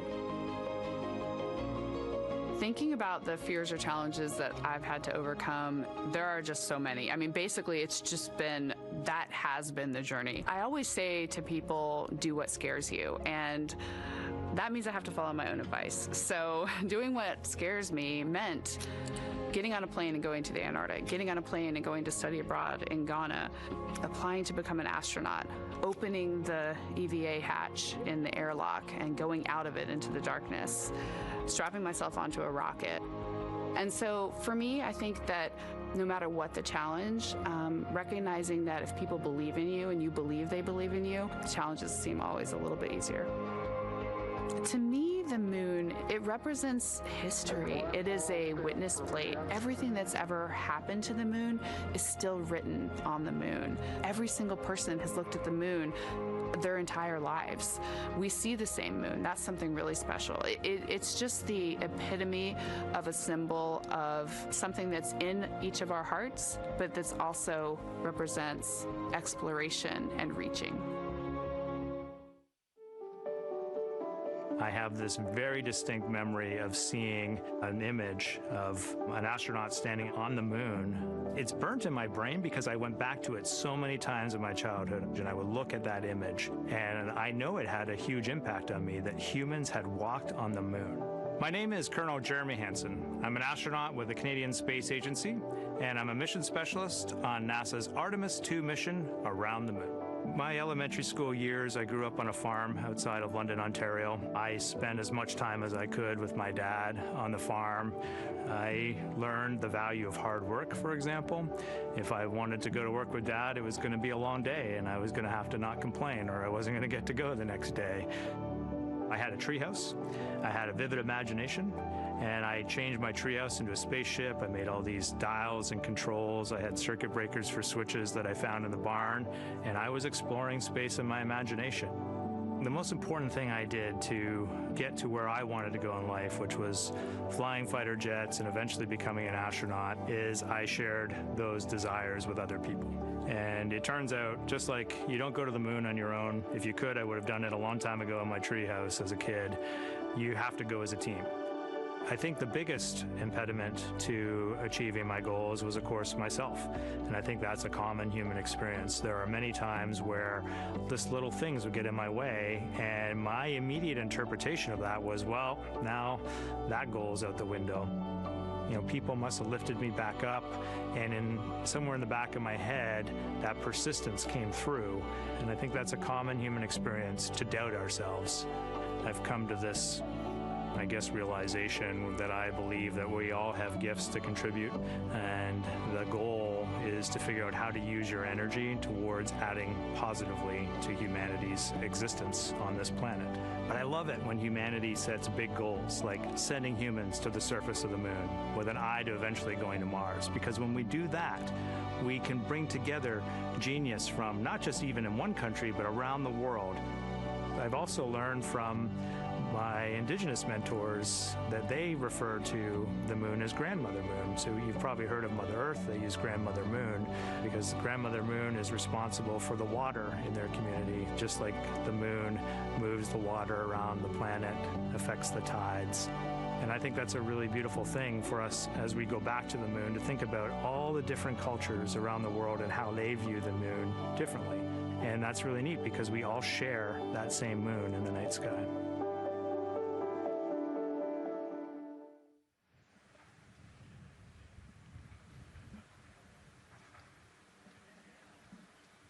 One hour, 38 minutes and counting until the opening of the Artemis 2 launch window today, 6:24 p.m. Eastern Time.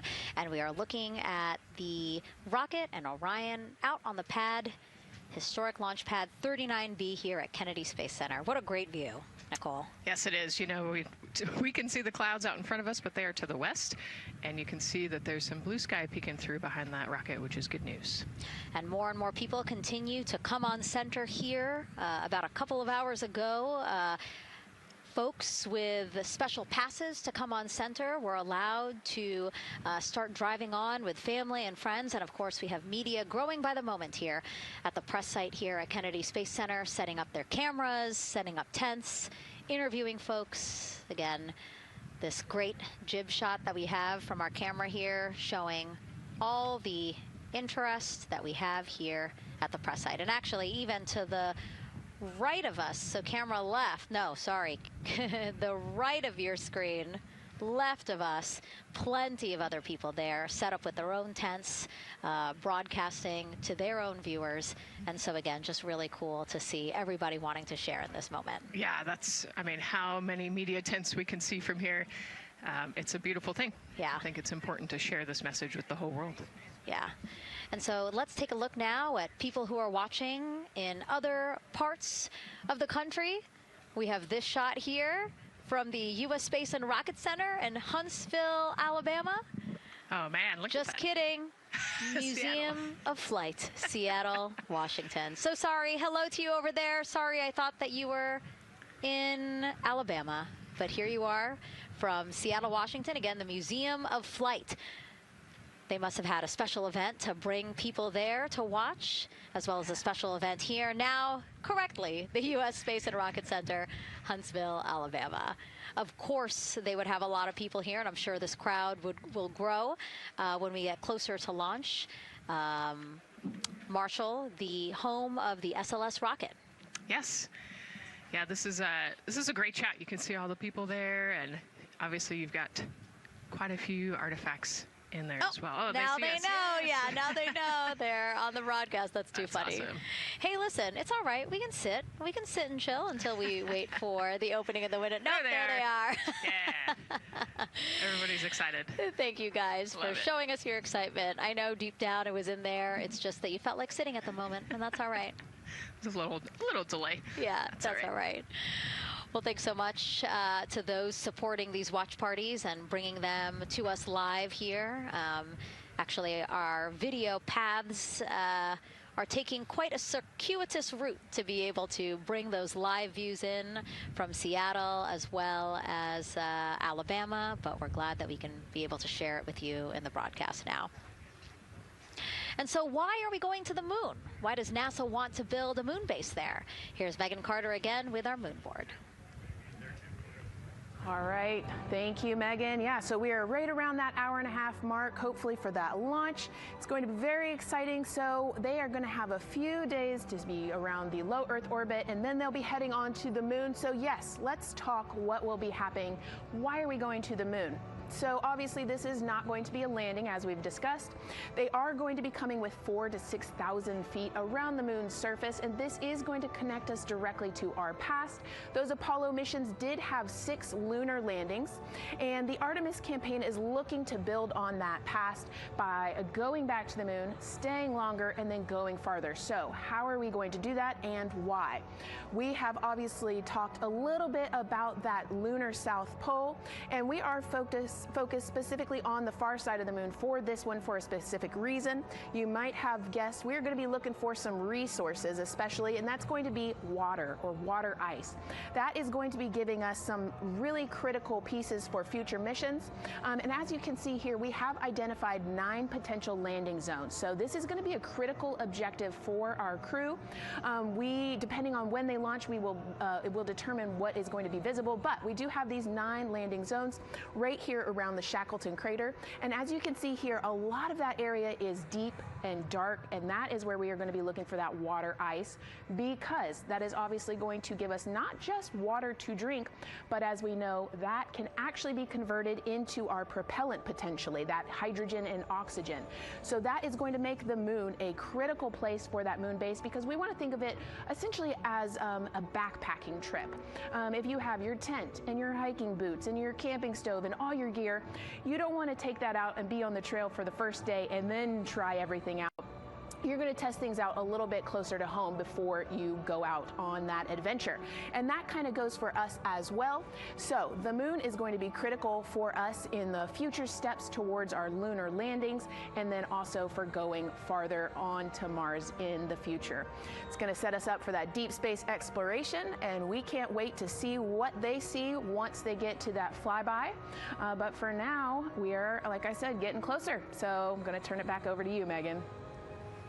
Exciting stuff. Again, the idea of accomplishing a moon base, like as we've been saying, sometimes things just seem like science fiction, and it's amazing that we're making it science fact. Yes, yeah, we're going back. We're going to scout it out, and then on the future Artemis missions, we're going to put boots back on the moon for the first time in over half a century. But we're going to stay, and we're going to learn from the moon, and we're going to, as Megan talked about, the water ice, and harness that resource, and not only learn from the moon about Earth and about the solar system, but also figure out how we get to Mars from the moon.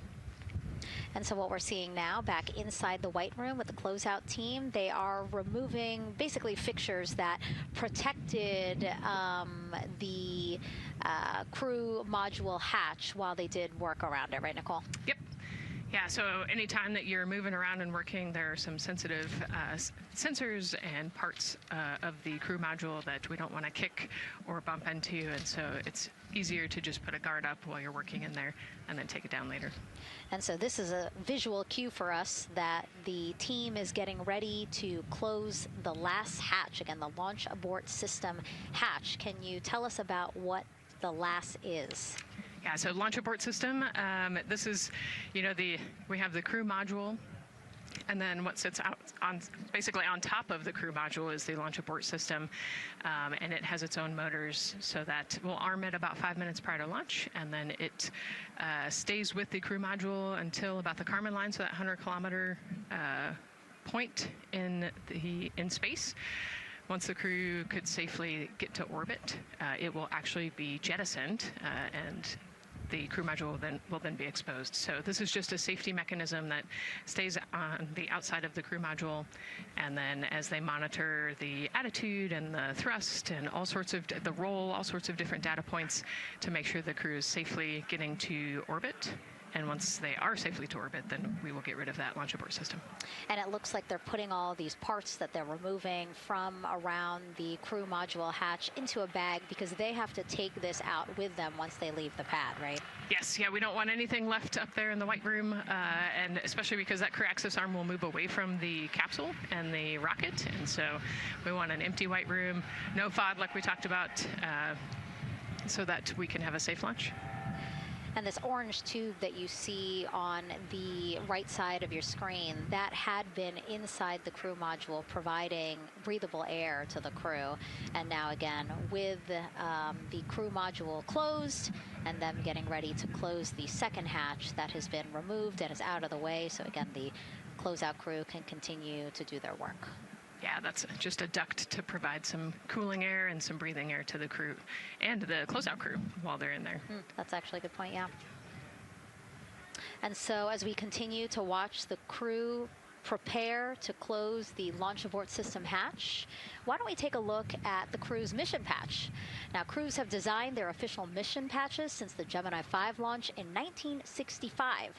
Reed, Victor, Christina, and Jeremy, they really wanted to play on the abbreviation of Artemis 2 to all, signifying not only the second major flight of the Artemis program, but also a mission to explore for all, by all.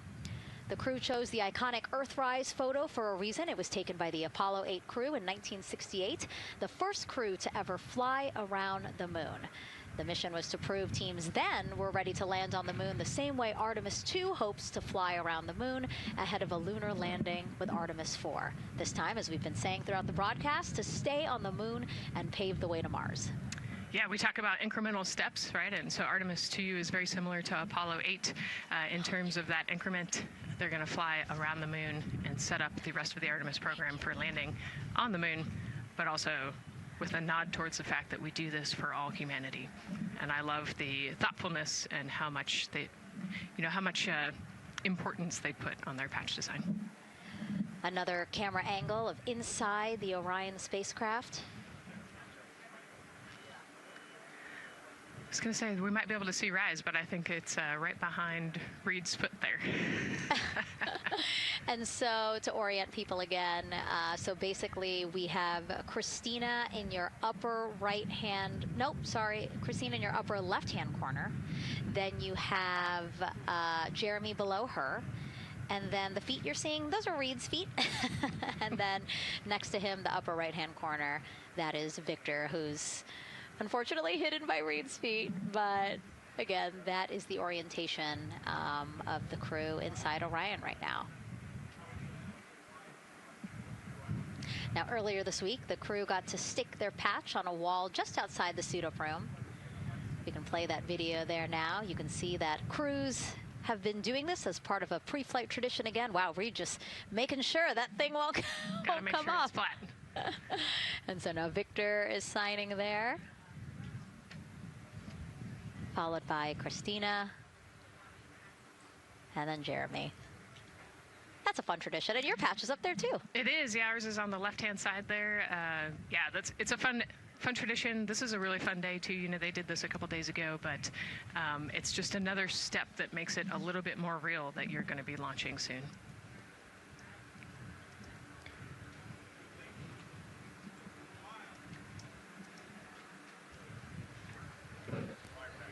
Again, we talked a little bit about this before. The basically like a computer there on Jeremy's leg, a way for him to just check out the data, see some of the data that also Reed and Victor are getting to see, but in those much bigger displays for Orion. Right, yeah, it's basically a tablet on his leg, and it's actually plugged into a cord nearby that allows him to have a screen repeater so he can see what they're looking at. And it looks like he's taking notes. Can you talk a little bit about what that is? It's part of, all of them have like a little procedural book, right? Right, yeah, so they have what we call a knee board, and they'll have blank pages to take notes on. They might have a cue card or procedures, or they can be kind of custom built to what each crew member wants for their knee board. This mission, of course, built by people and companies in all 50 states, as we've been saying throughout the broadcast, and with our international partners as well. Let's take a look at some of the people playing such a big role in today's test flight. What we're doing here is a collaborative effort of hundreds of thousands of people. This is about the parts, the hardware, the software, the services, all coming together to make that mission possible. My dream for this space program is that we would not just push the boundaries, but that we push them together. And liftoff of Artemis 1. We rise together, back to the moon and beyond. It takes a team to do great things. And Artemis has an incredible team. We have international partners. We have commercial partners and industry partners. It takes unity to accomplish great things, and that's what this mission's all about. We're not sending our money to the moon and lighting it on fire. We're putting that money right back into the economy in ways that benefit everybody. So every dollar that comes out of the Treasury that goes to support this mission goes back into the Treasury 3 times. What is very important to me is that we do it the right way, and that we do it with our values, that our industries grow, that our communities grow, that our families are healthy and safe and have amazing things to work on. Then we're going to build machines to go even further onto Mars.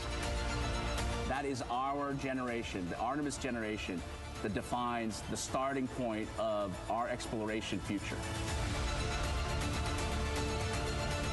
I just want to say thank you to all of the hands that have touched a part of this program and the hearts that have moved everyone to this goal, because we're going to the moon and we're going beyond.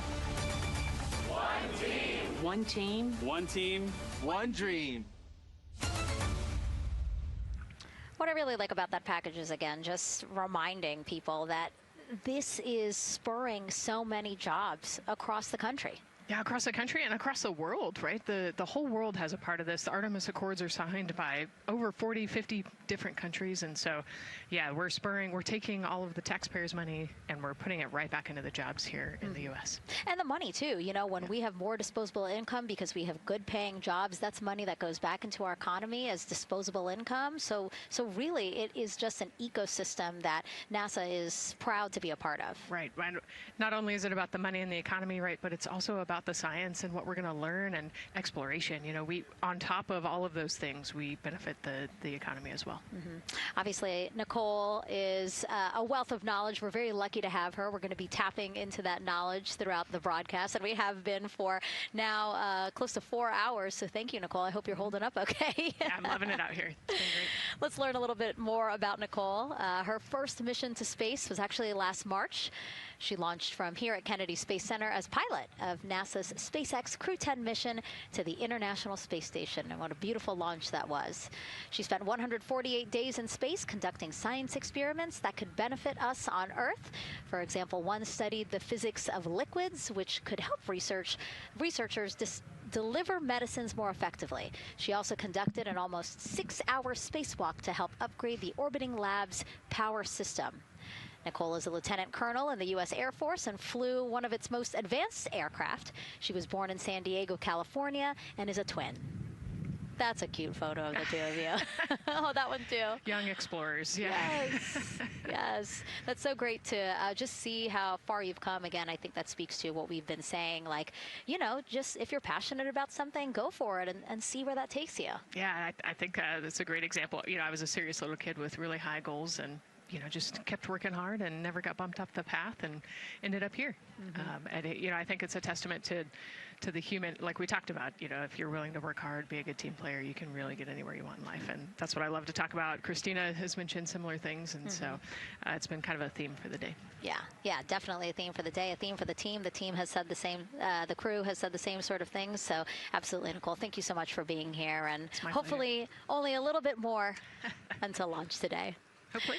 So today's Artemis 2 test flight will mark only the 7th time NASA astronauts will launch on a new NASA spacecraft designed for crew. And then controlling the flight will be Mission Control in Houston. Our Gary Jordan is inside with flight controllers. Hey, Gary. Hey, Megan, you are right. This is a significant milestone, and we may be putting the names of a few more astronauts in the history books today. The Artemis 2 crew is set to launch today will join a select list of humans to fly in a spacecraft for the very first time. And Artemis 2, like missions before it, is a test mission. During ascent, the crew and the teams here in the room are prepared for a variety of scenarios. Some of these will be called out directly by Capcom Stan Love during ascent, and some are a little more subtle. These calls can be split into 2 categories: alternate main engine cutoff or MECO targets and aborts. First, there are 2 alternate MECO targets, or AMTs. These note milestones to give flight control teams and astronauts an idea of what would happen after that moment should the core stage lose one of the main engines. First is AMT low. You won't hear it called out by the crew or Capcom since this happens right at liftoff. If the core stage loses one engine at this moment, an abort once around option could be made at main engine cutoff, meaning the crew could target a splashdown in the Pacific. The second is AMT high, which would be called out by Capcom's Stan Love around 22 seconds. After this moment, if the core stage loses an engine, we can still pursue an alternate mission in low Earth orbit to accomplish some of the test objectives. And at about 5 minutes, 16 seconds into the flight, you'll hear the call 3-engine press. This is a good moment. After this point, if the core stage loses an engine, we can still make a nominal main engine cutoff and pursue a moon mission as expected. Again, these MECO targets give the flight control teams and crew an idea of what lies ahead should one main engine be lost, but assumes we are otherwise continuing to a main engine cutoff target. This differs from an abort, where the Orion capsule separates from the Space Launch System prior to the planned separation time. There are abort options at every moment that integrity is attached to the Space Launch System, from the pad to more than 3 hours into the mission. During the first 8 or so minutes of powered flight, there are 3 abort options. First is the use of the launch abort system, which you see at the very top of the rocket and here in the White Room where the hatch is open and teams are working to close it. This particular abort capability can be used from here at the pad through roughly 3 minutes and 22 seconds into the flight. Next is an untargeted abort splashdown, or UAS. This uses Orion service module engines to escape the SLS and becomes available immediately after the launch abort system jettisons. Third is an abort once around, or AOA. You'll hear Capcom Stan Love call AOA open around 7 minutes 30 seconds into the flight. This also uses the service module engines, but the burn profile is a bit different to aim for a splashdown in the Pacific after one trip around the Earth. NASA's expedited recovery teams are staged off the coast of San Diego to get to the crew and integrity quickly for this abort option. An AOA option continues to be available until solar arrays are deployed on the Orion service module a little more than 30 minutes into the mission. At this point, an abort to orbit, or ATO option, becomes available until separation from the upper stage around 3 hours and 23 minutes. Mission profiles can vary depending on when an ATO is executed in that window, but with power being drawn from solar arrays, it buys more time for astronauts and flight control teams to make decisions and stay in Earth orbit, return for a splashdown, or continue to the moon. The Artemis 2 crew and flight control teams are well trained on all of these scenarios, and the calls you'll hear to the crew on Orion to Earth may help them be in a ready state for whatever challenge may come their way. At this time, we're not tracking any significant issues here in Mission Control in Houston, Texas. That would be showstoppers for today's launch. We're continuing to, of course, monitor the countdown along the way MS1, and make sure all systems are go for when we reach T0. With that, I'll send it back to you, Megan. at the Kennedy Space Center. All right, we are ready for another reading if you are ready over there. Yes, sir. CBA is steady at 2,600 PSI. All right, copy that. And you know, the more times we ask you to do that, the closer we get to launch, so that's a good thing. Copy. You heard it there from NASA Test Director Jeff Spaulding. The more that they keep on asking her how the pressure is holding in the counterbalance assembly mechanism is a good thing, because it means we are getting closer to launch. So that's amazing news over the loops that we just heard on Orion to Earth 1. Again, that communication channel with the crew. But now I want to get back over to Daryl with the launch team. He has an update now on the flight termination system that the team was tracking. All right, thank you very much, Megan. And we're getting an update now from the launch team as we speak.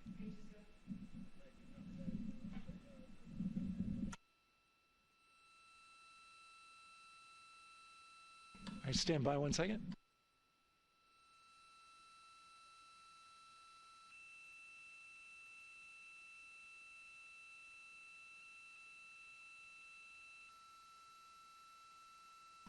Okay. Sorry about that. We're just getting an update, in fact, about what I was about to report out on the range. And the good news is the range is go. So we reported that they were working to verify their equipment regarding the FTS system. And they asked for a little of that verification work to be done by one of the FTS engineers here in the firing room. He went out to the VAB to get some legacy hardware to help out with it. But in the end, this is a fix that the range had come up with to get clearance, to clear the range rather, and to as well work the FTS system. And so now they are go. Again, the range is go. That is no longer a constraint. And so you combine that with the fact that the rocket and the ground systems here also working, no constraints, clear board here is great news. So again, the range is green, and we're continuing to work through the countdown. We got a weather update that came in to the launch director from Launch Weather Officer Mark Berger.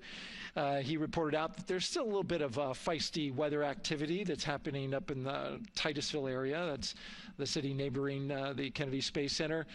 Those showers had passed over Kennedy, and then now they're currently over in Titusville, currently still within that mile kind of constraint of flight through precipitation rule.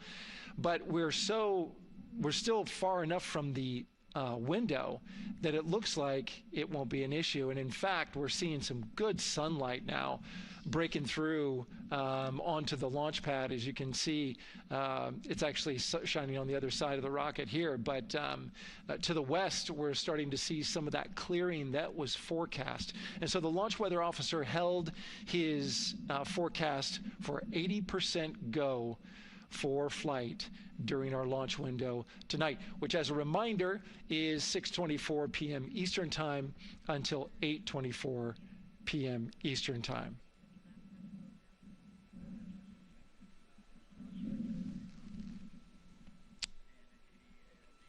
And we're also hearing that the last hatch closure, as you can see in the bottom corner of your screen, they're starting to work on that. That's the launch abort system hatch. There are two hatches, the crew hatch and the launch abort system hatch, and the closeout crew that you see right there, right on time with their work as they go to shut.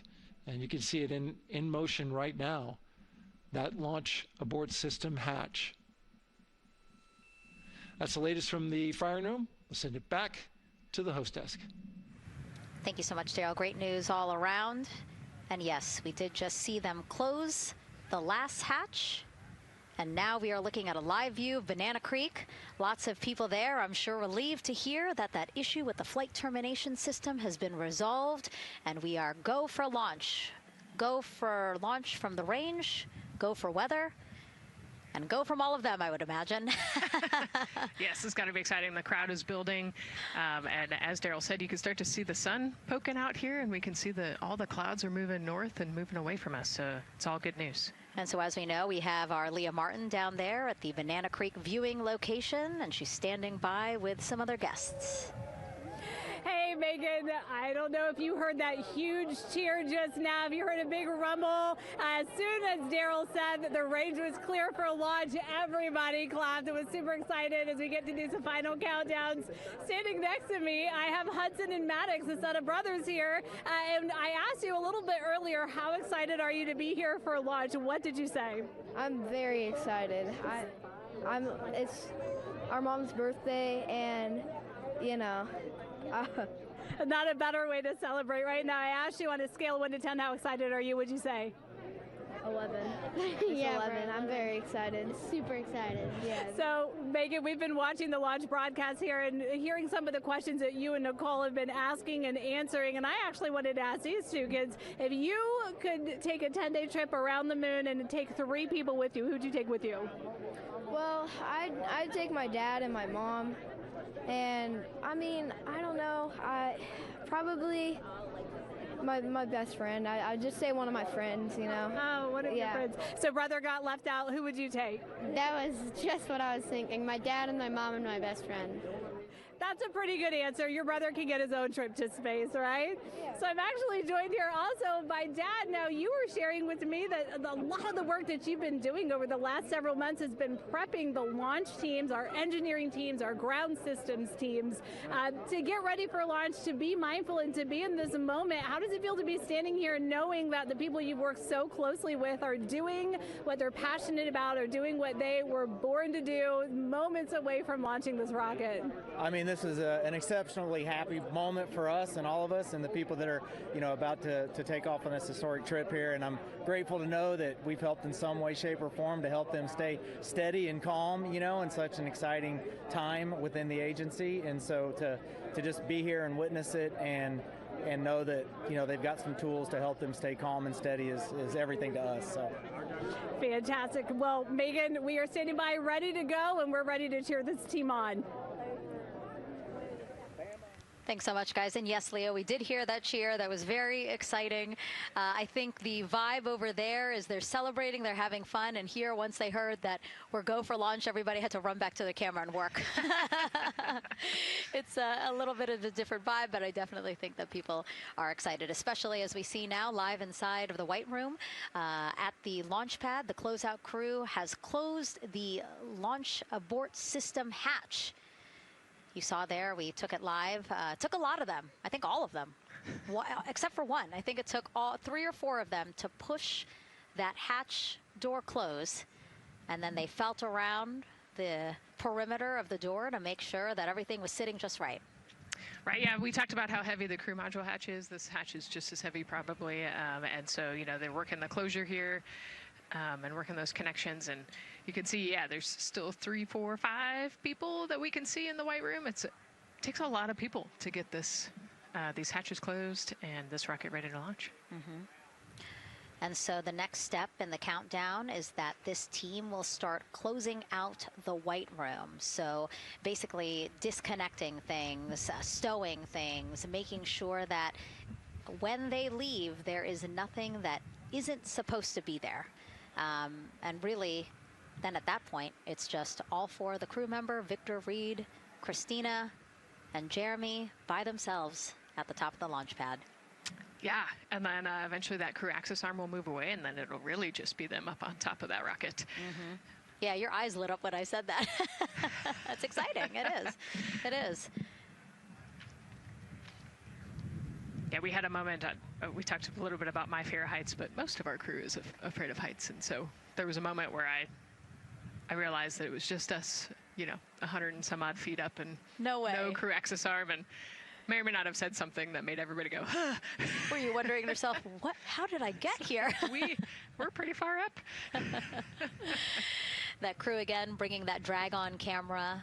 That camera is a handheld camera that is a live look for teams who are remotely watching these operations closely.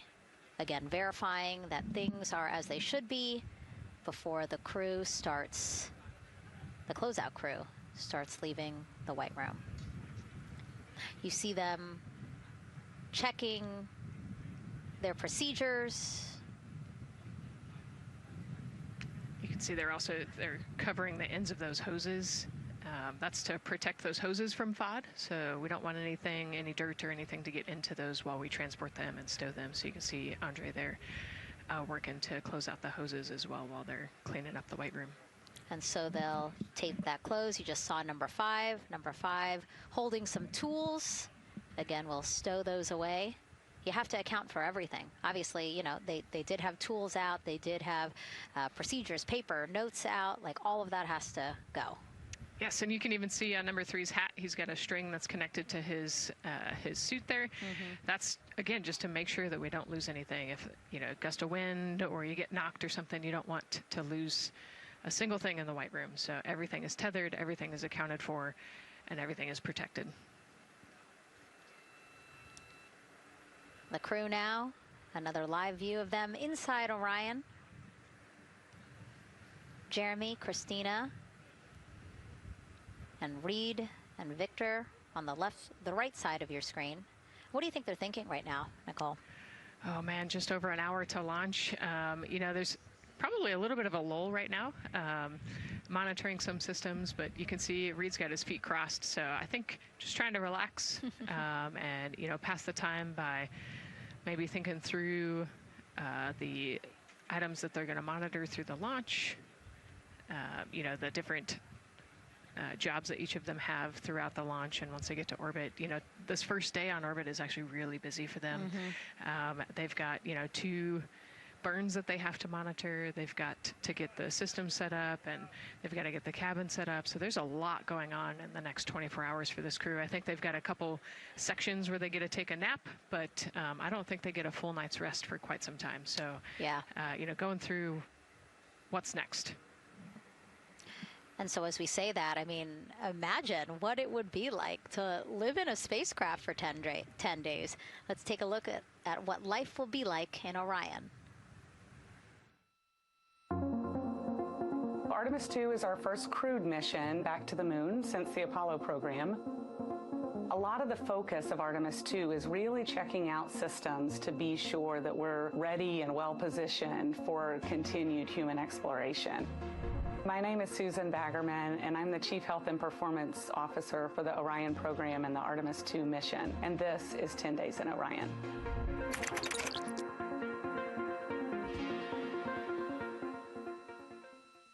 For this mission, the crew will launch in the Orion spacecraft on top of the Space Launch System rocket, or the SLS rocket. Once they've launched and achieved orbit, they'll continue on checking out many of the different critical Orion systems, check out some of the critical medical systems, and be sure that we understand how the crew would do that successfully within the volume of Orion. We also have, of course, systems to feed the crew. They have a potable water dispenser that they'll check out. And then we also have a food warmer, kind of looks like a suitcase that the crew can use to heat their food. They're also going to check out the flight wheel system. We'll have the crew perform some initial exercises. Part of that is to ensure that the flight wheel is actually working, but part of it is actually to be sure that our environmental control systems are actually working. For sleeping, the crew will sleep in sleeping bags. Some crew members like to be very tightly bound up, and some like to float very free. They'll use the toilet for the first time and be sure that it's able to flush. While they're on their journey, they'll do some testing that they quickly don their suit just to be sure that we would be ready in the future for an emergency. They'll also check out our radiation shelter. If we were to have a solar particle event, we would be asking them to take stowage out of the stowage bay and put it in some specific locations on the vehicle, basically for it to serve as shielding.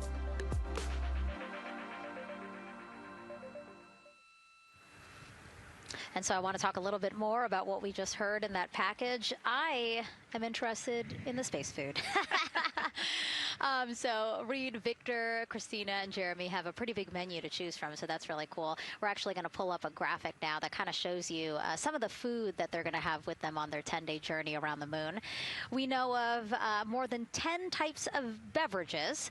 There's coffee, a mango peach smoothie, apple cider, lemonade. So those all sound delicious. And now I've just remembered I haven't eaten lunch. They're actually not too bad. I actually have a mango peach smoothie with me today. No way.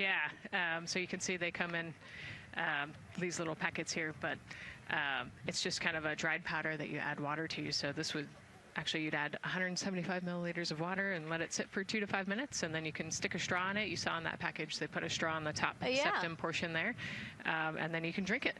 And so this is the packaging. This is food that you brought up with you, or that you had while you were at the ISS. Yes. Yeah. Actually, this is all food that we have available to us on the standard, what we call the standard menu on the space station. And so, actually, the graphic there showed quite a bit of the standard menu that they're going to take with them. So, let's pull space it back food up, is space food. Yeah, we can use the food that we have been using. You know, our food lab at Johnson Space Center actually creates that food, and then they stabilize it and they package it for us and everything. So they do a really wonderful job out there. We've got different types of food. You know, you can see I've got this is a soup, tomato basil soup, so thermal stabilized. It's already hydrated, so you just throw it in that food warmer that we talked about, and then you can eat it. But then we also I have some shrimp cocktail here that's, you know, irradiated, so it's in a package that protects it. I'll show you. I've got a brownie too. That's probably my favorite one. But are we eating it? We might, if you're. Yes. Look, see, they want us to eat. I don't know what happened, but it worked out. Yeah. With what we were saying here. So it's in an outer package to help protect it against, you know, radiation, and then it's this inner package. And so this cosmic brownie, actually, the trick, Ann McLean, my crewmate, taught me. The trick is you got to put this in the food warmer and get it nice and warm, and then you can get it. But so what we do is we just take scissors and you open it up, and then it comes right out. So these brownies are nice because they don't have a ton of crumbs, and so you can actually just eat it pretty easily in space. You know, if you imagine, that would not happen in space. It would not fall. But yeah, so we've got all sorts of things that you can actually eat. The menu's pretty good and pretty diverse on the space station, and then as you saw, pretty diverse for Orion. Nice. Yeah, that's amazing. And again, here's a look at the crowd that's starting to continue to grow here as we get closer and closer to launch. We are now under an hour from the opening of our 2-hour launch window at 6:24 p.m. Eastern Time. And so let's take some questions from social media. We haven't taken some of those for a while. You put that brownie away, Nicole, or I'm going to steal it. Nicole, we have another celebrity who submitted a question. Let's take a look. Okay. A quick question for the Artemis crew. What food from Earth would you bring with you into space? And why would it be lasagna? Because that's the greatest food. Again, not really a question. Yeah. Because he was like, it's lasagna. It's got to be lasagna. You know, there is lasagna on space station, and it wasn't too bad. Probably not my favorite food of all, but yeah, lasagna's not a bad option. It's a high-calorie meal. If you're trying to, you know, carb load for a spacewalk or something, it's a great option. Yeah, I remember Christina saying that her favorite food on the menu, and actually, she was saying that she was getting in trouble because people kept on saying, you can't eat mac and cheese every day, Christina. You know, we mentioned the mac and cheese and brisket earlier. Man, I would put those two on a tortilla. That would be great. That sounds delicious, delicious. Well, thank you so much, everyone, for sending in those questions. For everyone from a 5-year-old that we got a question from to all the way to Roy Woods Jr. there, a comedian. So thank you so much. And if you're just joining us, welcome to the Space Coast of Florida, where we are counting down to liftoff of Artemis 2. You see a beautiful aerial shot there of our rocket on the pad. For the first time in more than 50 years, we are sending humans to fly around the moon and back, and we're taking you all of you with us on this next chapter of human spaceflight. I'm NASA's Megan Cruz, and this is NASA astronaut Nicole Ayers. Great to have you here, Nicole. Yes, this has been a beautiful day. Excited. We're continuing to march towards this launch. Yeah, and if all goes as planned, this crew could travel farther from Earth than any other humans before them and see parts of the moon no one has ever laid eyes on. How exciting. Yes. Exciting is an understatement, I think. That's true. We're going to see the far side of the moon for the first time by humans in a long time. It's important. And as the crowd again builds behind us, more activity that you're seeing here at the Kennedy Space Center press site. We also have a ton of people gathering around the world to watch this history-making moment. So let's take a look at those watch parties now. Oh. That crowd has grown. We checked them probably like 30 minutes ago, and it was half that. But again, as we get closer and closer to launch, we are seeing more and more people gather together, wanting to experience this together and not just in a vacuum at home, you know? Yes, this is so exciting. Look at all of those people. Man. And now here we are back in Seattle, the Museum of Flight. Again, people gathered there to show their kid. We see someone walking in the second row there. His first crewed launch to the moon. How exciting. That is exciting. Hello, everyone. Woo. Oh, that's so great. And now let's get you up to speed on what's happened so far. Again, we are now within an hour of the opening of our launch window. So what has been happening so far today? Well, a lot.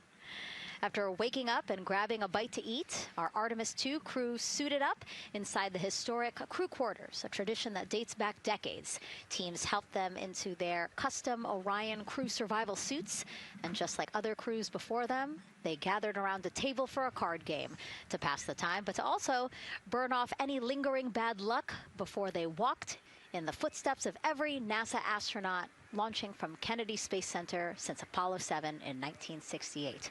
They walked outside the Neil Armstrong Operations and Checkout Building to greet a crowd of family, friends, supporters before getting into their Astrovan for their security-escorted ride out to historic Launch Complex 39B. They got a close-up look at the SLS rocket, then walked across the crew access arm and climbed one by one inside their Orion spacecraft. After that, teams conducted final checks with the crew before closing both hatches, the crew module hatch, as well as what you're seeing there, the launch abort system hatch. And now we are back live at the pad where the closeout crew is getting ready to leave the White Room. They are now tethered, Nicole, because they are about to move some pieces that connect the Orion spacecraft to the White Room, correct? Yes, there's kind of what I would call a shroud. You can see them working that there. So it is actually connected, so that way the gap between the crew access arm and the crew module, and well, I guess that's the LAS there, is covered. But they're about to remove that so that the crew access arm is not connected to the rocket in any way, so that it can retract here in the next few minutes. And for how we're looking with the launch countdown milestones, let's go to Daryl Nail in the Launch Control Center. All right, thank you very much, Megan. And as you can see there, the finishing touches, as you've been talking about, to the LAS, which brings me to that subject, because we currently are hearing the launch team is working an issue that was reported out with the LAS. At least there's an issue apparently with a battery on the LAS.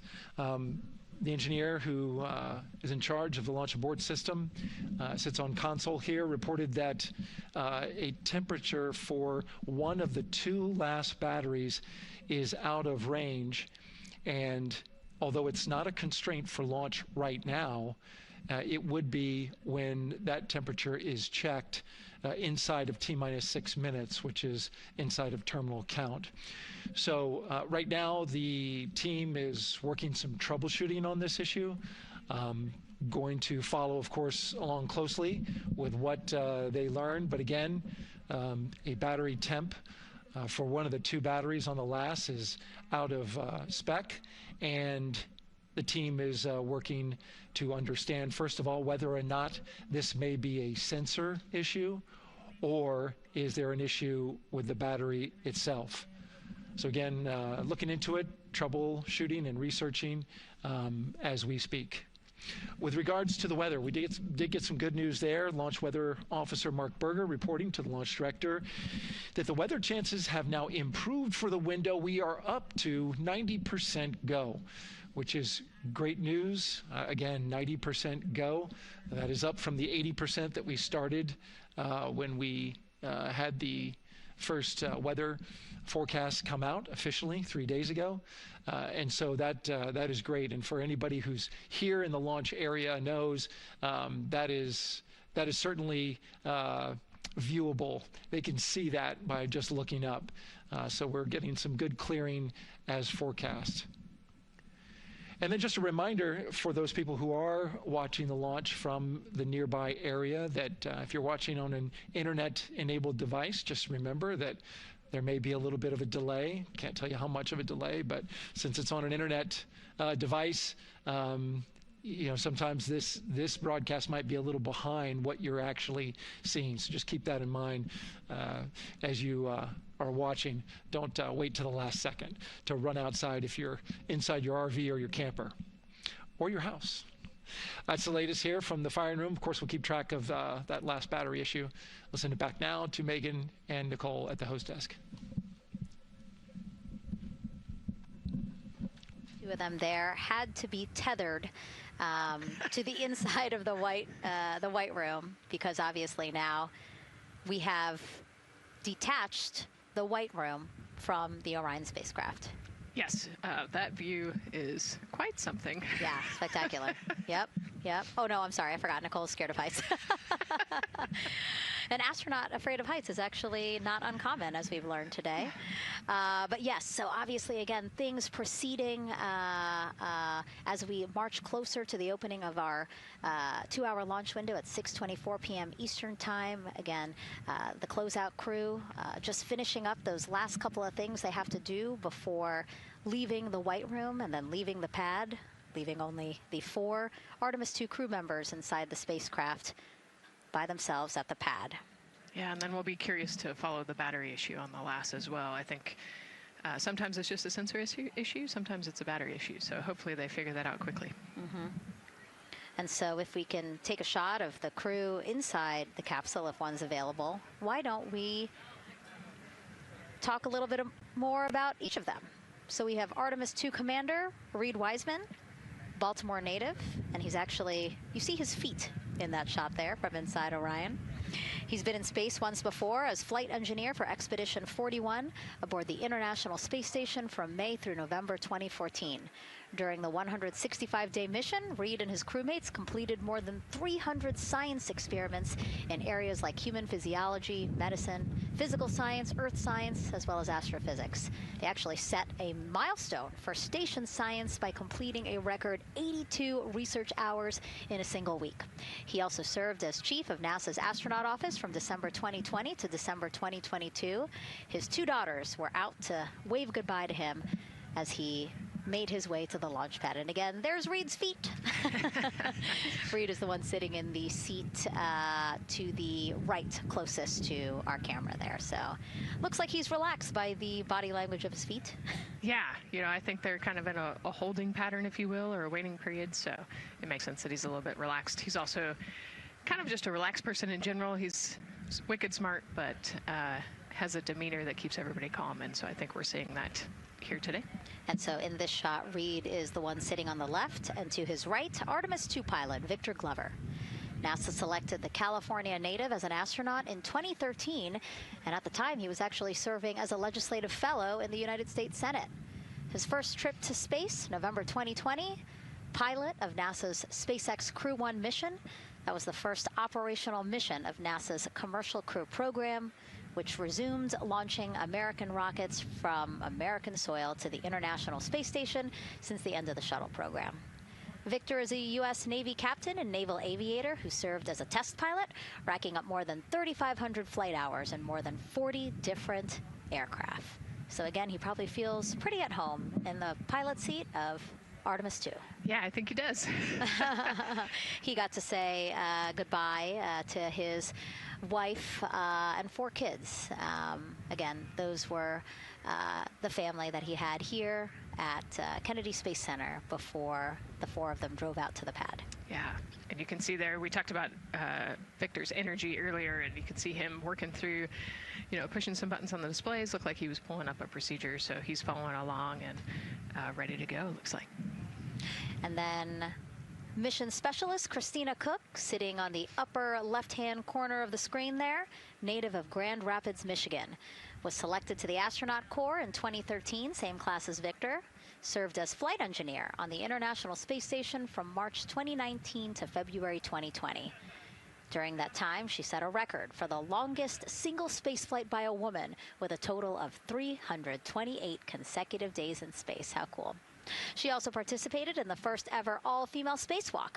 And before becoming an astronaut, Christina helped build space science instruments and led scientific fieldwork in some of the most remote environments on the planet. Her hobbies include surfing, rock climbing, and community CDR, service, yoga, and photography. Go ahead, NCD. Those couple of suppressed overvolt messages, we're going to go ahead and clear those off your screen. We see them and we copy. All right. NASA test director. We're still working here, trying to get through everything. So we're getting close, and then trying to talk that other issue that we just picked up a little bit ago. But I think work-wise, we're doing really well. Sounds good, NCD. We're doing great on board. Glad to hear it. NASA test director giving an update to the crew. Some messages flashed on their displays. Just wanted to say that they didn't have to worry about that. We're going to clear that. And that also just reassuring the crew, again, that they are tracking and working the issue with the launch abort system battery. Yeah. All right. And then first-time flyer, Canadian Space Agency astronaut Jeremy Hansen will fly to the moon as mission specialist on the Artemis 2 mission. The London, Ontario native selected as an astronaut in 2009. After that, he worked as Capcom at NASA's Mission Control Center in Houston.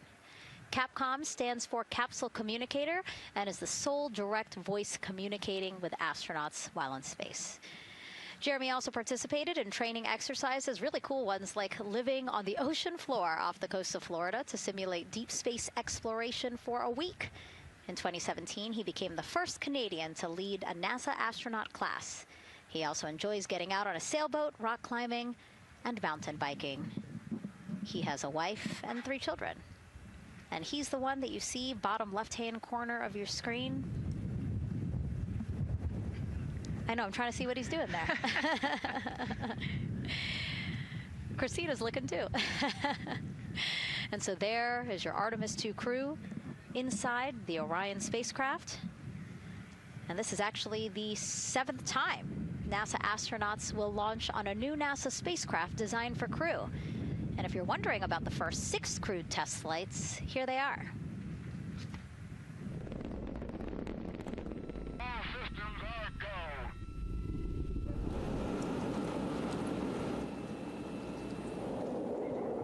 Gemini 3, Gus Grissom, John Young, March 23, 1965. Apollo 7, Wally Schirra, Don Isley, Walt Cunningham, October 11, 1968. Space Transportation System, or STS-1, John Young, Robert Crippen, April 12, 1981. Then NASA's SpaceX Demo 2, Doug Hurley, Bob Behnken, May 30th, 2020, followed by NASA's Boeing crew flight tests. Butch Wilmore, Sonny Williams, June 5th, 2024. And now, Artemis 2 with Reed, Victor, Christina, and Jeremy. It is really surprising, honestly, to hear that through all these decades, through all these launches we've had, this is only our 7th new vehicle that we're testing for crew. Yeah, you know, we have so many different missions that we think about and we talk about, but really 7 vehicles that we've tested and that we're flying. You know, I like to think of spaceflight really as a permanent test, right? We have, you know, hundreds of missions or so. You know, an airplane that gets tested and then flown has thousands of data points. And so really spaceflight is always going to be in the test field. And I think it's important to remember that, especially as we put humans on rockets that we never have before, or for the 7th time we start a new vehicle and a new mission. Just getting word now that White Room closeouts are complete, and so the closeout crew is preparing to leave the pad. It's exciting stuff. We are making good time, and the closeout crew is doing really well. 41 minutes, 43 seconds and counting until the opening of our window. And Artemis 2 is a 10-day mission that will send the 4-person crew on a journey around the moon and back to Earth. It will be a critical step towards future lunar and Mars missions.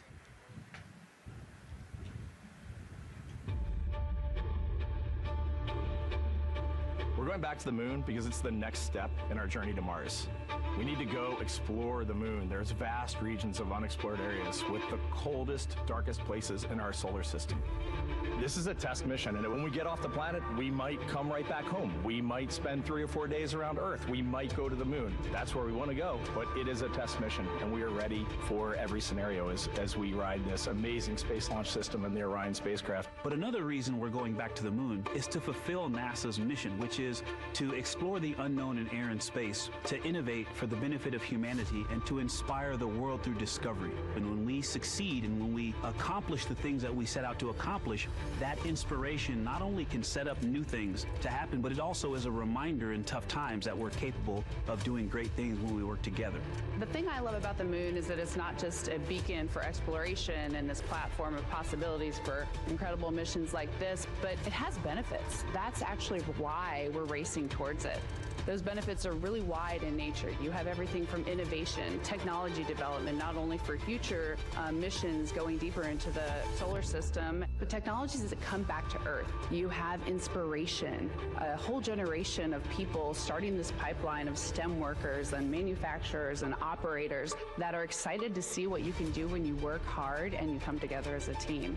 When I think about the 4 of us flying around the far side of the moon, seeing that Earth rise, taking images and video and sending them back to you, the feeling that I have inside is hope. We know that Artemis 2 is not the solution for humanity on planet Earth, but it is a contribution in the positive column.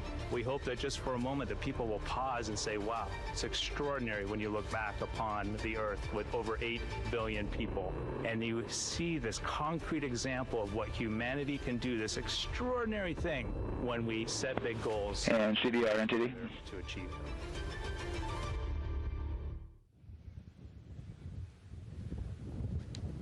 And so Mission Control Houston will control the flight of Orion after a liftoff here at Kennedy Space Center. Here's Gary Jordan, who's embedded with that team. Gary, you might have to pause because we did just hear a call out to the commander in Orion. Will do, Megan.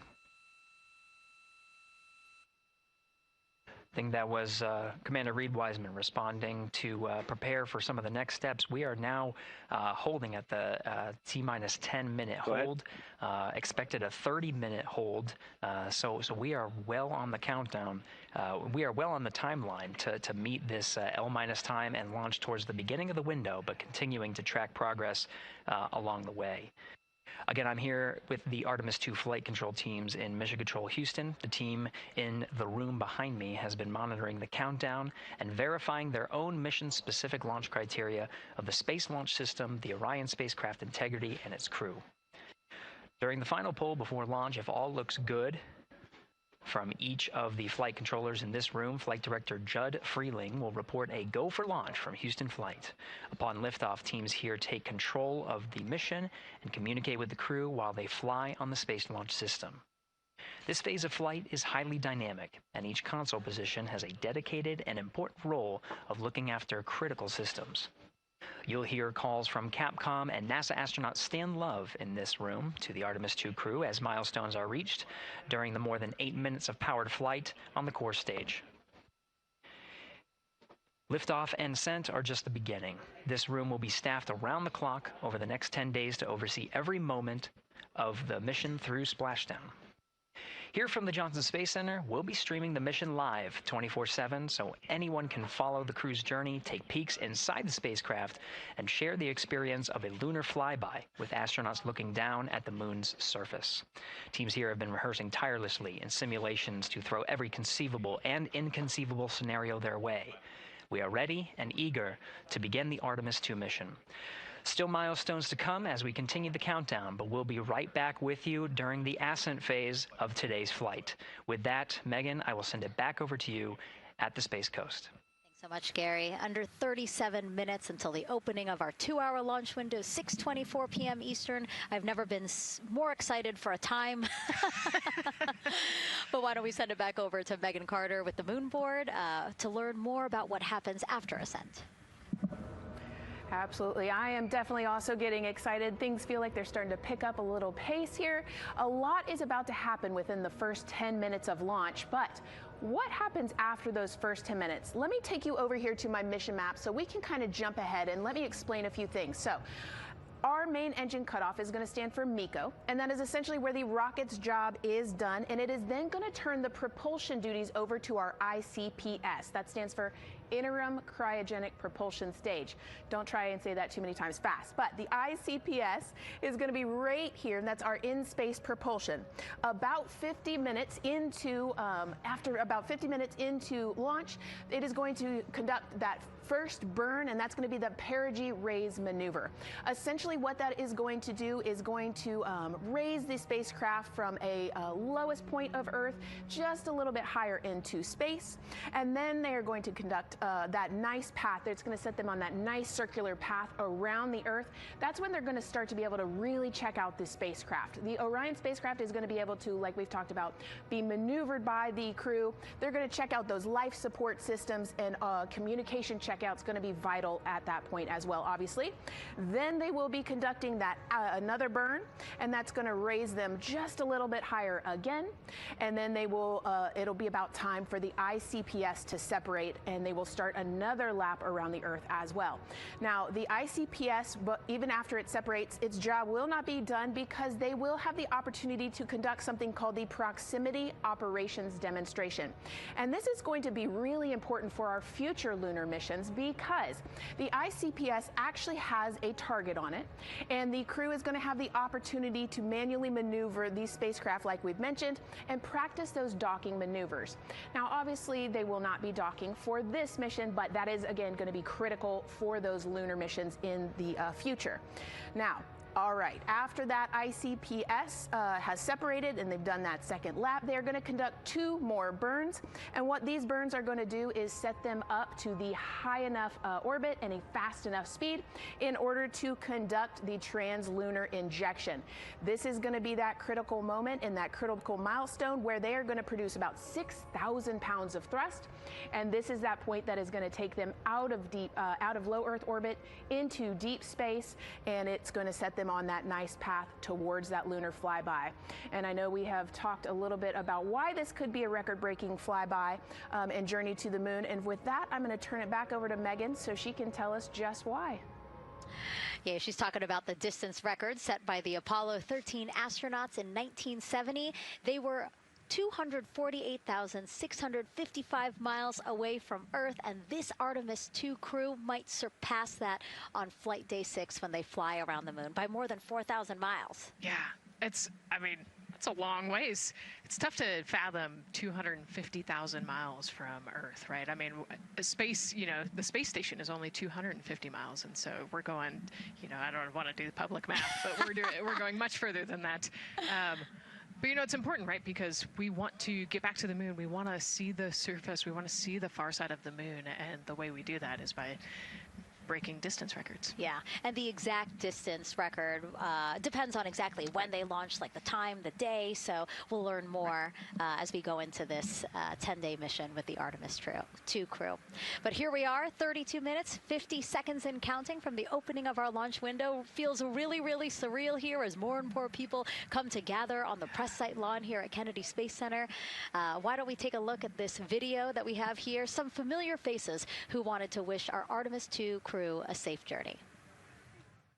Reed, Victor, Christina, and Jeremy, you are the real deal. You're flying to the moon for all of us, and we are in awe. You're the true heroes. You are not just astronauts. You are pioneers, venturing deeper into the unknown. But you are not alone. We will be all cheering you on from planet Earth. Hey, I'm Victor Wembanyama, and I play basketball in the NBA. But I'm not only interested in shooting hoops. I'm also interested in shooting stars, dark matter, and all other types of astronomical phenomenon. And to the Artemis 2 astronauts who are shooting for the moon, I wish them good luck and Godspeed. Hi everybody, I'm Ryan Gosling and I play a biologist who goes to space to save the planet in the film Project Hail Mary. But the Artemis 2 astronauts are going to space for real, and they will travel farther from Earth than any humans in history. Sending all our best wishes to the Artemis 2 crew. I just want to say how proud I am of each of you and how inspired you make me. But it's not just about me. Your mission is going to inspire future generations of scientists, engineers, athletes, and dreamers to do something that they never thought possible. Hey, it's Roy Wood Jr., and I want to wish the Artemis 2 crew a happy and safe journey to the moon, well, around the moon. To go around. I know what you're doing. You got to look for a parking space. This is to go around the moon, make sure it's somewhere to park, and then you park journey. Good luck. It's actually a really good way to explain what how this mission builds. Again, we are hoping to land astronauts on the surface of the moon in maybe 2 years. So yes, we are looking around the moon on this lunar flyby mission to see where we might park. Thank you, Roy Wood Jr. Okay, and as we look at this live view of the rocket on the pad, there is a spectacular place here at Kennedy Space Center to watch launch from, and that's the Banana Creek viewing area. Why don't we go back there where the crowd is excited, and Leah has the best assignment ever, talking to people who are super excited about being here for Artemis 2. Oh my gosh, Megan, you talk about the excitement being palpable. I'm telling you, everybody here on pins and needles, as we get just about half an hour away from launch, I've been walking around talking to people, and I'm just struck again and again by how many people are here from across the agency. I want to introduce you to just a small portion of the people across NASA who have been supporting this mission. Patty Ortiz, NASA Armstrong Flight Research Center, Orion Program. Orion. Kathy Graves, Glenn Research Center, Office of STEM Engagement. Here we go. David Alexander, NASA Glenn Research Center, Office of STEM Engagement. Jennifer Becerra, Johnson Space Center, the Office of STEM Engagement. Here we go, right back here. Where are you from? I'm from NASA Glenn Research Center, Joseph Panakitis. Joseph, here we go. Wes Furman from APL. Maria Arredondo from Headquarters, Next Gen STEM. Mark Robinson, Stennis Space Center, Commercial Space. Amira Flores, Armstrong, Office of the STEM Engagement. Molly Kearns, NASA Glenn, Space Communications and Navigation. Matthew Pierce, Goddard Institute for Space Studies in New York City. Here we go, and right over here. Lauren Ring, Ames Research Center, Data Integration. So we're coming together. We're one big NASA team, one big NASA family, and we have one major message before we launch tonight. Okay, guys, what are we going to say? 1, 2, 3. Go Artemis!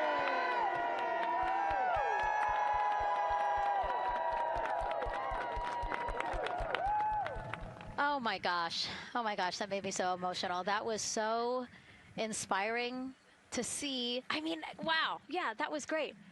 I mean, just to hear everybody say their position, what they're doing to support this mission is amazing. And I'm sure this was something that really rang true and resonated with NASA's Administrator Jared Isaacman, again, to see the workforce come together to do the work and then to be here for launch. So why don't we actually go over to him now with our Jasmine Hopkins at one of our other viewing locations. All right, Megan, thank you so much. The energy here on the balcony is honestly becoming electric as we get so close to launch, and now we are thrilled to welcome NASA Administrator Jared Isaacman. Jared, we're really entering a golden age of exploration. How will Artemis 2 set the pace for the coming years? Well, I mean, Artemis 2 is the opening act, right? This is the test mission.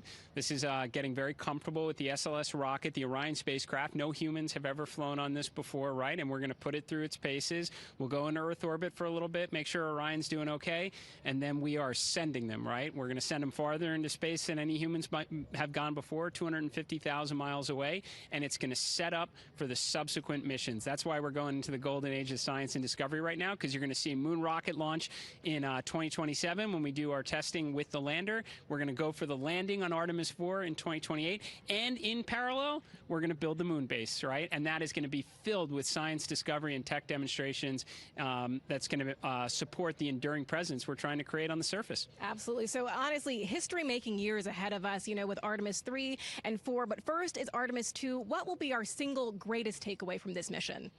Well, I'll tell you, I mean, after ignition, to me, the moment that I'm going to be most excited for is splashdown. There's no question about that. Good shoots coming down off the West Coast. But look, I think the takeaway from this is gaining extreme comfort in the Orion spacecraft, right? I mean, this is very different than what we've done for more than a half century, right? I mean, the velocities that spacecraft is going to re-enter at, it's going to be new territory for us. We want to get our arms around that completely. So I would say the performance of SLS plus Orion is everything on this one. We want to make sure we do it in as a safe way as we possibly can, understanding what we are undertaking right here, bring our crew back, learn as much we can from the vehicle, set up for Artemis 3 in 2027. Right. And Administrator, we've actually had a pretty young audience today here, some kids running around the balcony. How do you hope Artemis 2 inspires that next generation? You know, I talk about this all the time. Like, you know, one of our overarching KPIs that we should always be tracking is the number of people living and working in space. Well, you know what's another strong number 2 on that one?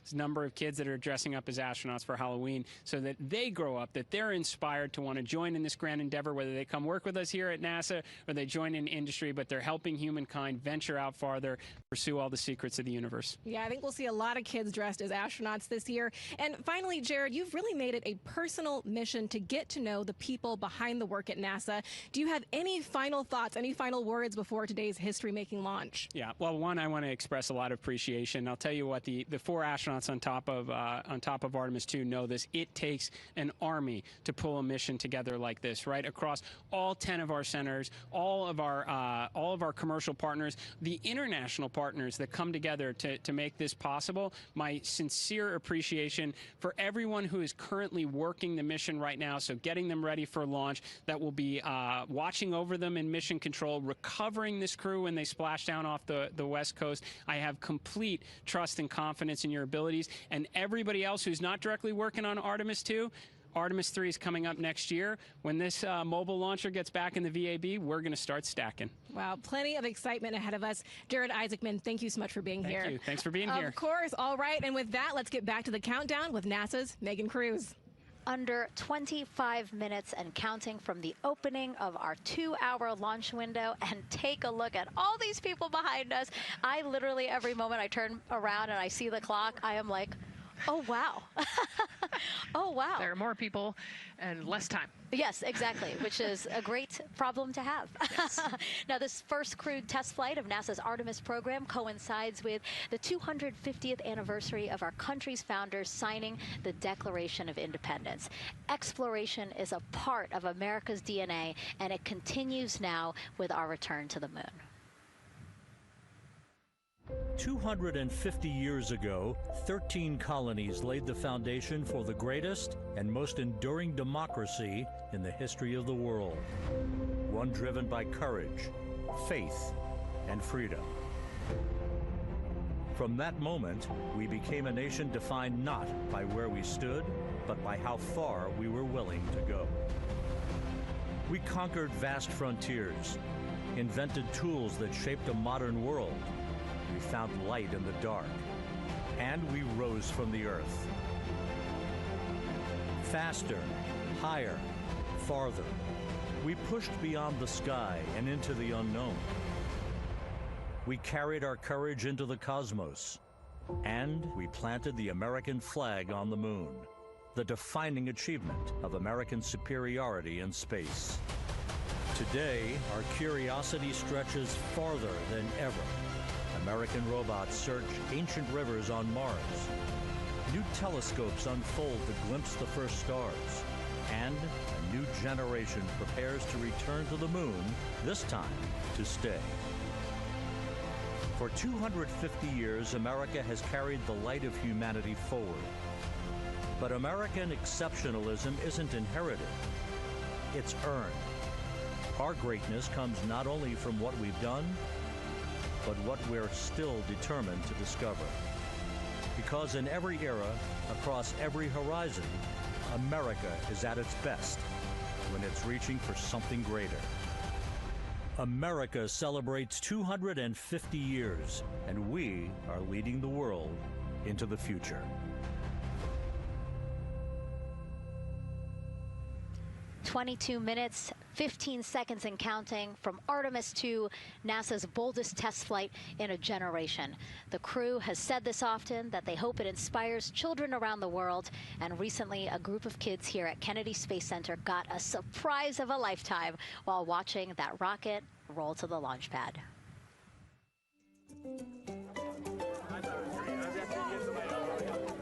Tell me what color it is. And who's going to be on that rocket? We're going to be on that rocket. I can make it a little bit longer. Did you see it? Okay, so everybody's looking at the rocket because it is kind of cool and impressive. One of the coolest things happening over there right now, though, is it's on top of a giant tractor. Doesn't all food come in like tubes? It's in these like little plastic bags. You have to like rehydrate it. Sushi. There's not. I haven't seen sushi in space. It's probably hard to keep that back. Constructed sushi mashed together. My favorite part was this one little girl. She had a question. She had patiently held her hand for a long time, and Christina turns to her and says, "Okay, what's your question?" She just goes, "I forgot." It was like, that's a perfect little kid moment. I just Wait, are you my mother's cartoon astronauts? What? Say that again? Never mind. It's a little hard to say. Go Artemis! These two? Yeah. You can put it on your Yeah. There you go. I like your dabbing astronaut back there. It's just so fun to see the enthusiasm, the energy, and a little bit of chaos. 3, 2, 1. Wasn't that so cute? I love kids and their excitement and, you know, even just being real. Like, I don't remember what I was know, gonna he ask. goes, but I'm glad you're here. Now here we are, Space Center Houston. The crowd has exponentially grown throughout the day. We started showing you live shots from in there probably an hour ago, and now take a look at all the people there getting ready to witness history together. It's something really special to be able to witness something like this together. Yeah, you know, we've heard from celebrities and officials and kids, and, you know, it's amazing. People from all around the world came here today to Florida to watch, so it's something, it's hard to put into words, just how much support for this mission we're seeing today. And great news, too. Remember, the team was tracking an issue with the launch abort system battery. They appear to have cleared that issue, so we are go for launch. Yes, it's exciting.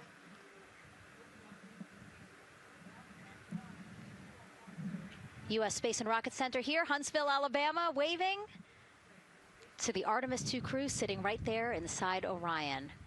Inside of 20 minutes from the opening of our launch window, and right now we are targeting the top of that launch window, so we could be launching here in about 19 minutes, Nicole. Wow, I don't know if I expected this today. I'm excited, and, you know, I'm glad they were able to clear the problem with the battery on the LAS, and everything has gone really smoothly today. It's been great. The weather cleared up. It's a beautiful day for a launch. And so now, as we are so close to possibly launch now, just what are your final thoughts as we are about to embark on a mission back to the moon, the first time in more than 50 years? Yeah, you know, just so proud of the crew and all of the teams here on the ground that made this happen. You know, they are carrying the torch from the Apollo era into the Artemis era. And, you know, as the crew likes to say, they want to be the shoulders that the next generation. And let's see, GLS, can you help us with that, please?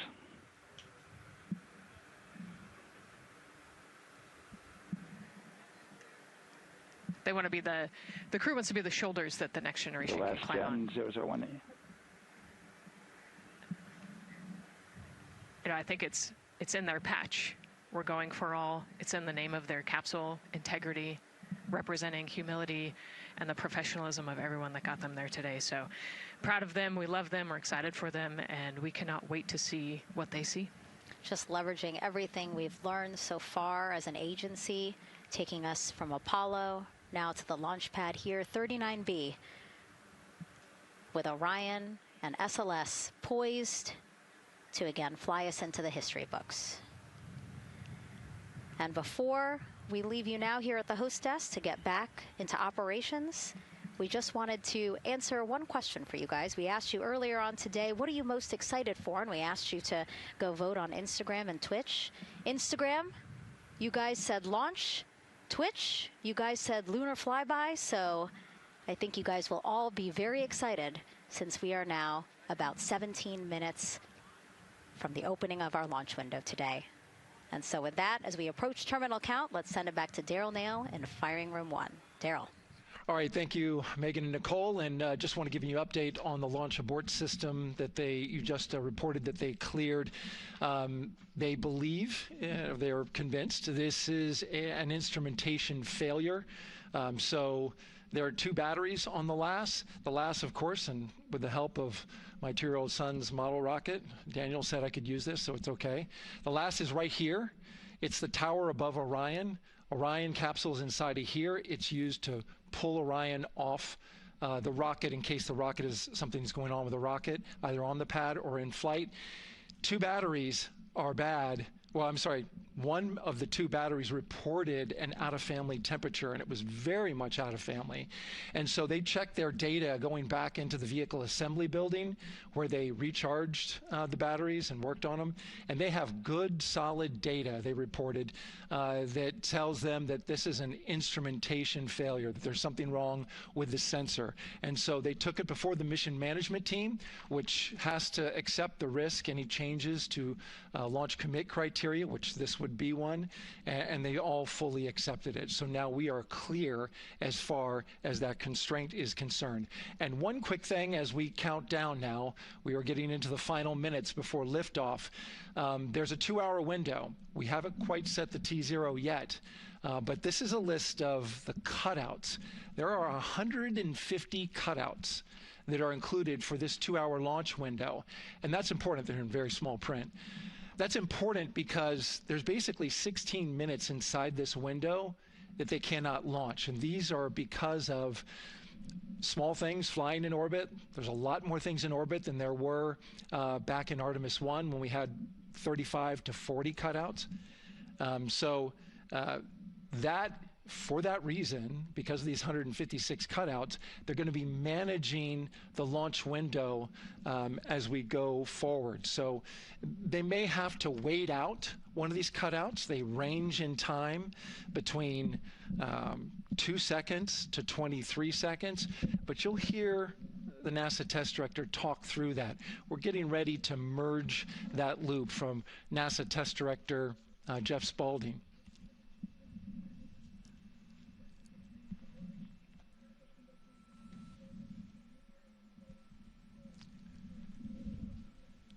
And so now I'm listening to the launch team get ready to merge their operational channel.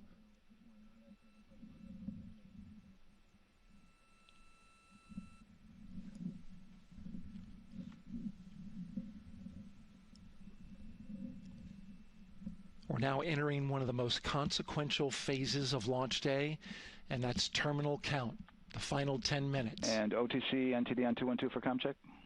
Good comm. Help me. I hear the same. STC? GTC?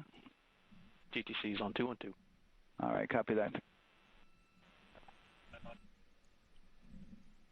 NASA Test Director Jeff Spaulding confirming communications with his team.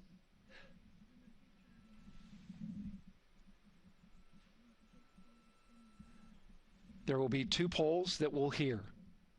One from Spaulding, the NASA Test Director, confirming the ground systems and the launch team are ready to proceed. At this point, we have a clear board,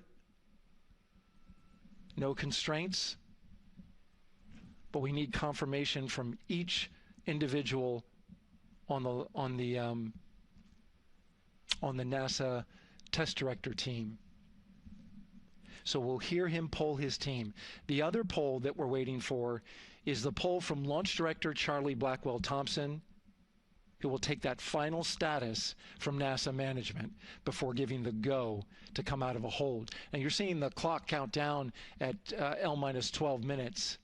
CCL, OTC, Orion, RS1. CCL. Yes, sir. Reconfigure ARS primary loop ISO valves. Copy, that's in work. And CDR, OTC, Orion, RS1. Go. ARS loop ISO valves are being closed at this time. Integrity copies. NGDLP. Go. Yes, I had a discussion with Sea Ice and with MER Manager regarding the observation the Sea Ice had a few minutes ago. They were able to confirm with BCI photos that the condition that they observed has been there since 2025. MER Manager has had a chance to review the findings, and they do not have any constraints from either a Sea Ice or MER Manager perspective. Okay.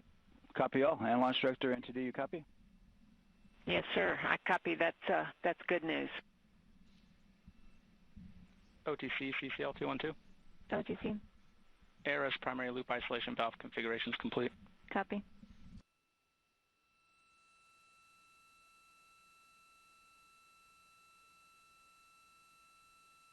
And CGLS NTD, cancel pending, please. GLS copies, and that's complete. All right, and for all personnel, we got a little bit more work to do before we pick up the clock, and we're about a little over a minute from getting to T-minus 10 minutes, but we've canceled the resume time there, and then we'll pick it up after we get through all of our work and anything else that we need to do to get through the remainder of counts. So we'll continue working that to get to our T0 today. So when we get to about 50 seconds from now, we'll extend that hold. CVSE OTC. CVSE. 400, 290, looking to verify that we are configured for ascent. Yep, give me about 2 more minutes. I'm going to start CMA2 streaming. Copy. NTD, COSE, hold requested. Copy that. I have an LCC violation of O-CT-004, S-band transponder anomaly. This was a transient LCC violation, so transponder 1 had a demodulated SNR estimate that went down to 2 dBm when it should have been between 10 and 13. It is now back up to 12, but we did lose that for just a moment. It does not appear that we lost our bit sync or carrier lock, which would be indicative that we lost our lock with the vehicle. So at this point, recommendation would still be go. However, we do have a pre-planned contingency procedure if we want to look at that. But again, this was transient, so we're back in a nominal range. All right, let's see, LPE NTD. Yeah, we're not seeing that hit. So I guess the question for COSE, was that less than 3 samples? Is that below our persistence? Stand by, let me look. It did look like it did persist for several seconds on mine, but let me take a look at the number of samples. Could I get a repeat on the affected LCC, please? Yes, ma'am. That's going to be O-CT-004. Thank you.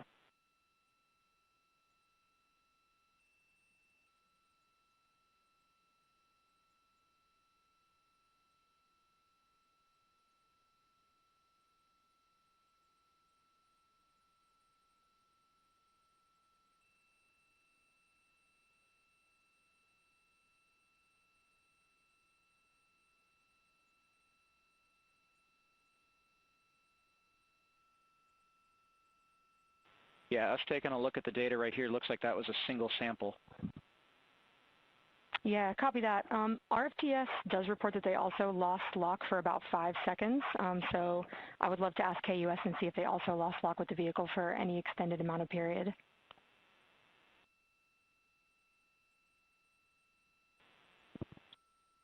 And COSE, while we're doing that, these are 1/10 hertz measurements, correct? So we would have had to lose it for over 10 seconds to get a second sample? Yes, sir, that's correct. It is 1/10 hertz. Yeah, so from our perspective, the allowance is effectively up to 30 seconds, up to 3 samples based on the 1/10 hertz. This is not an LCC violation, I believe.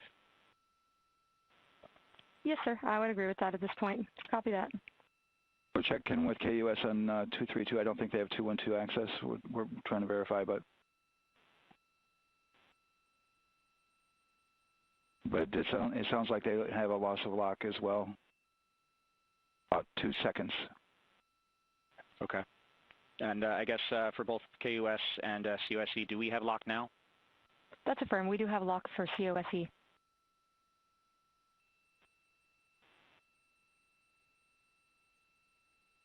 Yeah, so from the integration console perspective, we did have a temporary loss there within the allowable, and per the requirement, let's go.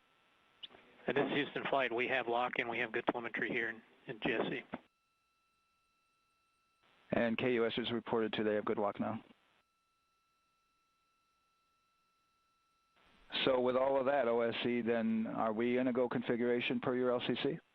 Yes, sir. Recommendation would be go. Okay. LP, you concur with that?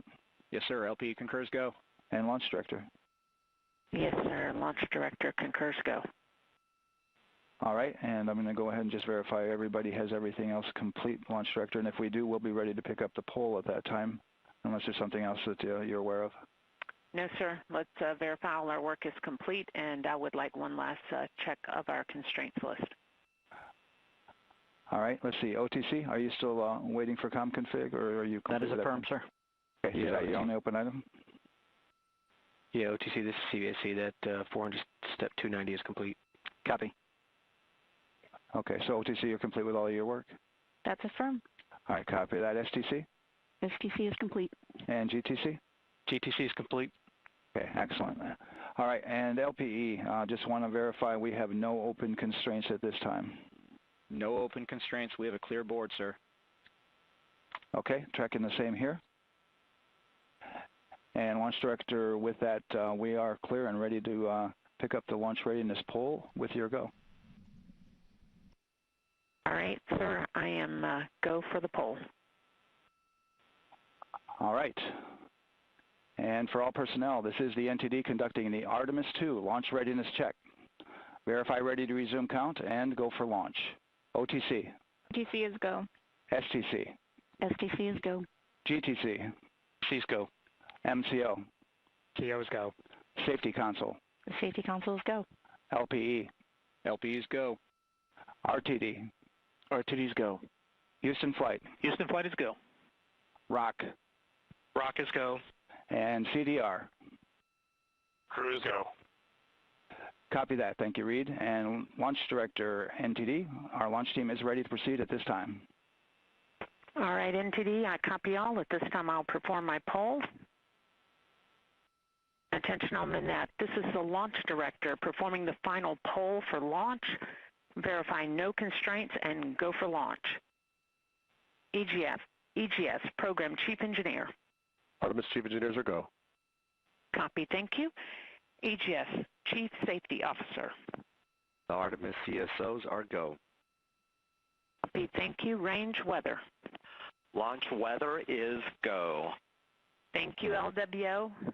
And Artemis MMT Chair. MMT's go. Thank you, John. And Integrity Launch Director. Good air voice, Charlie. PLT. Thank you, Charlie. This is Victor. We are going for our families. MS1. This is Christina. We are going for our teammates. MS2. This is Jeremy. We are going for all humanity. All right, Charlie, your Artemis II crew is go for launch. Full send. I copy that. Reed, Victor, Christina, and Jeremy. On this historic mission, you take with you the heart of this Artemis team, the daring spirit of the American people and our partners across the globe, and the hopes and dreams of a new generation. Good luck. Godspeed, Artemis II. Let's go.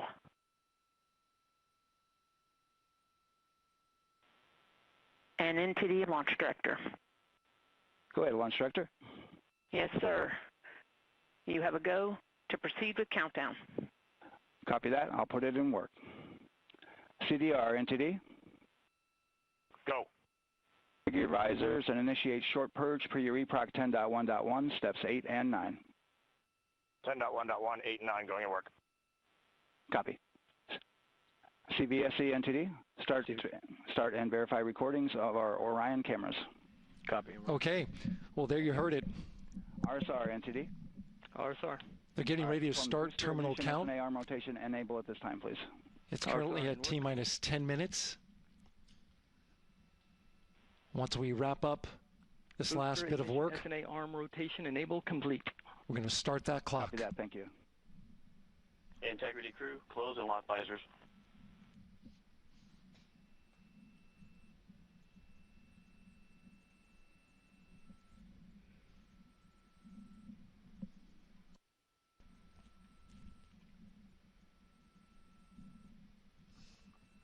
You heard an issue, worked in real time with telemetry lock on the Orion.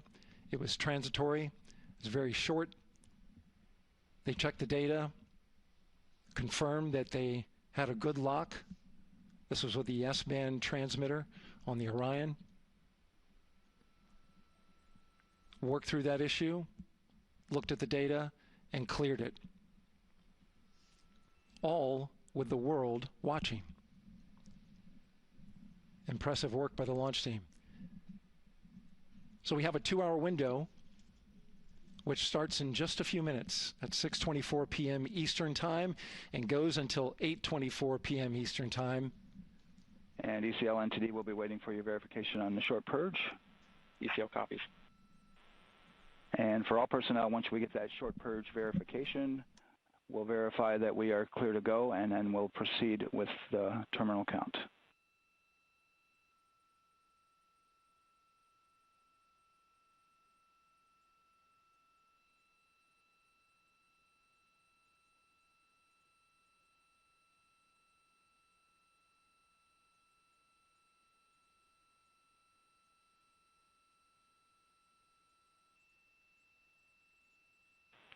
ECL time estimate? About a minute. Copy.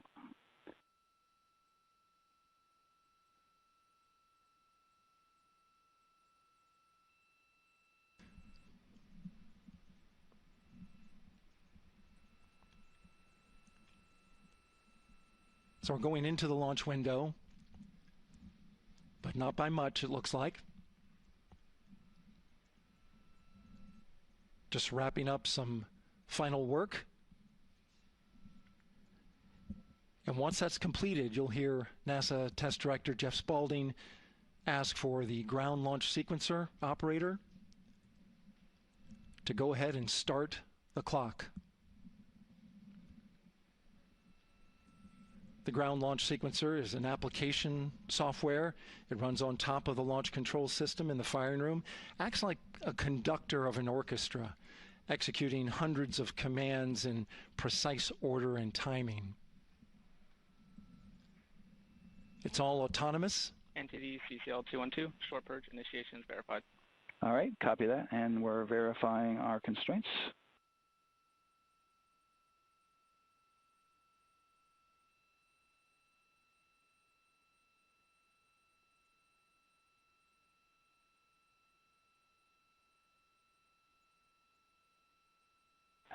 All right, and we're clear from cutouts. And with that, we're going to resume the clock momentarily.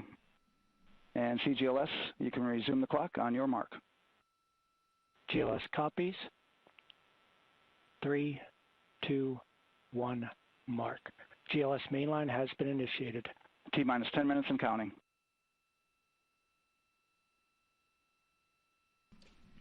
And that begins terminal count. Our new T0 is 6:35 p.m. Eastern Time. 6:35 p.m. Eastern Time. We are now counting down to liftoff of Artemis 2.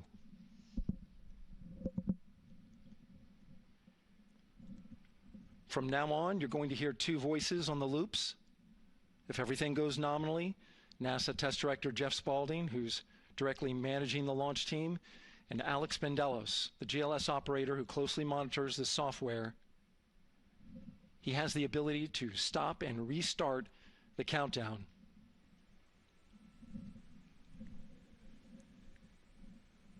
A lot of people ask about whether there's a launch button. There certainly is not. Flight and Rock, our new T0 is 223512. Houston Flight copies. 223512. Affirm. There you heard confirmation of the exact T0, 6:35 and 12 seconds p.m. Eastern Time. Again, our T0 is 6:35 and 12 seconds p.m. Eastern Time.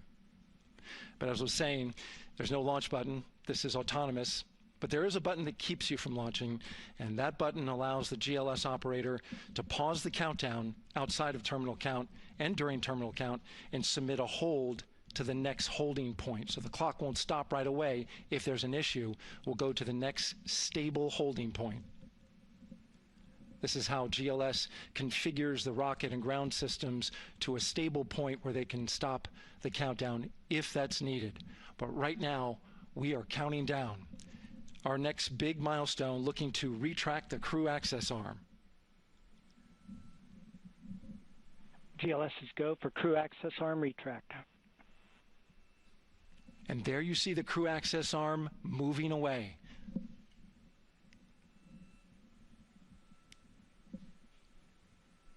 That's the path that the astronauts took to ingress into the rocket.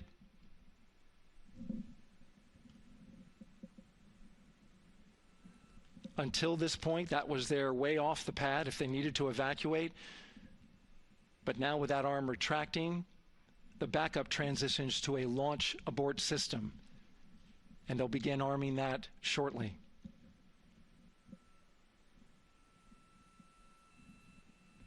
Of course, the launch abort system, great shot there of the crew access arm retracting away.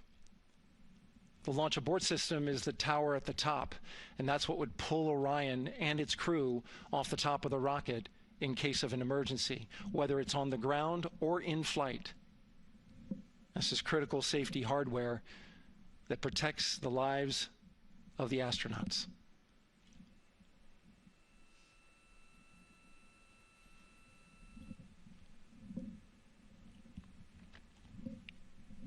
Starting at T-minus 6 minutes, the GLS will start bringing that and other high-energy systems online, starting with core stage pressurization.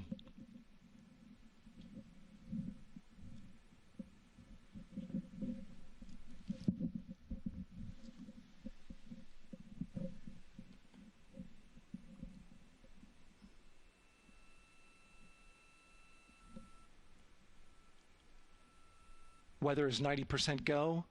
The range is go. All systems are go.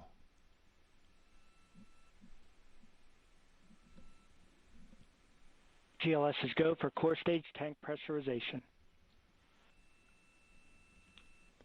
That means the replenish valve for the liquid hydrogen tank has now closed, and that tank is beginning to pressurize to flight levels because that hydrogen is naturally boiling inside the tank. We'll get the liquid oxygen tank a little later in the count. Now the team is waiting for verification that, if needed, the Artemis II crew could use the launch abort system to pull Orion safely off the top of the rocket in an emergency. Let's listen in for that call. GLS verifies last capability available. And CDR, do you copy? CDR copies, last available. That's great news, and you heard the NTD verify that with the commander of the mission. GLS is go for FTS arm. Now work is being done to arm the flight termination system. This is so the range safety can send a flight termination command if the rocket flies too far off track. There's a brief built-in delay, so the launch abort system has time to pull the astronauts to safety first. GLS is go for LH2 high flow bleed check. All right, the high flow bleed check. That's so the cryo team gets verification that the RS-25 engines, all 4 of them, are in the proper temperature range for launch.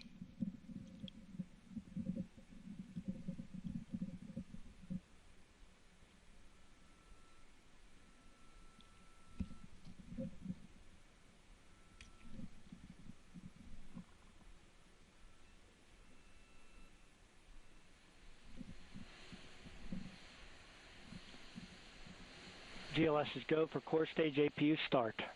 Core stage APUs start. Those are auxiliary power units, high-speed turbines which provide pressure to hydraulic pumps that steer the RS-25 engines. We're going to see a gimbal test a little later at T-minus 2 minutes and 30 seconds. This is what allows that to happen.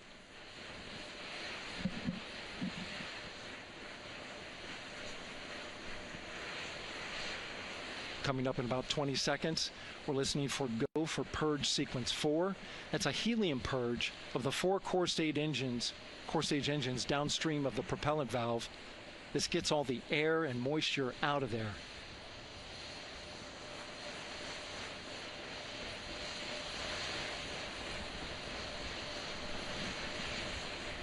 GLS is go for purge sequence 4. Moving through the milestones. All is looking good.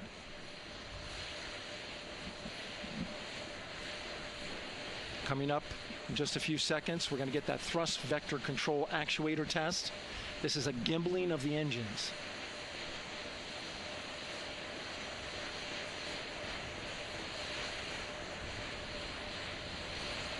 There are the 4 RS-25s, 3 of them Shuttle Heritage, 1 of them built from shuttle parts. And there you see them moving.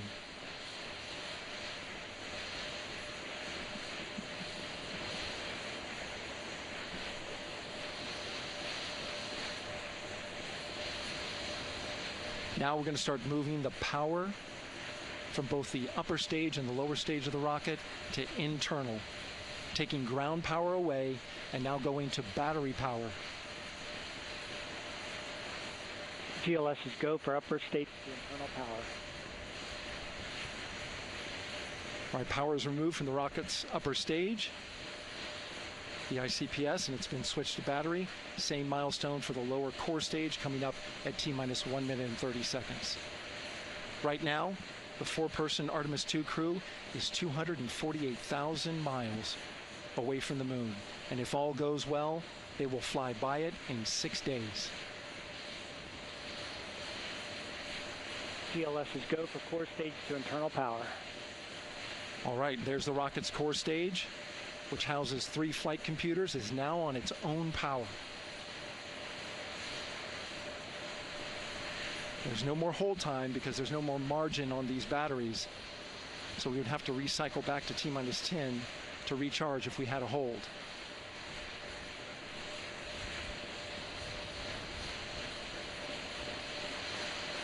One minute. Right now, the rocket does not know what the T0 is, but coming up at T-minus 33 seconds, control shifts from the ground launch sequencer to the rocket's onboard autonomous launch sequencer, or ALS. The rocket will count itself down, but honor any holds that could come from the ground. Now, shortly after liftoff, Houston will take control of the rocket, and my colleague Gary Jordan will take over commentary. GLS is go for ALS. Great call out. The rocket is on its own. 4 brave explorers ready to ride the most powerful rocket NASA has ever launched. Sound suppression water is flowing. 15. And here we go. 10, 9, 8, 7. RS-25 engines lit. 4, 3, 2, 1. Booster ignition. And liftoff. The crew of Artemis II now bound for the moon. Humanity's next great voyage begins. Good roll pitch. Roger, roll pitch.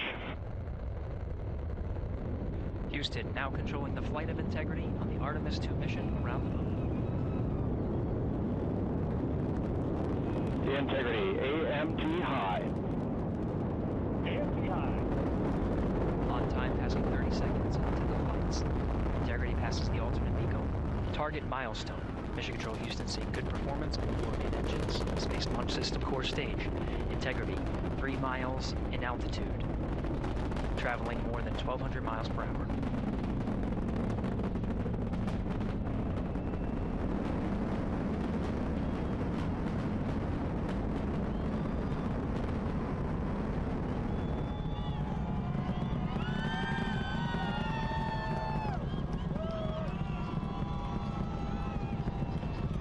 Mission elapsed time, passing 1 minute, approaching max Q.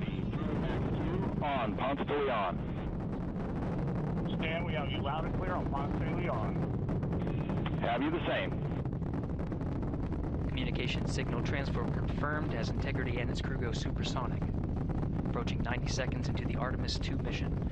Integrity is 14 miles in altitude, 8 miles downrange, traveling more than 2,600 miles per hour.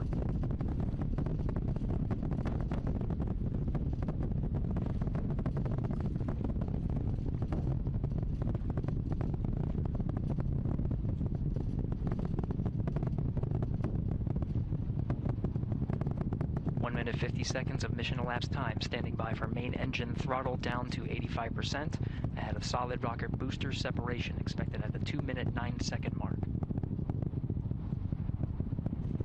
We see throttle down.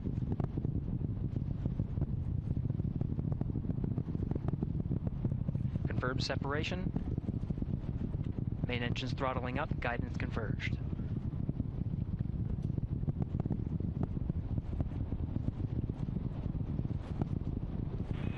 Integrity, guidance converged, performance nominal, upper stage RCS ready. Copy all, Stan. Integrity, SM priming complete. SM priming complete. 2 minutes 45 seconds of mission elapsed time into the Artemis 2 mission. Thrusters on Integrity and upper stage confirmed in a ready state, ahead of service module fairing separation.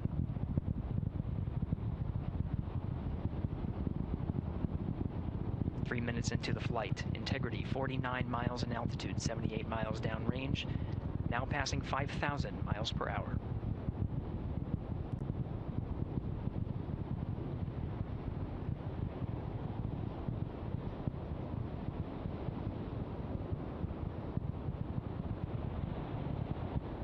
Standing by for launch abort system jettison.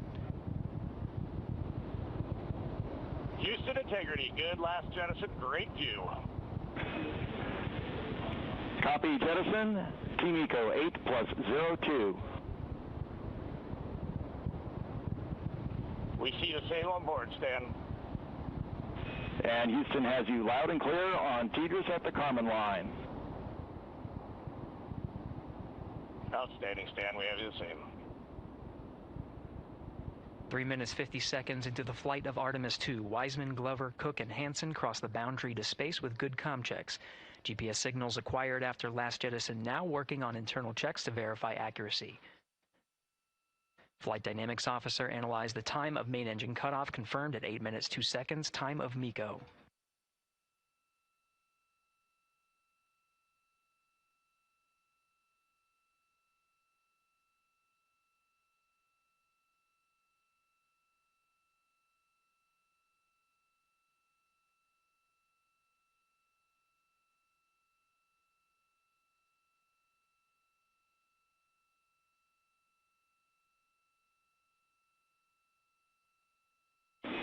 Integrity, GPS processing.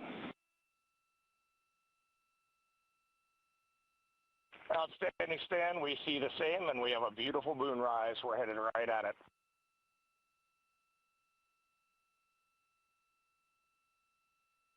Approaching 5 minutes into the flight, Commander Reed Wiseman confirms he has visuals of his destination. GPS guidance, navigation, and control software finishes internal checks and sends to navigation channels. Integrity, 3 engine press. 3 engine press. On time, now passing 5 minutes 20 seconds of mission elapsed time into the Artemis 2 mission. At this point, 3 good main engines are all that's needed to carry Integrity to a nominal main engine cutoff target. Though at this time, we're seeing 4 good engines here in Mission Control Houston. Integrity, 75 miles in altitude, 330 miles downrange, approaching 10,000 miles per hour.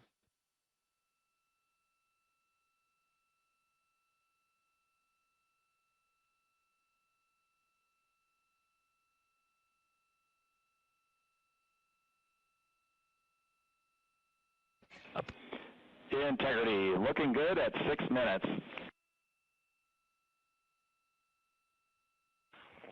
Same on board, Stan.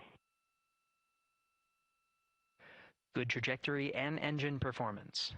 Booster officer will soon report the shutdown plan to Flight Director Judd Friedling, expected at the 7-minute mark. Integrity, 78 miles in altitude, 460 miles downrange. Integrity, expect nominal shutdown. Integrity copies nominal shutdown.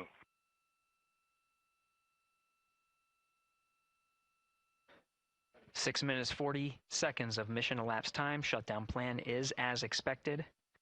Again, the time of MECO was confirmed at 8 minutes, 2 seconds into the flight.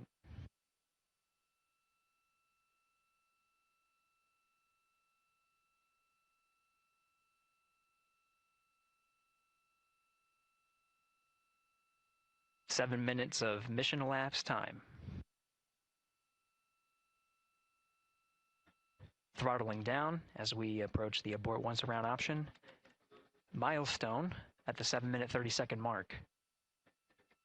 Now 84 miles in altitude, 650 miles downrange, traveling more than 15,000 miles per hour. Integrity, AOA open. AOA open. The window is now open for an abort once around option that would target splashdown in the Pacific Ocean. Still following nominal ascent at this time.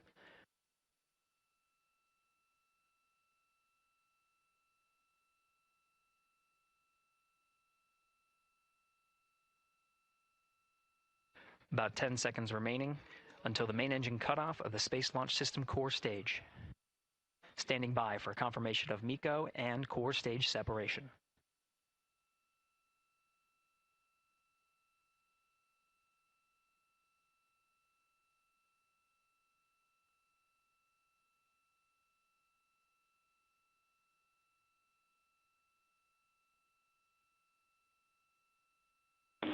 Integrity and nominal MECO, core stage separated.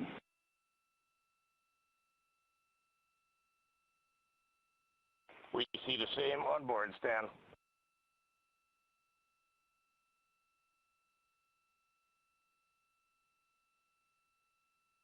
Eight minutes, 40 seconds into the flight, we have a nominal main engine cutoff heading in the right trajectory on the way to swing around the moon.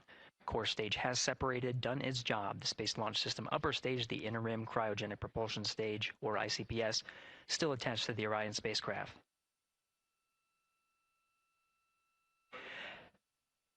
Nine minutes of mission elapsed time. Integrity crew of Reed Wiseman, Victor Glover, Christina Cook, and Jeremy Hansen now in orbit around the Earth at the beginning of their journey to the moon.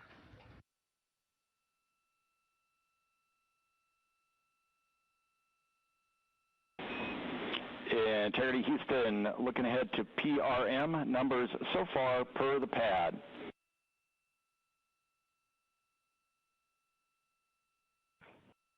Copy that, Stan. Numbers for the pad.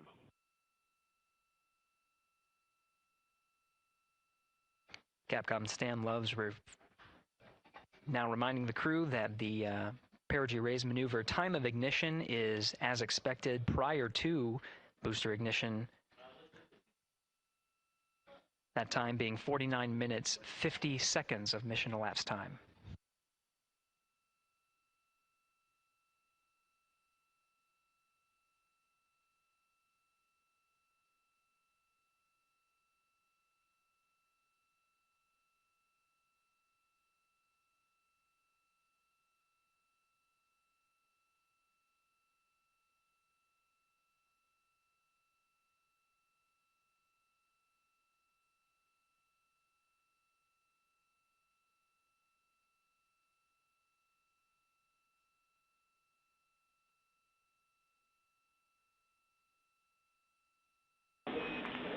Integrity, good. NEDS deploy.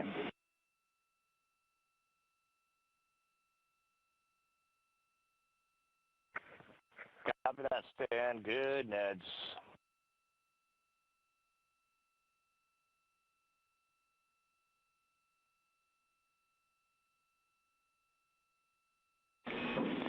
And Integrity Houston for PWD setup. Just a reminder, halfway open on the secondary. We copy that, Stan. Halfway open.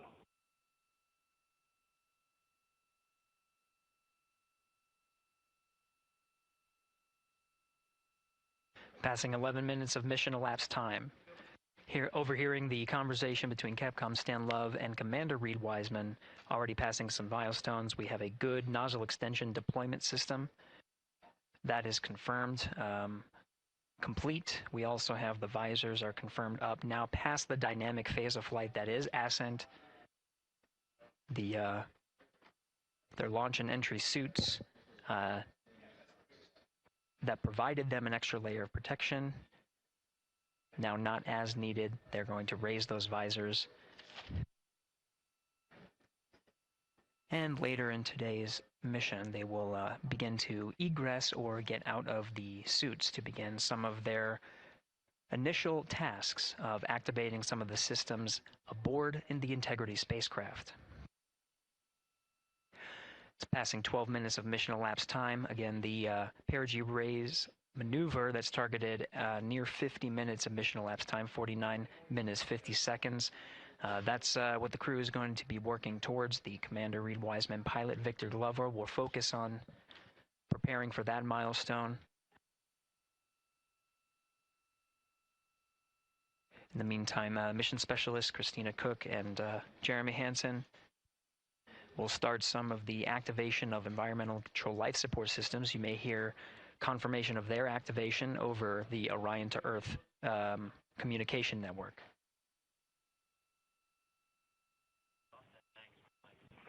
Houston, C3 aux power back in auto. Copy C3 aux, and we're 2 minutes to maneuver.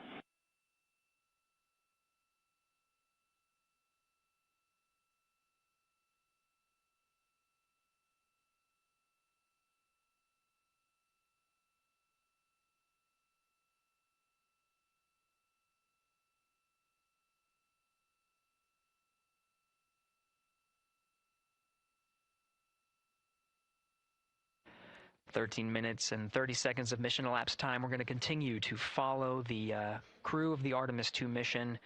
They are beginning their journey around the moon to verify the systems that will take us to its surface. An incredible ascent. Artemis 2 is underway. Reed Wiseman, Victor Glover, Christina Cook, and Jeremy Hansen begin their journey to the moon. Still milestones to come up as we await solar array deploy and the critical burns that will get Integrity into high Earth orbit around the Earth before engines are fired to get us around the moon. We'll keep tabs on Integrity and its crew from here in Mission Control Houston. But for now, we're going to send it back to you, Megan and Nicole at the Kennedy Space Center. Very jealous to hear how the launch experience was over on the Space Coast. Yeah, Gary, if people are just joining us, welcome back to the Space Coast, where we just saw Artemis 2 lift off 14 minutes ago. And wow, what an amazing launch, and an emotional one, too, as soon as the rocket lifted off. Nicole, you had tears in your eyes, I had tears in my eyes, and we had all these people around us cheering. It was amazing. Yeah, the energy was wonderful. I mean, it was a beautiful launch. You know, we've got 4 friends and family members headed to the moon. It's pretty amazing. Yeah, how does that make you feel as someone who, you know, is an astronaut as well, but also, as you said, friends? Yeah, so proud of them. You know, man, we don't have the words in the English language to describe this kind of an event, and pride, love, so many emotions. You know, they are truly breaking some barriers, and hopefully, you know, as Gary just said, they've got a long day ahead of them, so wishing them well on everything. But so far, what a beautiful launch to watch. Yeah, to be returning to the lunar orbit in more than 50 years. Maybe they go farther from Earth than any other humans before them. Maybe they see parts of the moon that we've never seen before. I mean, what a great start to what could be all of these milestones that we break in just a 10-day mission. Yes, what a way to welcome in the Artemis generation.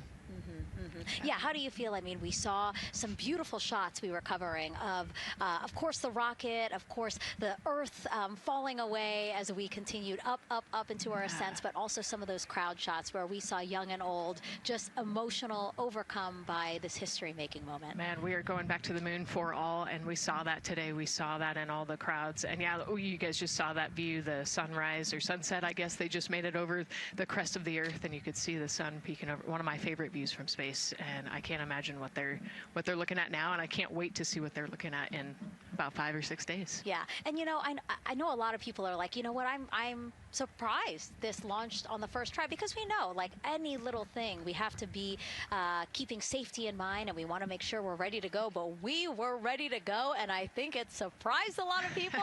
What a wonderful surprise on this Wednesday evening. It did, and it kind of surprised me as well. But it's just a testament to the team here that has been working so hard on Artemis. Artemis 1, we learned a ton of lessons. We learned a ton from the wet dress for Artemis 2. We were able to go in, fix those things. We even had a couple mishaps today, not mishaps, but a couple, anomalies today that the team creatively came up with solutions for. It's just a testament to the teamwork that gets us to the moon. And so we can continue to watch Christina, Reed, Victor, and Jeremy on their way now to the moon in Earth's orbit and awaiting the next in-flight milestones, deploying Orion's solar arrays. So why don't we get back in with Mission Control and Gary.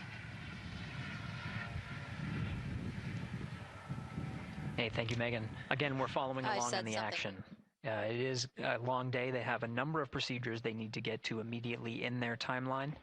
And Integrity Houston, cross-tie is on board per the ETSI-DEM. We copy, Houston. Thank you.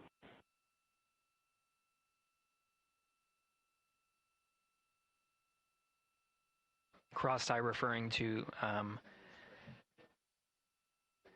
flight controllers here initiating a connection between some of the batteries aboard the Orion spacecraft,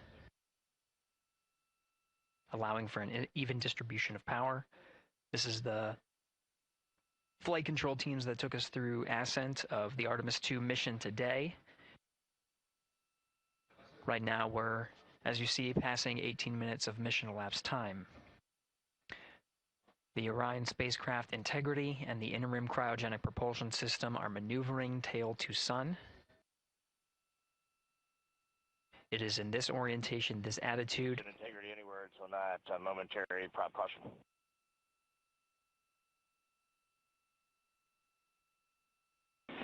And Reed, no action. We're looking at it.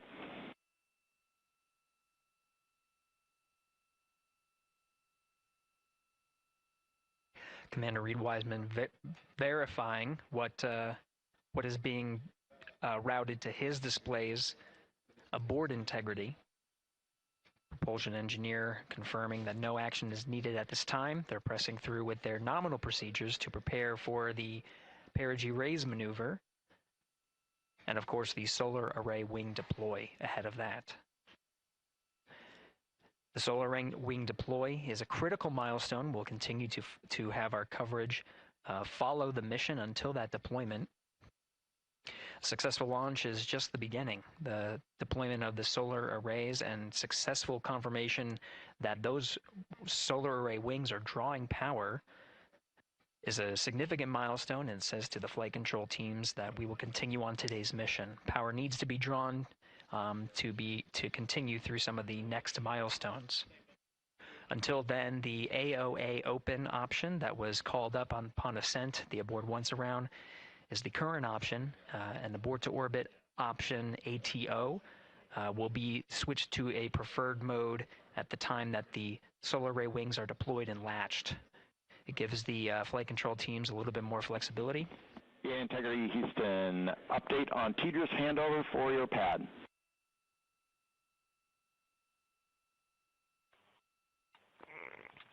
Give us just 1 minute. And Stan, you can read it. Ike is ready to copy. Roger. TDRS handover east to west expected 1 second earlier at 5:1 minutes 26 seconds.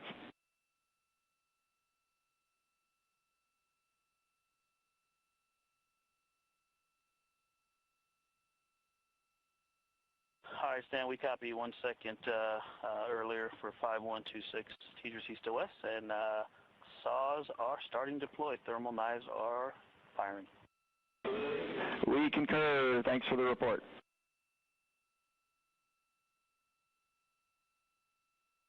Read back of the reports that you just heard on the Orion to Earth network.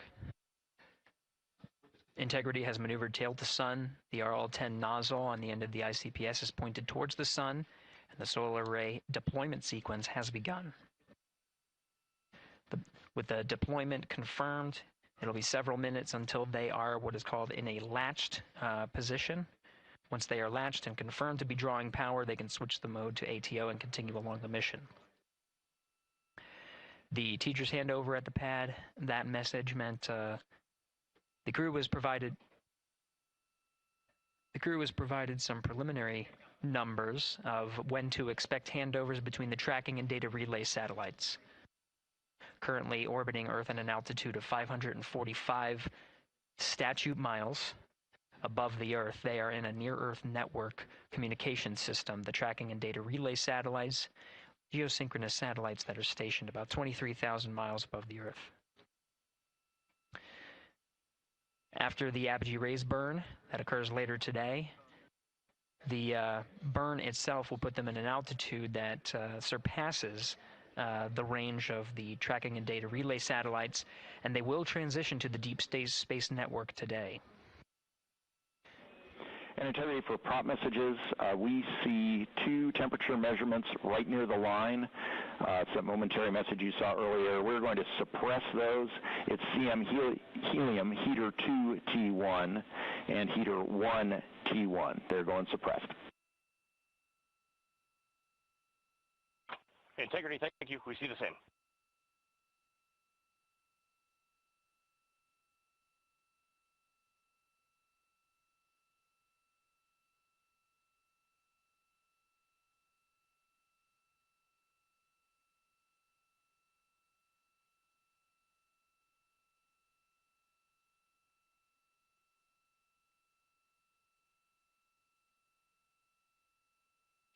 This is Mission Control Houston, passing 23 minutes of mission elapsed time into the Artemis 2 mission.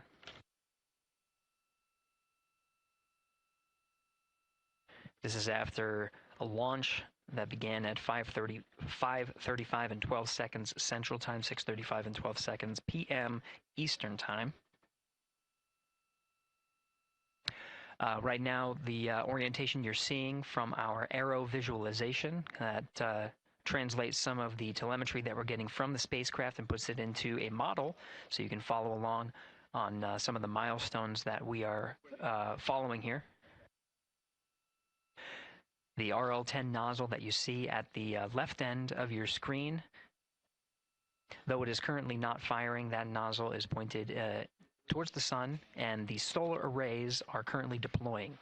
From this visualization, they look fully stowed in a position. Integrity, we are happy to report that Jeremy has the O2 sensors on. Copy O2 sensors.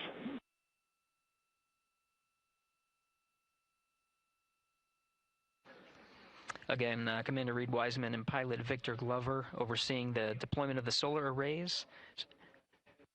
And we'll follow the attitude maneuver changes ahead of the first burn of the ICPS engine, the perigee raise maneuver. Integrity Houston, we see 4 saws deployed and latched, ready for ATO preferred. Yeah, we're almost there in the procedure stand, and we see the same thing.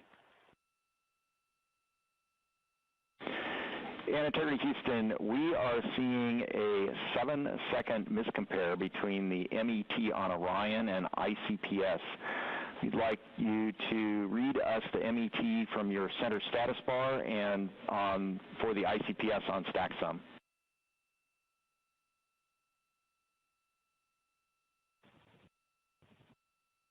And Stan, we see a absolutely precise alignment. MET 25, 14, 15, 16, precisely aligned with ICPS MET. Copy, thank you for that. We'll investigate a ground issue. And Houston Integrity, ATO preferred set. Copy, ATO preferred.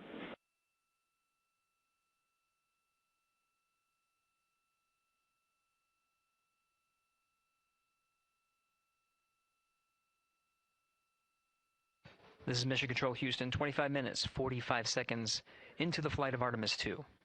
We have confirmation that all 4 solar array wings are deployed and latched.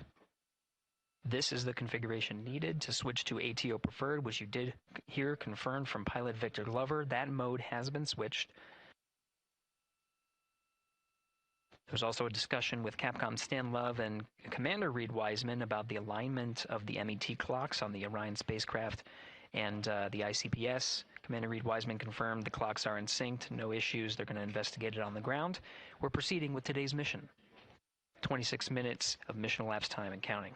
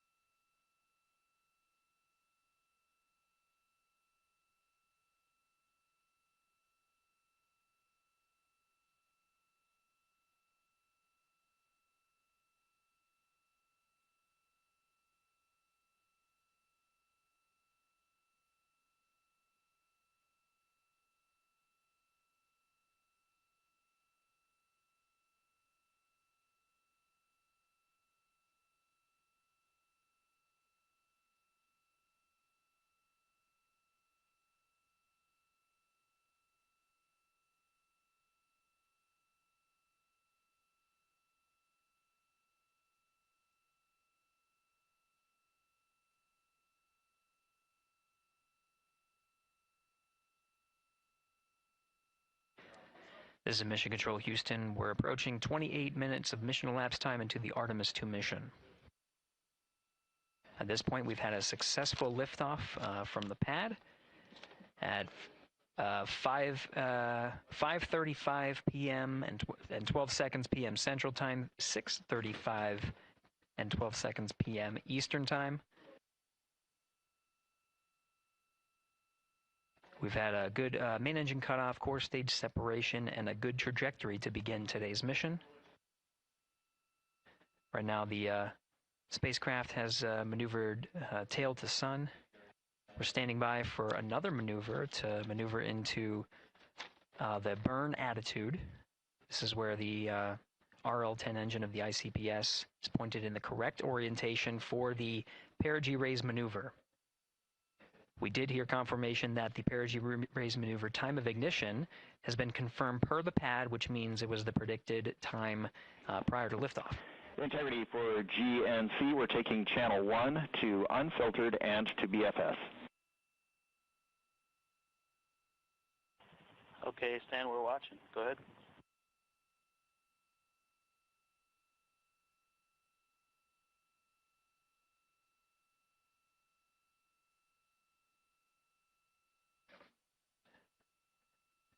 Capcom Stan Love reading up to the crew of Integrity. They will switch the navigation source from channel 1, standing by for confirmation that that switch has occurred. Pilot Victor Glover will receive confirmation when, and as at least watching to confirm that that switch has occurred. Again, the perigee raise maneuver that we're heading towards, not too long from now, we're actually inside 20 minutes at this time from the time of ignition of the perigee raise maneuver. We did have a successful deployment and launched of all 4 solar array wings. This is the configuration needed to commit to the perigee raise maneuver. Of course, flight controllers here in Mission Control Houston will continue to evaluate that everything is good before committing to that burn. The perigee raise maneuver does raise the perigee, the lowest point in the orbit, from 15 to 100 nautical miles. The 100 nautical mile mark is needed to continue in low Earth orbit and hit the target for the apogee raise burn. That will put them in a high Earth orbit for the remainder of the day and set them up for the right position to execute the translunar injection and head to the moon tomorrow. The burn duration of the perigee raise maneuver is 26 seconds. It's a relatively short burn, but it does raise the perigee and do the job to get into the correct position before firing that main engine on the ICPS. The The pad had a TGERS handover. This is the tracking and data relay satellites. East to west, they are geosynchronous satellites that are positioned around the globe. And as Orion makes its way around the Earth right now, above the west coast of Africa, at an altitude of about 923 statute miles, and counting.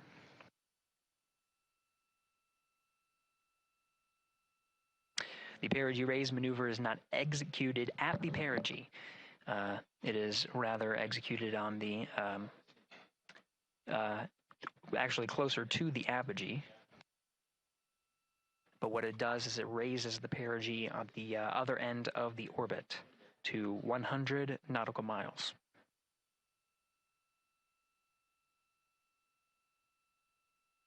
The 26-second duration burn does not conflict with the time that they reported of the tracking and data relay satellite handover from TGERS east to west.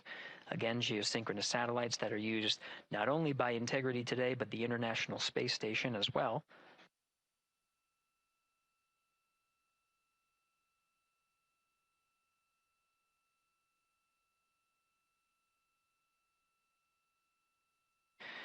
That time of handover is 51 minutes, 26 seconds. Plenty of margin before the perigee raise maneuver cutoff happens, and the trajectory is analyzed to see whether it was a good burn. A good burn means that the burn was performed as expected and sets the trajectory on course for that 100 nautical mile perigee target mark.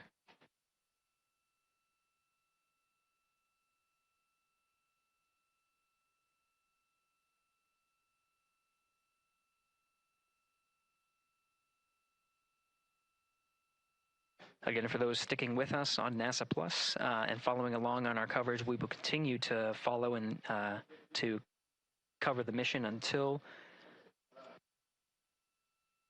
actually, we'll continue to cover the mission 24/7.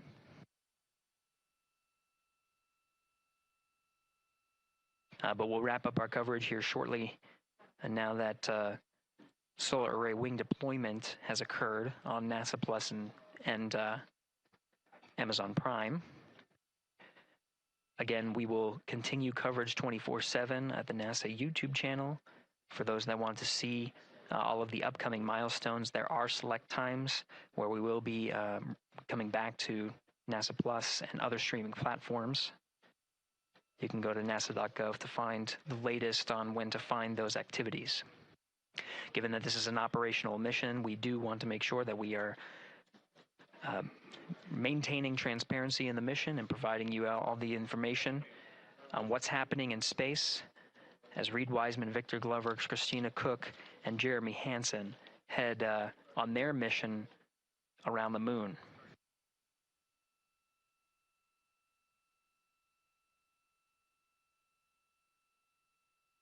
Inside Integrity at this time, again, the solar array wings have deployed. The Integrity is maneuvering to its burn attitude ahead of the execution of the perigee raise maneuver.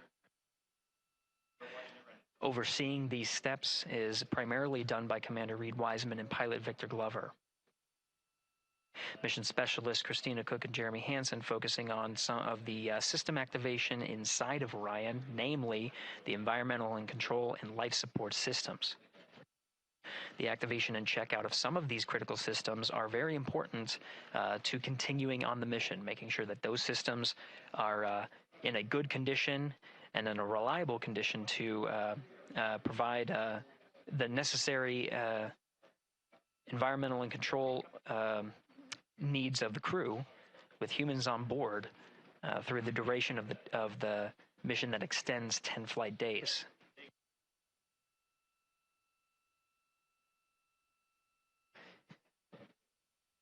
Standing by for an update to the perigee raise maneuver time of ignition. Should be read up to the crew very shortly. Integrity Houston, updated PRM numbers when you're ready to copy. All right, Houston, we are ready to copy. TIG is 2 seconds earlier at 4 9er minutes, 48 seconds. TGO unchanged at 26 seconds.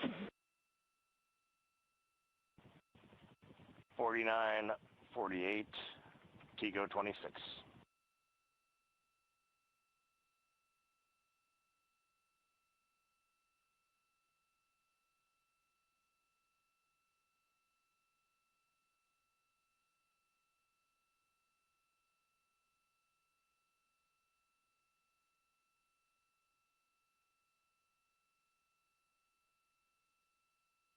This is Mission Control Houston. With that update, we are approaching a little more than 13 minutes from the time of ignition of the perigee raise maneuver. That time updated to be 2 seconds earlier was 49 minutes, 50 seconds of mission elapsed time. We'll now move to 49 minutes, 48 seconds. The duration of the burn, that's what was referred to as the TGO, will still remain at 26 seconds. Relatively short duration burn, again, just raises the perigee of the orbit today.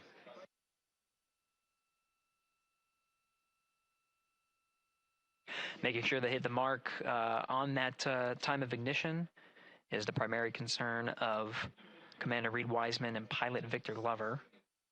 Mission Specialist Christina Cook and Jeremy Hansen inside activating those environmental control and life support systems.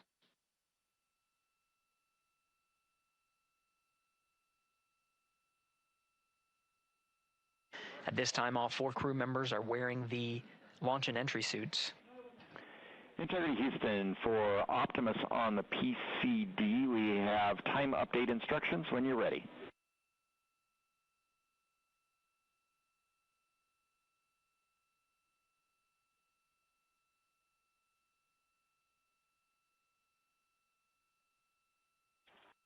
And Houston, Integrity, we copy. Hands are pretty busy at this time. I think we will call you back when we're ready for that.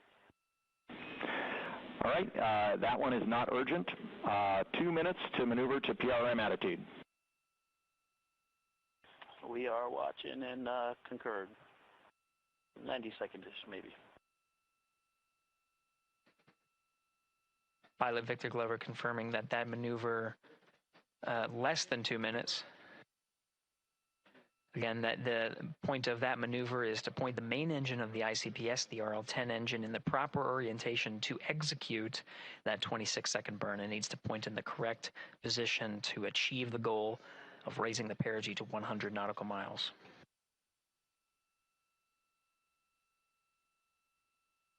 You heard some of the environmental control system activations over Orion to Earth. Jeremy Hansen activated the O2 sensors. They'll be measuring the cabin of Orion.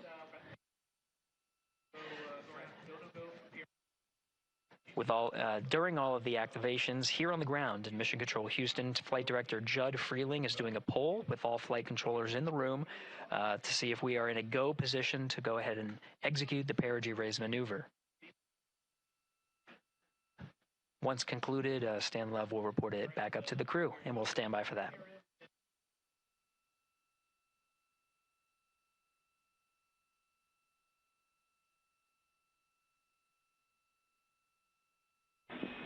Integrity Houston, MCC polls go for PRM pending attitude and SAWS.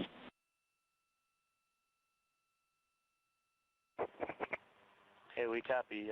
MCC is go. Maneuver starting.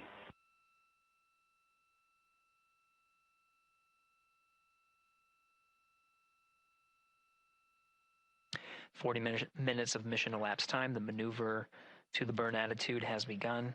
The maneuver also is paired with reorientation of the solar array wings that have been deployed.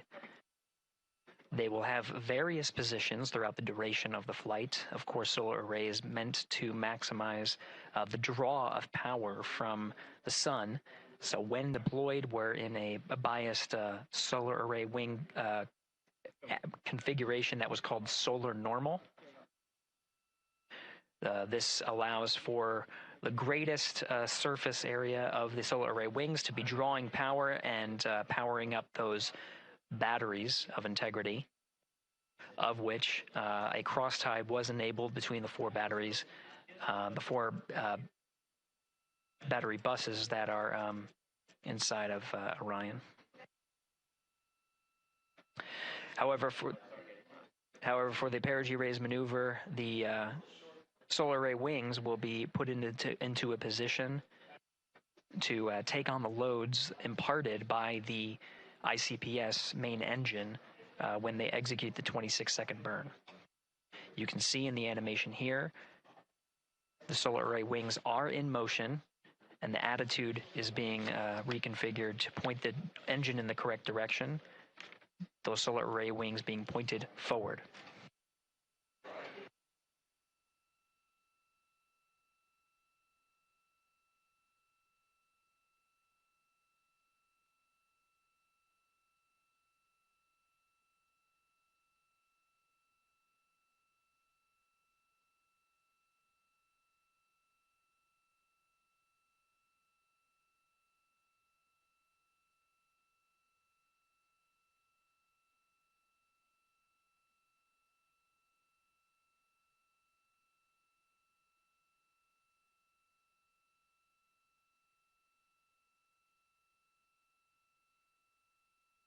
You're getting a live look inside the Artemis 2 mission flight control room. The team you see here oversaw the ascent of our 4 astronauts inside Integrity, launching at 6:35 and 12 seconds p.m. Eastern Time.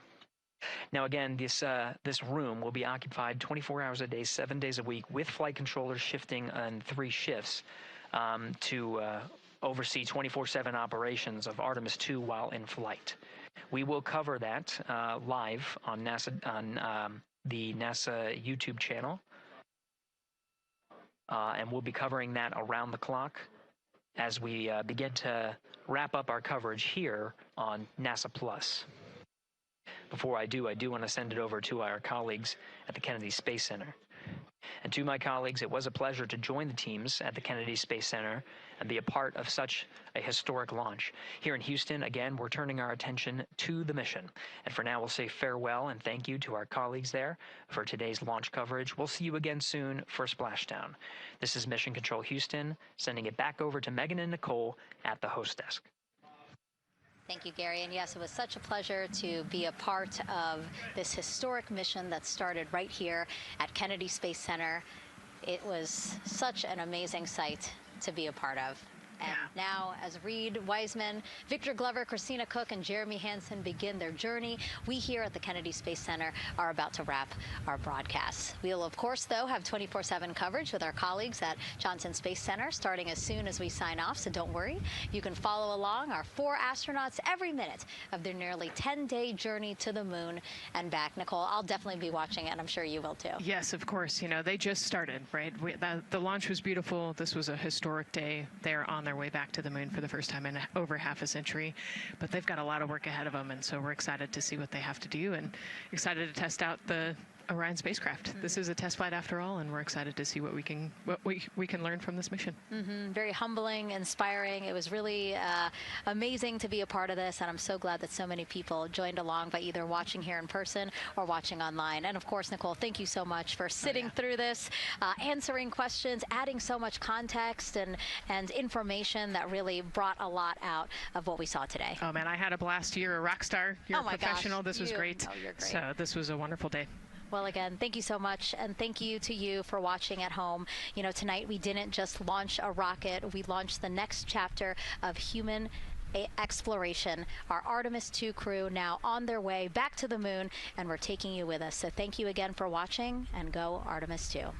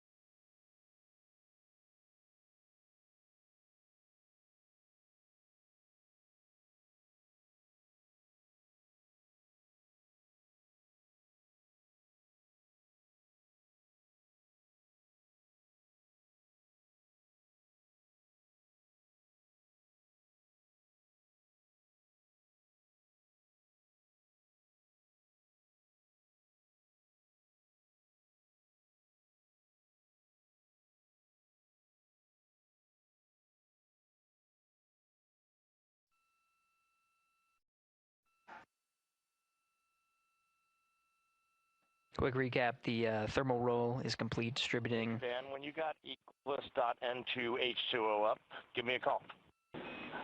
I'm looking at it. Tab stop 17, we show that valve closed, if that helps you. That is also what we see, and that's exactly the valve we're looking at. Related to that, question for Jeremy. For the PWD checkout, did you check out the primary first or the secondary first?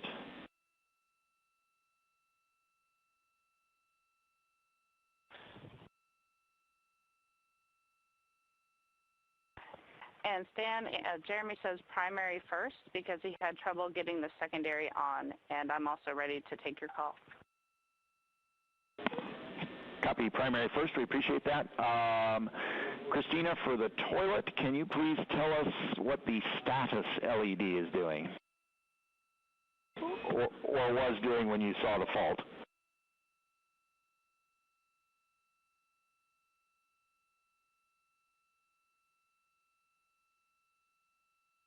It had been on per normal, and there was good suction, and then it turned off when the fault started blinking. That's valuable information. Thank you. Teams on the ground continuing to troubleshoot the waste management systems aboard Integrity. Now we'll continue to follow the mission here as the 4 astronauts work on the steps to activate some of the systems and prepare for the apogee raise burn. About 3 minutes from now, 7 p.m. Central Time, 8 p.m. Eastern, we'll start the press briefing. That press briefing will happen on our 24/7 live coverage. While that is happening, you can listen to the Orion to Earth loops and continue to cover the mission and views from the solar array wing cameras aboard Orion. And you can follow that at our clean live stream, also available at NASA's YouTube channel.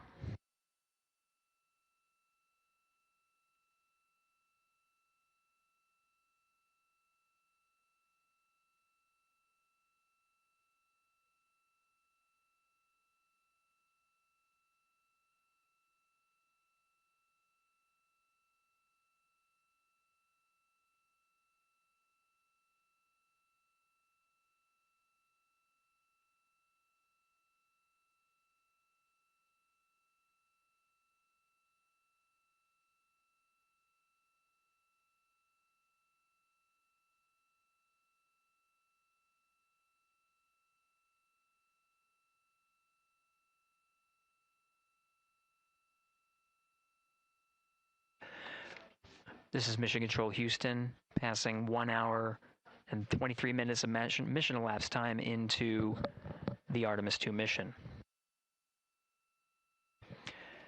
The Integrity crew, about 800 statute miles over the Earth, currently passing over Australia. Commander Reed Wiseman confirmed that pass over Australia, they were able to peek out the windows and see that view from an altitude that is higher than any of them are used to.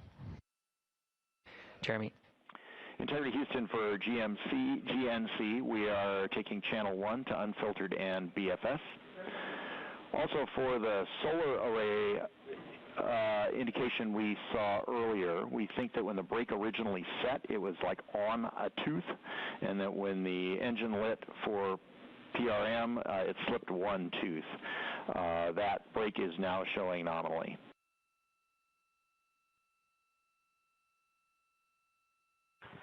Okay, Tanya, we copy that, and I'm just curious. I feel like about a half an hour ago you took 1 to unfiltered in BFS.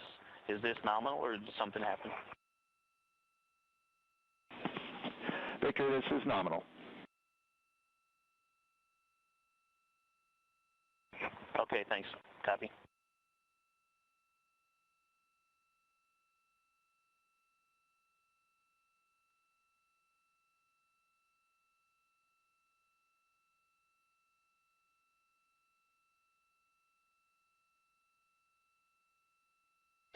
Now 7 p.m. Central Time at a mission elapsed time of 1 hour 25 minutes. An update for viewers. We are continuing to cover the Artemis 2 mission and see live views from the solar array wings. The press conference scheduled for 7 p.m. The current start time for that press conference is 7:05 p.m. Central Time, 8:05 p.m. Eastern Time. During the conference, we are expected to execute the apogee raise burn.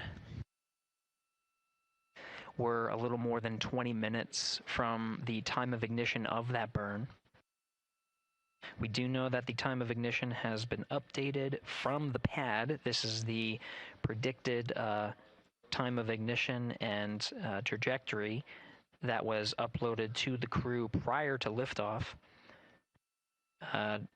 The current time of ignition is 1 hour 46 minutes and 9 seconds of mission elapsed time.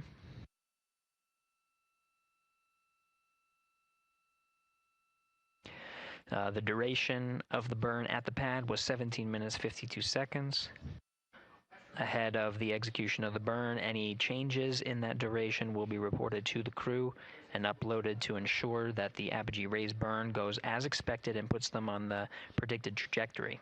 That trajectory being 43,730 miles by 0 statute mile orbit. This high Earth orbit will take the crew of Integrity past the tracking and data relay satellites that are positioned about 23,000 miles away from the Earth. Again, they're currently on TDRS West. And they will transition to the Deep Space Network. The apogee raise burn time of ignition again at 1 hour 46 minutes and 9 seconds of mission elapsed time. That is expected and will occur during the post-launch press briefing.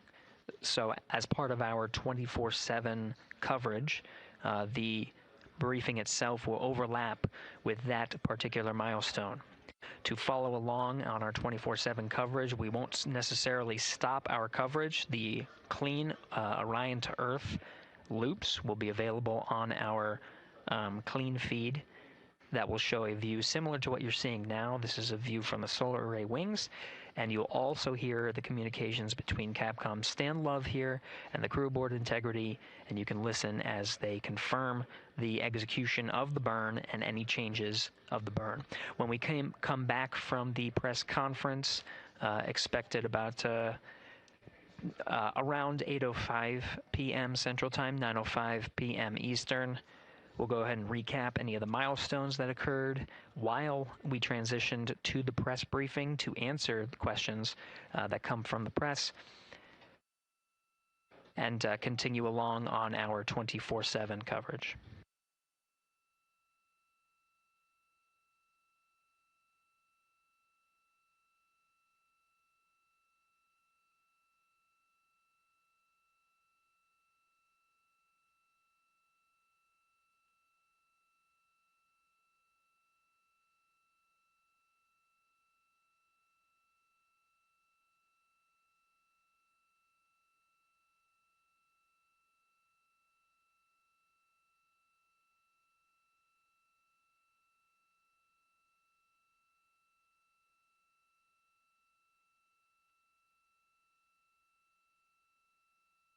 Houston Integrity for CFC install. That is complete. Copy CFC, thank you.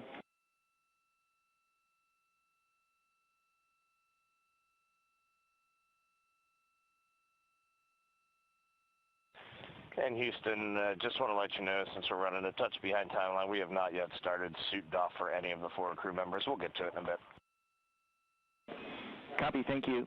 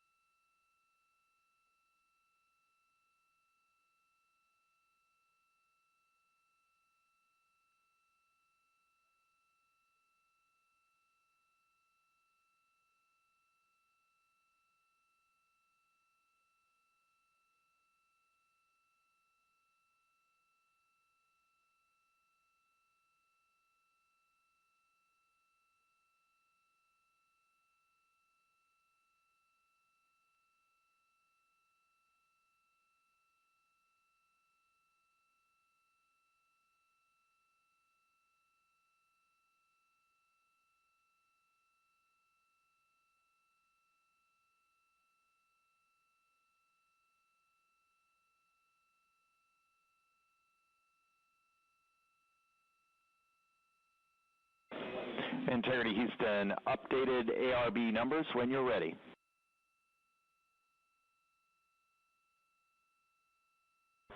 Stan, we are ready. And sorry, false alarm. Still integrating on the ground. We'll be back with you shortly.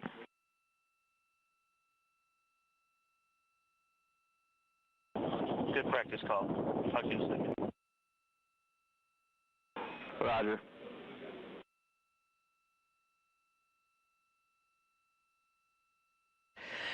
This is Mission Control Houston. For those still with us, the press briefing that was scheduled to begin at 7:05 will begin shortly. They're just getting set up, and just stay tuned until we are able to transition to beginning. Activity on Jeremy's timeline is complete. To the beginning of the press briefing. Copy docking camera. Thank you.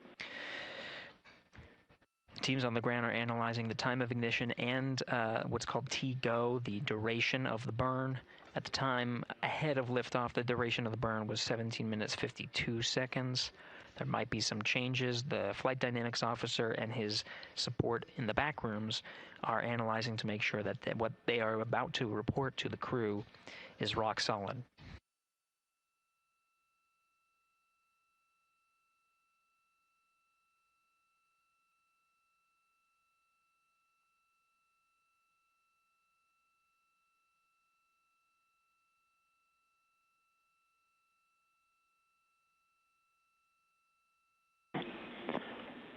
Integrity Houston with new ARB numbers for real this time.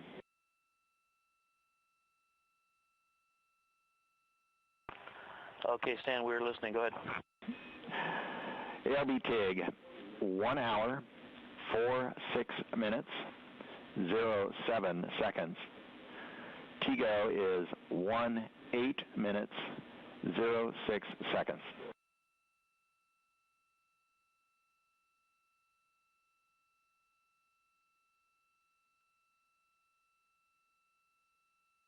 Okay, Stan, we copy and have entered 1 hour, 46 minutes, 7 seconds for TIG, and TIGO, 18 minutes, 6 seconds. Thank you for that. With that, we also have an updated time for the handover from Teeters west to east.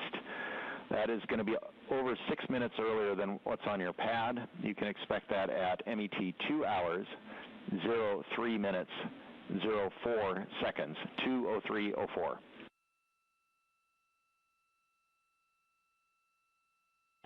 2, 3, 4.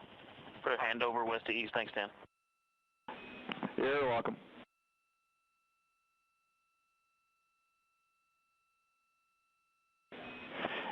And integrity, 2 minutes to maneuver. PFE is reading 3, which is nominal. Copy PFE.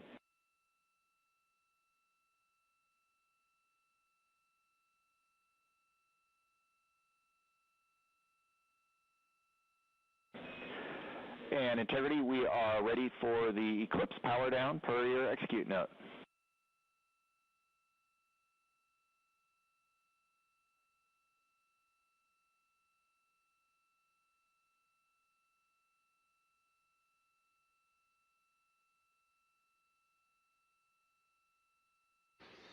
All right, as we've continued to follow along on the mission here in Mission Control Houston and on the Orion to Earth loops, we'll take you over to the beginning of the press briefing, the post-launch press briefing over at the Kennedy Space Center.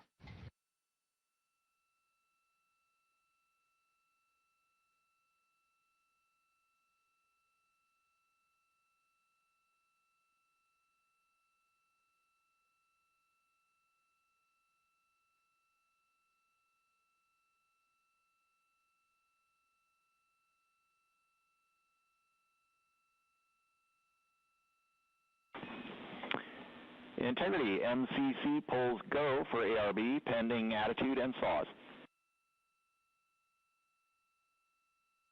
Integrity.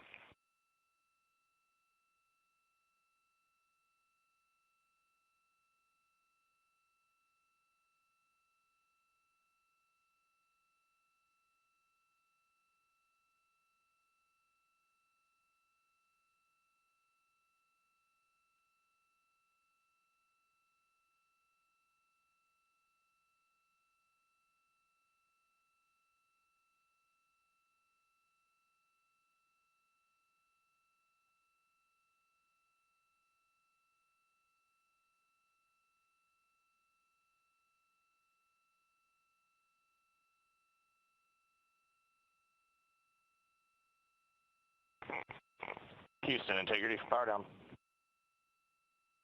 Go ahead.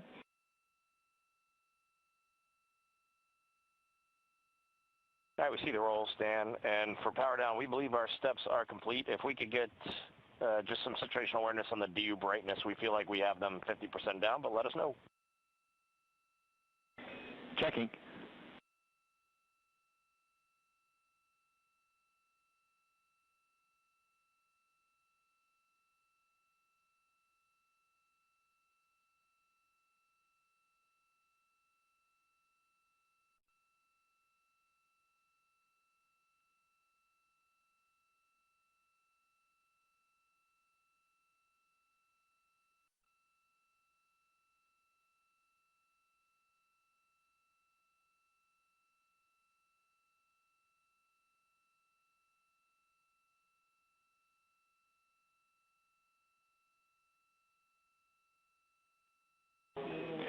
Integrity, we see DU3 right at center. We see DUs 1 and 2, a couple of clicks above center. We're checking power draw now.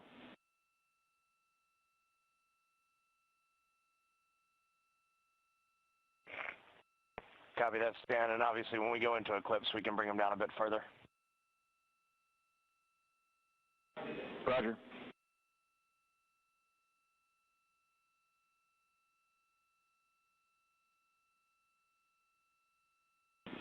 And Reed, when we get into eclipse, we would like those extra clicks on DUs 1 and 2.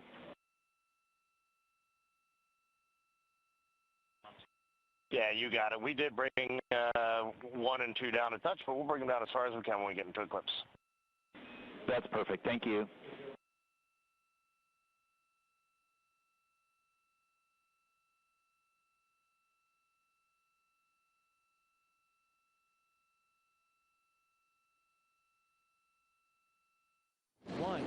Booster ignition and liftoff. The crew of Artemis 2 now bound for the moon. Humanity's next great voyage begins. Integrity, good roll pitch. Roger, roll pitch. Houston now controlling the flight of Integrity on the Artemis 2 mission around the moon. Integrity, AMT high. AMT high. On time, passing 30 seconds into the flights. Integrity passes the alternate beacon. Target milestone. Mission Control Houston seeing good performance on the 4 main engines. Space Launch System core stage. Integrity, 3 miles in altitude. Traveling more than 1,200 miles per hour. Good evening and welcome to NASA's Artemis 2 post-launch news conference. I'm Bethany Stevens, Senior Advisor and Press Secretary, and I will be your moderator today. I am joined by Administrator Jared Isaacman, Associate Administrator Amit Kshatriya, Acting Associate Administrator for the Exploration System Development Mission Directorate, Dr. Lori Glaze, and Director of Flight Operations, Norm Knight. Administrator Isaacman will give opening remarks, and then we will open the floor to questions. If you are dialing in to be with us here today, please press *1 to get in the queue. And with that, Administrator. Thanks, Bethany. Good evening, everyone. So today, April 1st, 2026, 6:35 p.m., NASA Space Launch System rocket lifted off the pad with 8.8 million pounds of thrust, carrying the Orion spacecraft and the Artemis 2 crew out to Earth orbit and beginning America's grand return to the moon. Now, about 51 minutes into the flight, during a planned handover between satellites, the Orion spacecraft underwent a communications issue, leading to a temporary partial loss of comms. The uplink from Capcom to the crew was being heard by the crew, but we cannot hear the responses for a brief period of time. There were no issues with the vehicle itself. Comms with the crew have been restored. We're actively working the issue, and we'll keep you informed. The Orion spacecraft has successfully separated from the core stage, and its solar arrays have been deployed as planned. Soon, the crew will execute the apogee raise burn, placing the spacecraft into a stable, high Earth orbit as we prepare for the translunar injection and the journey into cislunar space. NASA astronauts Commander Reed Wiseman, pilot Victor Glover, mission specialist Christina Koch, and Canadian Space Agency mission specialist Jeremy Hansen are safe, they're secure, and they're in great spirits. We will continue to monitor their health and the status as we move into the next phase of the Artemis II mission. So after a brief 54-year intermission, NASA is back in the business of sending astronauts to the moon. We have arrived at this point through a sustained effort and national commitment and the work of thousands across the agency, our industry partners, and our international allies. I want to personally thank the ground crews, pad controllers, the entire workforce here at Kennedy Space Center. This mission belongs as much to you as it does to the crew. The crew is now in the capable hands of Mission Control Houston, the Johnson Space Center, where teams will guide Orion through each phase of the mission with the same discipline and precision that has brought us to this moment. We've certainly been here before. We know the challenges ahead. We have a lot of checkouts to get through before TLI. And when, if all goes well, everything is go, Artemis II will be moonbound. You have our commitment to keep the public as informed as possible on this historic mission. And we will celebrate when this crew, we will hold our celebration until this crew is under parachutes and splashes down off the west coast of the United States. Thank you. So with that, we will open this up to questions, and we will start here in the room if we have any takers. We'll start right up here. Congratulations to all of you on a successful launch so far. My name is Jim Siegel. I'm with Florida Media Now. And I'm curious about when the astronauts will have their first meal on this mission. And secondly, is somebody on the Earth here, back in Houston or somewhere, keeping track of what they eat during this entire mission? And how do they go about doing that? Do they tell them what to eat, or do they kind of select what they want? What do you think? Well, let's see. I'll jump in on this one. Well, what I'll tell you is they do have planned meals, okay? So they have a planned meal today. I will tell you they're very busy. So Ascent Day is very tough. It's tough physiologically, and it's tough from a workload issue as well. And so this timeline between now when the crew goes to sleep, so MET of about 8:30 is pretty packed. They're going to snack. They probably have some pre-positioned meals. I know they did in their flight suit. Some of the snacks that they can use if they need. But I will also tell you that Flight Day 1 and Flight Day 2, you might not feel like eating a lot, and that's just part of it. Your body is acclimating to 0G. Your physiology is transitioning from a 1G environment to 0G, and it takes a little bit of adapting. So right now they're working hard. They are doing what they need to do. They sound great on the loops. That was really a good signal to us that they're feeling well. But just know that that's part of the equation, you know, when they get on orbit. As far as the food being tracked, yes, we have a food lab, and we have folks at the Johnson Space Center tracking what they eat, the nutrition, the calories. It makes a difference. They do this on Artemis. They do it on Space Station as well. So we're well versed in that. We want to make sure that they're healthy, and we also want to make sure we know what they're doing, what they're eating, so we can also track that and make sure that they don't need any supplements or anything additional. Thank you. We'll head over to Joey.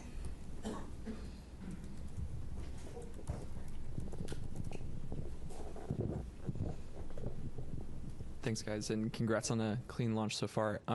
Jared, or whoever wants to answer, how were you able to resolve the communications issue, and do you have any guesses as to what might have caused that? And was there any part of the mission so far that appeared off nominal, or is everything looking good? Just curious to hear how things are going on that. Thanks.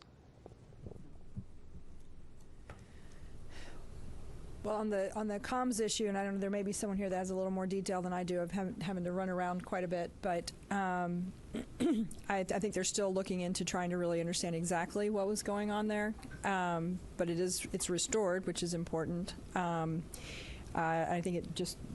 It was during handover to Tedra's West. Sometimes that's squirrely. Ground configuration, you gotta get that right. So hopefully that's what it is. But we'll chase it down. But they were able to recover. They had intermittent forward and return links, so the burns that they needed on board it was never an issue. It was unusual for it to be dropped out for a couple minutes. So that's what we're telling you. We had a controller issue with the toilet when they spun it up, so we got to work through that. That's going to take maybe a few hours to troubleshoot. So there was also a water tank valve. There's 4 water tanks in Orion. There's a crossover valve that connects the 2 gangs of tanks. It's supposed to be open to ensure maximum flow. It was closed during ascent. You know, when you shake the thing, things like that happen, so they're going to reset the valve. And then they had a recurrence of on Artemis 1, we had a latching current limiter failure on a piece of electronics, a transient failure when it gets exposed to radiation. They took 1 hit of those. We took about 24, 25 of those during Artemis 1. Again, the onboard fault detection cleans that up, but we're just getting started, Joey. Just to be clear, right, this is a flight test, and a lot of what we're doing here is exactly this, trying to test out all of the things that require the crew interaction, right? And so we anticipate to have a lot of these. Well, that's what we're here for, work through them. Sawyer. Importantly, apogee rays burn. Go. So they're going to stay in space. Sawyer. Thank you, Sawyer Rosenstein, NSF. I noticed that the slide wire baskets happened to deploy during launch. Is that something that was expected? And can you give any initial reports, at least what you've seen from the cameras, of how the mobile launcher is doing, given the hope to be able to quickly turn it around? Yeah, you have something on the baskets. I can talk about the turnaround. The baskets they're supposed to get out of the way. That's part of the plan. So otherwise they take plume loads, and we don't like that. So I can tell you on the mobile launcher, our team has already been looking at a lot of the imagery that we have that was taken both during and after, and assessing that, trying to get the condition. We've got teams, I believe, going out there. They might already be out on their way to take a real look. Some of the good things that we've seen relative to Artemis 1, one of the issues we had was that the water that was supposed to be spraying down the launch pad, so that there were some issues there that didn't happen. We saw a lot of corrosion. The water was working, so things were getting washed down. We're still also going to remove some of the parts so that we can do some of that cleaning to make sure we don't have those corrosion issues. We haven't seen evidence of things like after Artemis 1, like the elevator doors were blown off. We haven't seen that. We're optimistic, but we got to get out to the pad. We got to look. We did a lot of changes after Artemis 1, trying to harden the systems so that we can turn it around faster. We do anticipate there will be some items that'll need to be replaced. It's a pretty violent environment. But we're hopeful that that's minimized, and as soon as we have more information on that, we'll definitely let you guys know where we stand and how quickly we think we can get it turned around. Thanks. Lauren.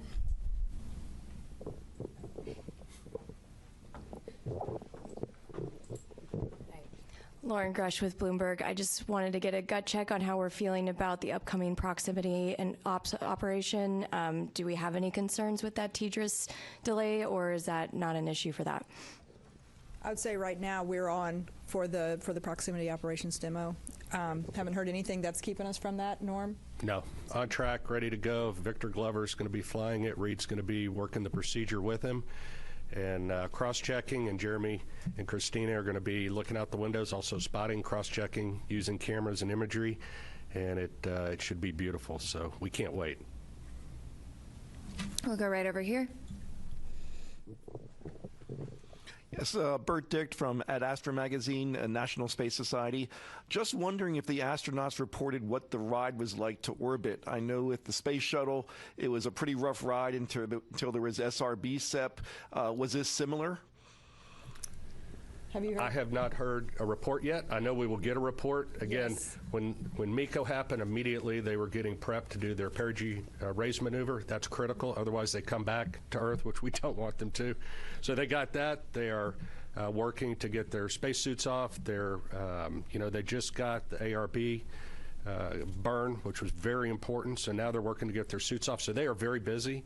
Now, later today, I anticipate they will call down and give us a full brief as to, how the Proxox demo went, how the ride uphill went, and I personally can't wait to hear the comparison between this massive rocket and the shuttle. Sounds great. Thank you. Micah.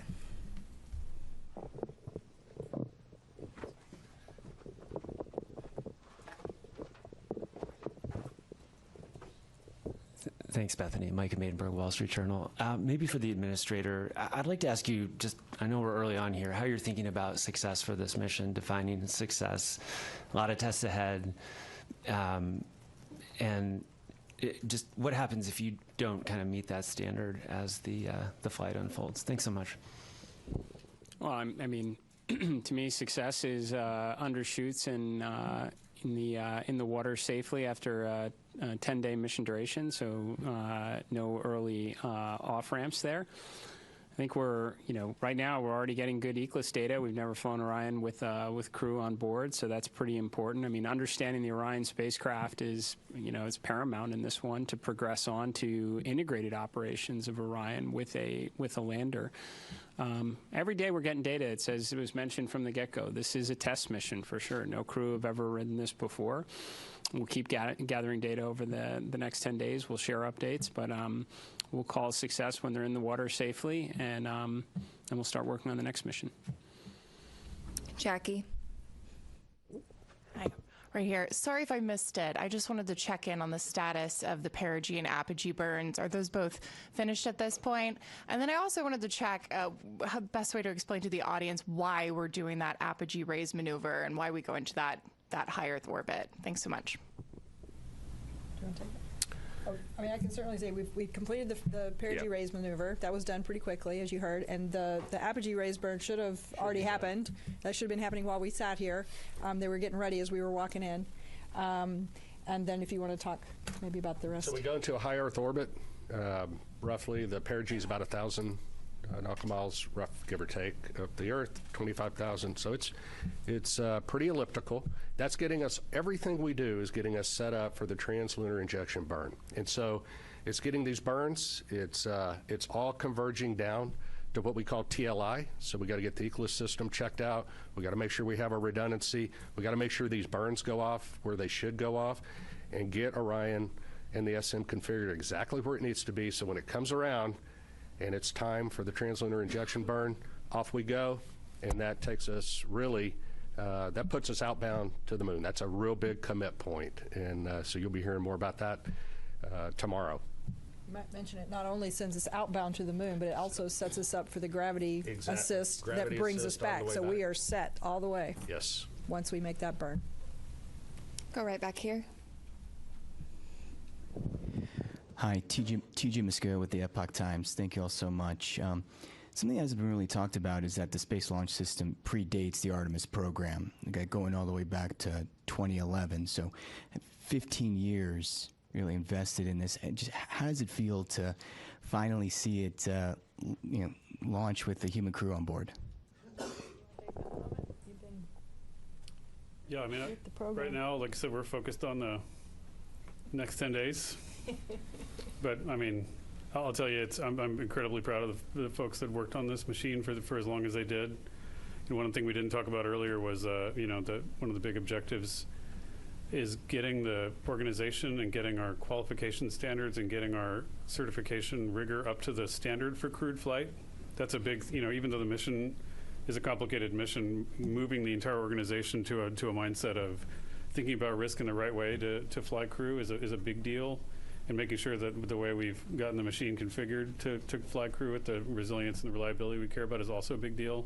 So it takes time. I mean, we got a lot in front of us, but I mean, it's for the guys that were out there, there's a big celebration in launch control for the rocket guys. The rocket guys can go out and play now, but the spacecraft guys got a lot of homework, so they're going to go work on that. But yeah, for them, I can see it on their faces. Jeff.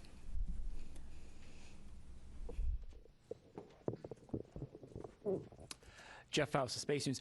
During the countdown, we heard controllers working through a few issues, one with the flight termination system, one with the launch abort system battery, and it sounded like there was a brief telemetry dropout. Wonder if you could provide a little bit more details about those issues and how you resolved them relatively quickly.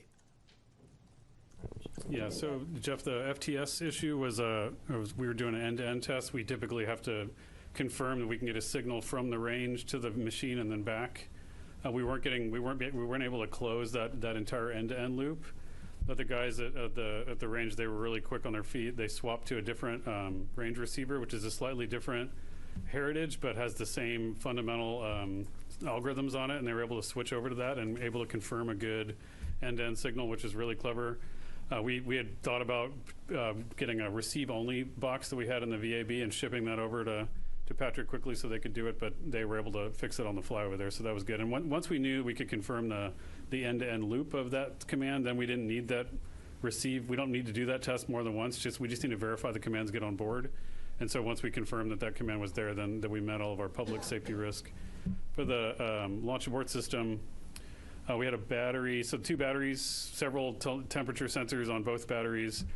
We had one poke out of family. We want to make sure all of them are tracking within certain limits, but we could confirm, given the locations of the temperature sensors, where they are on the battery itself, that the reading was instrumentation, because there wasn't a credible physics-based explanation for why that sensor would be that far high. It was an order of magnitude off scale high from the rest, and so we were able to quickly vote that sensor out. So that was two of the major issues. But again, the team, this is what the training is for. This is what the practice is for, is to go into those things and knock them out quickly. So they did really well. We'll go right over here. I noticed there was a lack of public address announcing outside, and there was a lot of going back and forth when we realized there were some issues, and we had to go back inside to find out, or we had to have our phones. Why was there no public address system available with loudspeakers outside? I'm not sure what you're referring to. We're not sure what issue you're talking about the public address. Okay. Information at all available to people outdoors, and I thought that was a lacking. Which We'll take a look into that. We'll definitely look into that. I wasn't aware that happened. So thank you for that information. That's new, and we'll definitely look into it. We'll go right back here.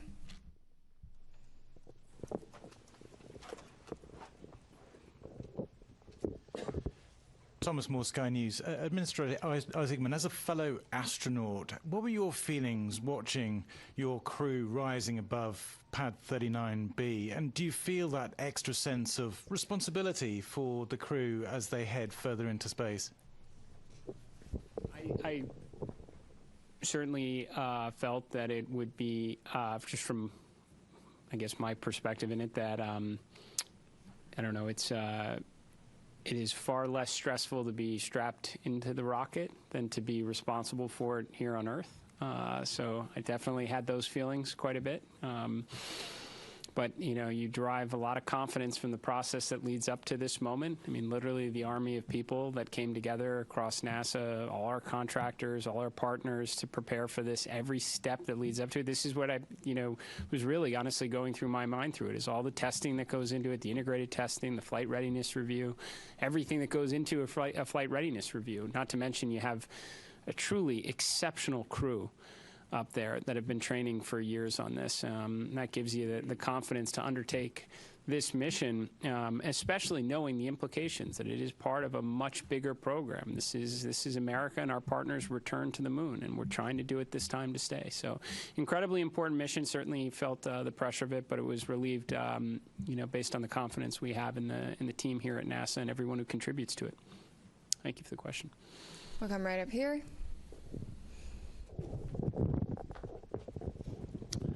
Frederic Castel with France 24. First, of course, congratulations to NASA for the grand return to the moon. Mr. Administrator, I have this question that they ask me constantly in Europe and in the States. In the 60s, NASA was using just the slide rule to go to the moon, and they could launch almost every 3 months. Of course, they had more money probably, but what happened in 50 years? Why is it so difficult to make it again? What has changed? Thank you. Well, for sure, we knew. Look, it's a very fair question. I know a lot of people ask it, not just in your country, but here in the United States. Certainly, financial resources are part of the equation. NASA's budget, if I recall, was somewhere between 4 and 4.5% of the discretionary budget during the space race. About a quarter percentage of that today. And I mean, to be very honest with you, I think competition is a factor in this as well. it's a great way to mobilize the resources of a nation and concentrate on something extremely challenging, and that's what we did in the 1960s. And I think with absent some competition, we focused a lot on partnerships and all that we could do collectively with respect to science and discovery. But competition can be a good thing, and we certainly have competition now. I think that's why you're seeing us start to concentrate our resources back to the objective, and do it with a great coalition across the NASA workforce, our contractors, all our partners that have come together, our stakeholders in Congress and the administration who came here to witness this launch, is because they know we have competition, and this one's going to be close. And I think as a result, you're going to see a lot more progress, more so than you have in the, since when this was originally conceived under Constellation. We're going to get back into the business of launching rockets on a regular cadence, and we're going to bring the world along with us. So.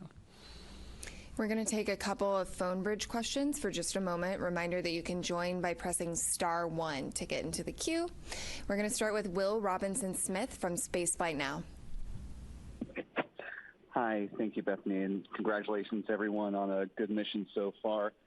Question about the upcoming TLI burn tomorrow. At what point during the day will the team conduct a poll on readiness to proceed into the TLI, and what are the main criteria that you'll be assessing to make that final determination? Thank you.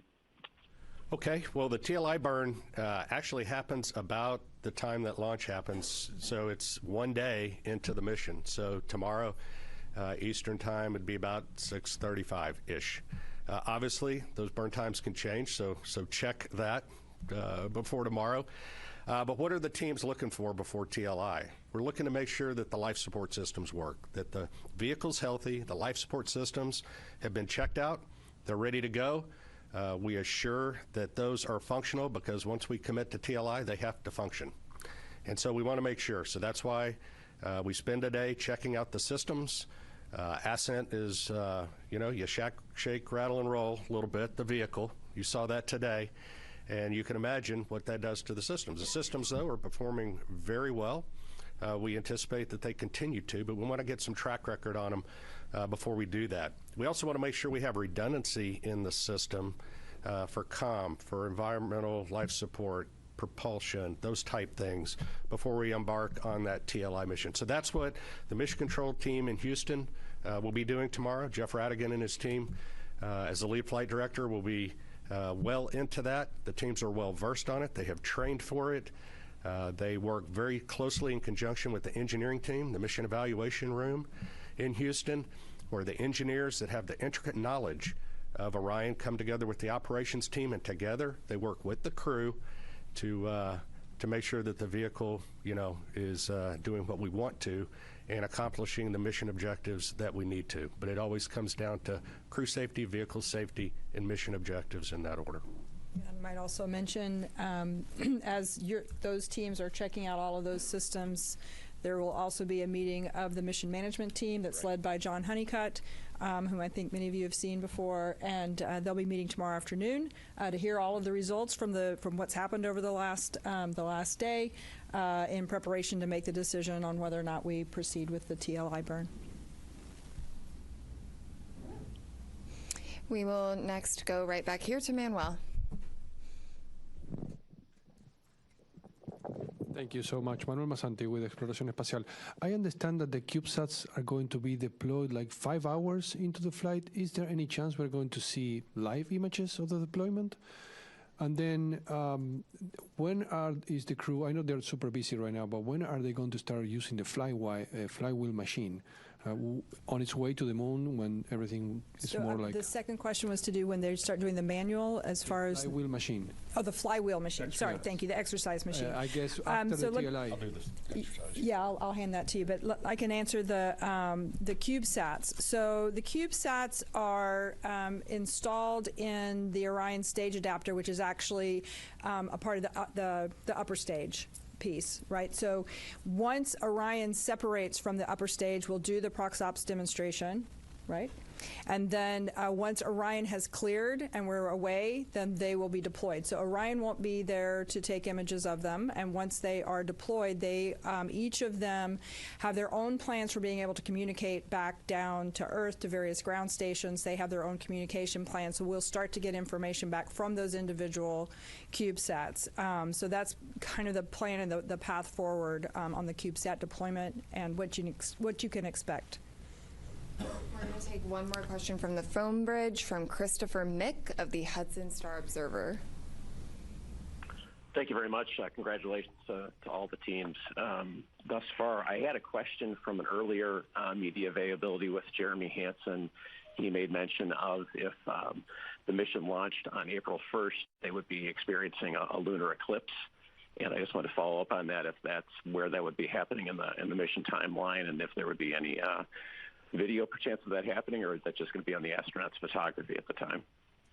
So you may have to answer the question on whether or not there'll be the availability of the what kind of real time. I'm not sure what we'll have there, but the crew will get to observe the eclipse. This is pretty unique. It's kind of interesting. It actually doesn't happen when they're out of comm, so they will be having communication during that eclipse time. But during the eclipse, the moon will be blocking the sun. They will be able to see the sun's corona, which is kind of cool. So they've been having a lot of science lessons over the last couple of days to learn about that and the eventuality that we actually launched today. So they're prepared to make those solar observations. It'll be a pretty cool and unique opportunity. I'm sure we'll get some images down at some point. I just don't know if they'll be live. Tarek. Thank you very much. Tarek Malik with space.com for the administrator. There have been a lot of comparisons of Artemis 2 to Apollo 8, a pioneering mission, daring, that sent astronauts on an untested crewed vehicle around the moon. And I'm very curious, given last week's ignition event and how that really laid out an audacious and ambitious plan to really explore the moon in a stepping stone approach way, where you see Artemis 2 in that plan, and basically the importance of riding on this mission before you can make that next step for next year. So, I mean, no matter, I guess, how you slice it, it's the opening act for sure. I think there are areas where we're clearly combining, Apollo 7, Apollo 8 into a single mission. Which we should be able to do. There has been, to your question earlier, there's been substantial progress, over the last half century. We have tools. We've certainly been there before, so I would expect us to be able to get some, mission efficiencies through. But I would say that what we learn from this, for sure, will inform how we think about Artemis 3. Now, there's certainly big picture objectives in that. We'd like to get the lander together.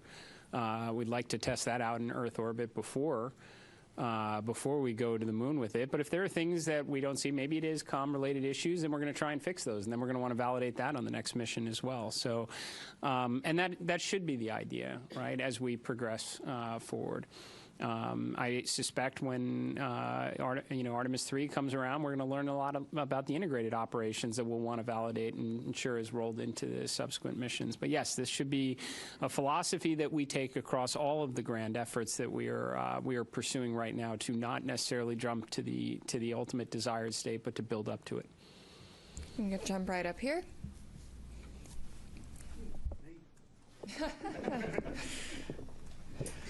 Hi, Richard Hollingham, BBC Future. Related to Apollo 8 in a way, really. I just wondered what plans had gone into a new Earthrise image. A lot has gone into the aspirational nature of this mission. Have you a plan? I assume you have a plan. What is the plan? Oh, go ahead. I do know that the teams have been looking at what the opportunities might look like. They've looked at the different launch dates, and so I know that they're really going to try to make that happen. I can't give you a confirmation on that yet, but stay tuned. My understanding is they have been equipped with additional camera imagery capturing, equipment. So we're going to do everything we can to try and make that happen. It'd be awesome. We're going to go right back here.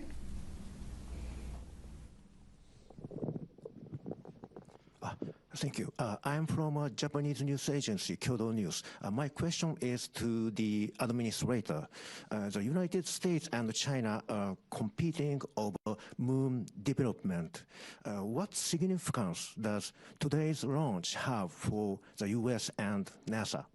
Thank you. Well, it's certainly an incredibly important step. I mean, this is the first crewed mission into this environment in more than a half century on a rocket that has never flown human beings before, along with a spacecraft. So it's incredibly important because we're going to learn an awful lot from this to inform subsequent missions. So yes, this is the beginning. I can tell you, having had an opportunity to speak with the Artemis II crew after the State of the Union address, we talked a lot about what we wound up sharing with the world at the Ignition event about adding additional missions, accelerating production, building out a moon base.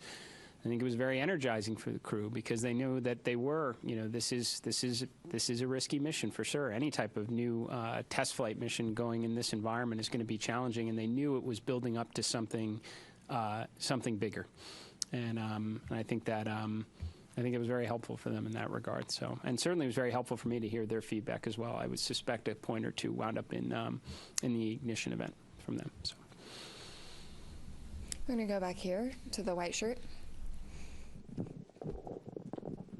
Thanks, Denise Chow with NBC News. I think for Lori or Norm, I'm curious what you anticipate could be some of the biggest challenges over the next few days, whether that's from a spacecraft or system standpoint or crew workload. I'll jump in. Flight day 1 from a crew workload is pretty tough. Between now and TLI, we're working the crew really hard. In fact, when they go to sleep tonight, they're woken up in the middle of their sleep to do the perigee raise burn, and so their sleep's disrupted. They're hitting on all cylinders. They may not be feeling well. On top of that, so we know that flight day 1 and flight day 2 up to TLI is really good. We know it drops off then, and so going into this, we trained for that. We did simulations for this. We put the crew in exactly that state. Now, they weren't on orbit. They probably were feeling great. But we got a good gauge, hey, are we working them too hard? And the mission control team is great because they're watching the crew constantly. They're watching their performance. And we also have a crew that's very good at saying, hey, enough's enough. And so together, we will make certain that we're doing everything in the best interest of meeting the mission objectives, making sure that we're not working the crew so hard that they make mistakes or something of that nature. And again, we work as a collective team going forward. So this is our best opportunity, and they may add more stuff to the timeline before it's all done, and they may take some stuff out if we need to, but we adjust all the time on those things. So that's leading up to TLI. That's probably one of the bigger challenges, making sure we get those done. I'm going to go right up here. Hi, Robert Perlman with CollectSpace.com. For the administrator, you mentioned the 53-year hiatus, and in that time, now most of the world's population wasn't alive for Apollo, like I think you and me. And I wonder if you have a sense of if even this early in the mission that this has captured the imagination of those people that have never seen anyone go to the moon before on a world level, on a national level, and how important is it to NASA to capture that support from the public? Yeah, I've said it many times. I absolutely, I think it's foundational for what we do here at NASA to inspire. It should be a component of every one of our missions. I've talked about, I think after Artemis II, you're going to have more kids that are going to dress up as astronauts for Halloween. We want to inspire and create interest in the next generation to grow up and contribute to this endeavor. Now, how have we done so far in captivating the world's interest in America's return to the moon? I don't know. You have to tell me. We've been rather busy the last couple hours. I would say, and I felt this way going into it, that when we got down to T0, a lot of people would be paying attention. I suspect when some of the imagery starts to maybe come back from the moon, that's gonna further bring people into this story, right? And then we bring them home safely, and we start preparing for, again, the next chapter in the story. So. Yeah, I think inspiration is extremely important. I think people, despite, some of the commentary up to now, how many people really know we're going around the moon? I'm willing to bet right now a lot of people do. And I think we'll only draw in their interest further as the mission proceeds. I'm going to go right here.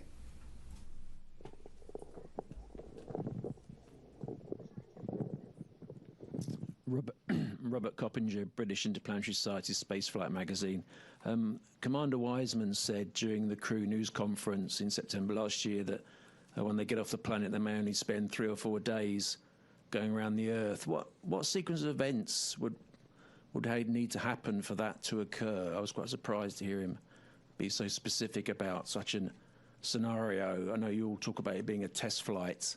So what would need to happen for the mission to be curtailed in such a fashion? I didn't cover the question. So I think the question had, just confirm, it's kind of hard to hear, but the question is that the commander talked about one of the alternate missions where they maybe would stay in Earth orbit for 3 or 4 or 5 days, yes, that sort of thing. What would need to happen so for one that? One of the scenarios that would have led to that is if for some reason during the launch that the SLS did not quite deliver us to where we needed to be, or the upper stage didn't deliver us to the orbit that we needed to be in. That would have been one of the scenarios. I think that's probably the main scenario that would have ended up in that one of those kind of alternate missions. Yeah, but I don't think we're going to need to worry about that, hopefully. But the other thing is, if for some reason we're able to stay, but we're not able to do the TLI burn, we would stay in Earth orbit. So there's a couple of scenarios where that could happen. We're right back here. Hi there, Joey Vars with the Gabber for anybody. In the weeks leading up to the launch, we were talking about some of the distance records and altitude records and speed records that would be achieved that were contingent on the specific day and time of launch. I was wondering if we had a better concept of what those might be now that we are successfully off the ground. Thank you. Norm has that data for you. Well, based on the predicts right now, assuming all the burns go as planned and the timeline is executed as we think it's going to be, it'll be on flight day 6.